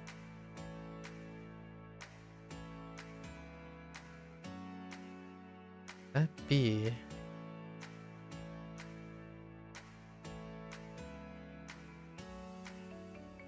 yeah. B for oh no. Hey. No, Pierre. What the Pierre? Shredder and oh wait, I think I can't see it. Oh no, it's not. It's not. I don't remember glance. Dang it. That's a 50-50. Glance, but I can't. I really have problems seeing the eye. Alright, eye is what I dropped there. Okay. What in the world? I don't think it's Xiang.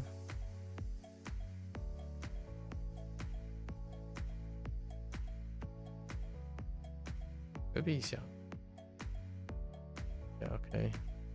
Aid? I think I lost aid. Not sure about aid. Where does the aid come in?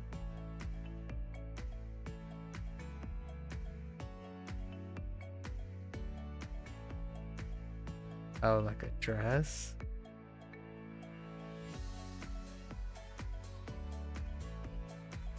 I think the dress is probably the closest. Aid with fortifying and dress.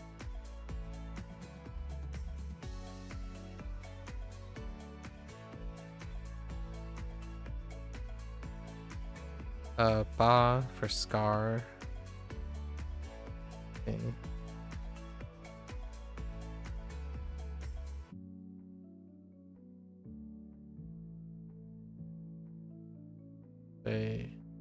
Chin.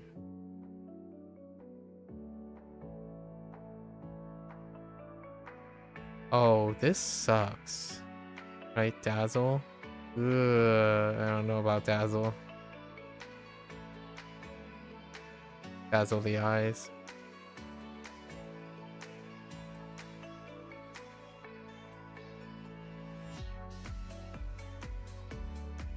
Something makes me wanna say "ci." No. 智. That's like unrestrained.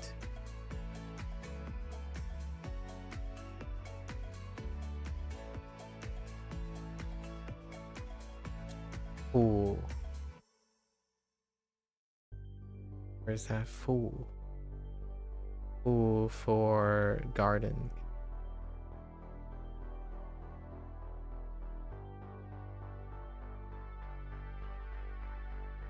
Maybe one. That makes sense. Oh yeah. What? Oh no, it's not. It's who? Yeah, neglect. I dropped neglect there.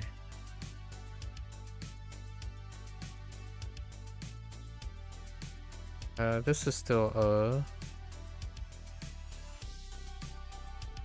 Is it clam? Is it an oyster? I think it's an oyster or a moth. Oh, wait. This is a no, they still use bugs for them. A moth. You either know it or you don't. I think this is jur. And why do I think this is jur? And what is that? Jur.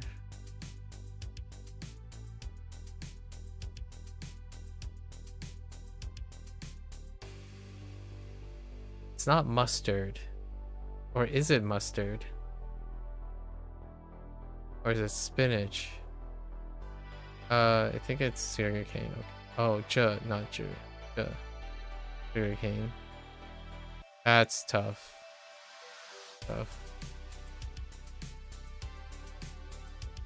Mustard is jie.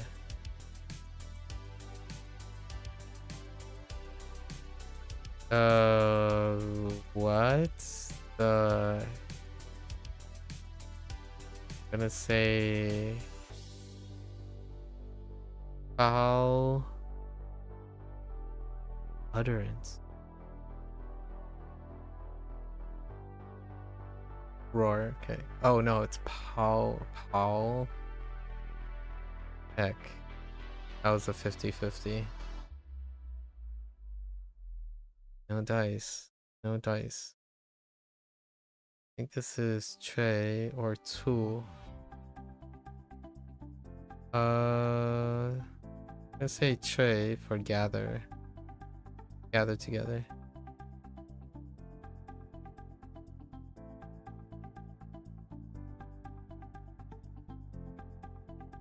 I want to say Shang, but it's not, right? Shang.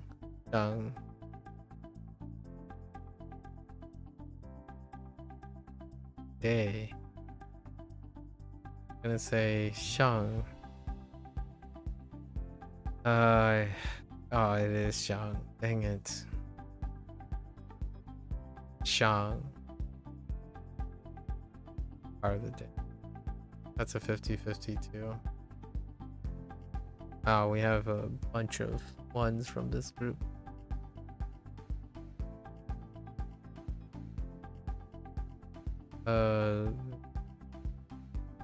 Ling. Or chili.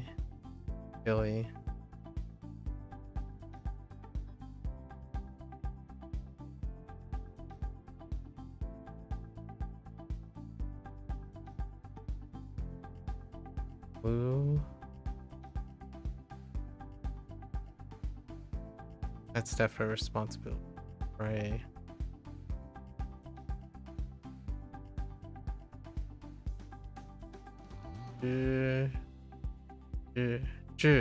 And stain. Dang it. I missed the stain.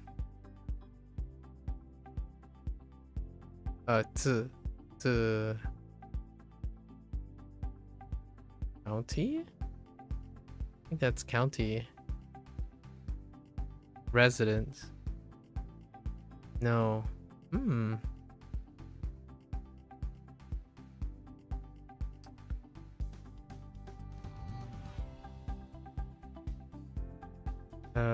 When? No. Hua.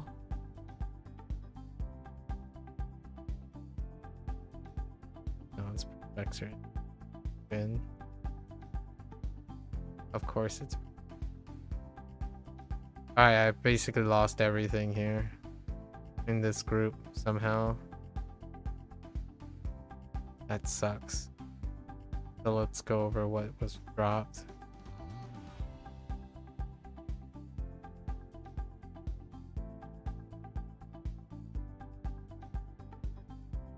Lee. Probably Shiver. Okay. Alright, so what was dropped? Okay. Su was dropped. We're basically looking at the other Su.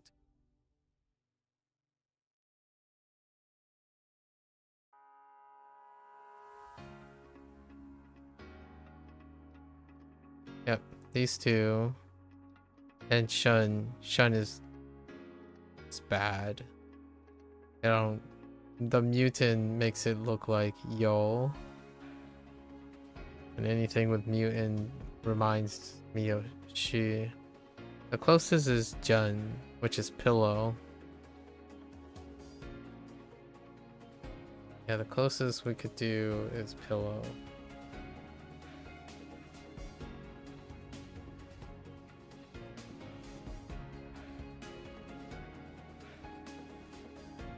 Jun, but not So I think that's what we're gonna do here. Shun is tree, right? Yeah.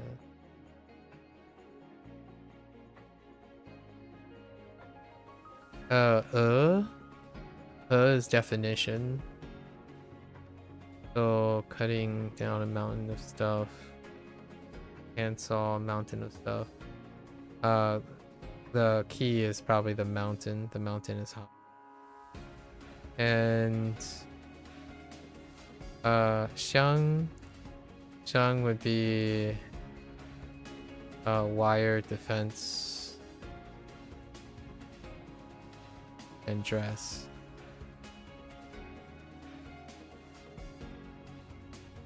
Shen is gonna be the eye being dazzled.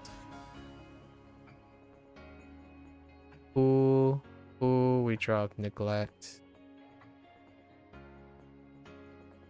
How do we get a moth? It's him waving around a handsaw trying to hit a moth. That's not that great.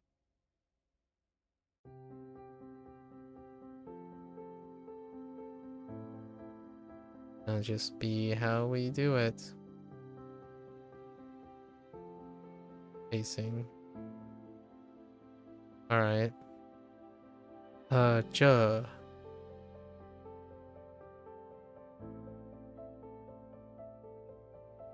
That's if you know it or you don't.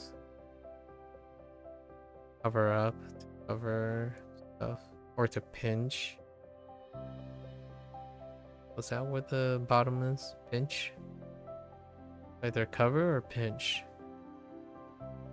It's cover. They're covering it up, and what are we covering?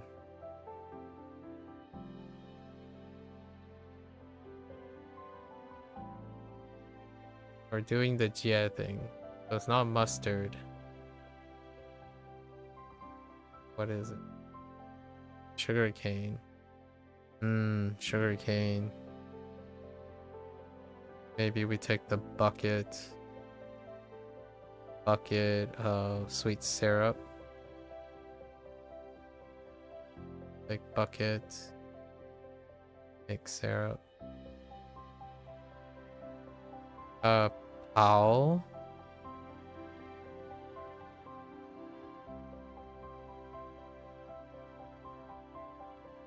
Either bark or it's gonna be off of, this is a 50-50. We'll just have to know roar. Roaring will be ascribed to Patrick more than Art. Jiang. This is a 50-50. These two are 50-50. It's part of the day. Day is the strongest.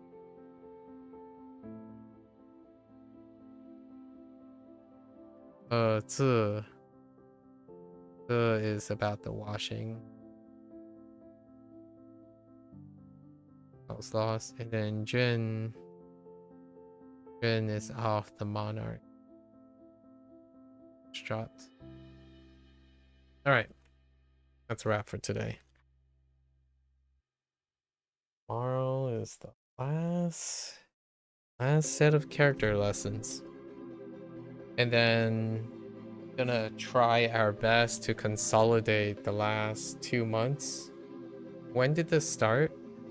Yeah, it's about the last 2 months. April and May were when it went into overdrive for the characters.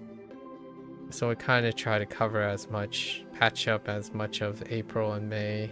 It only goes back 1 month. Kind of tough.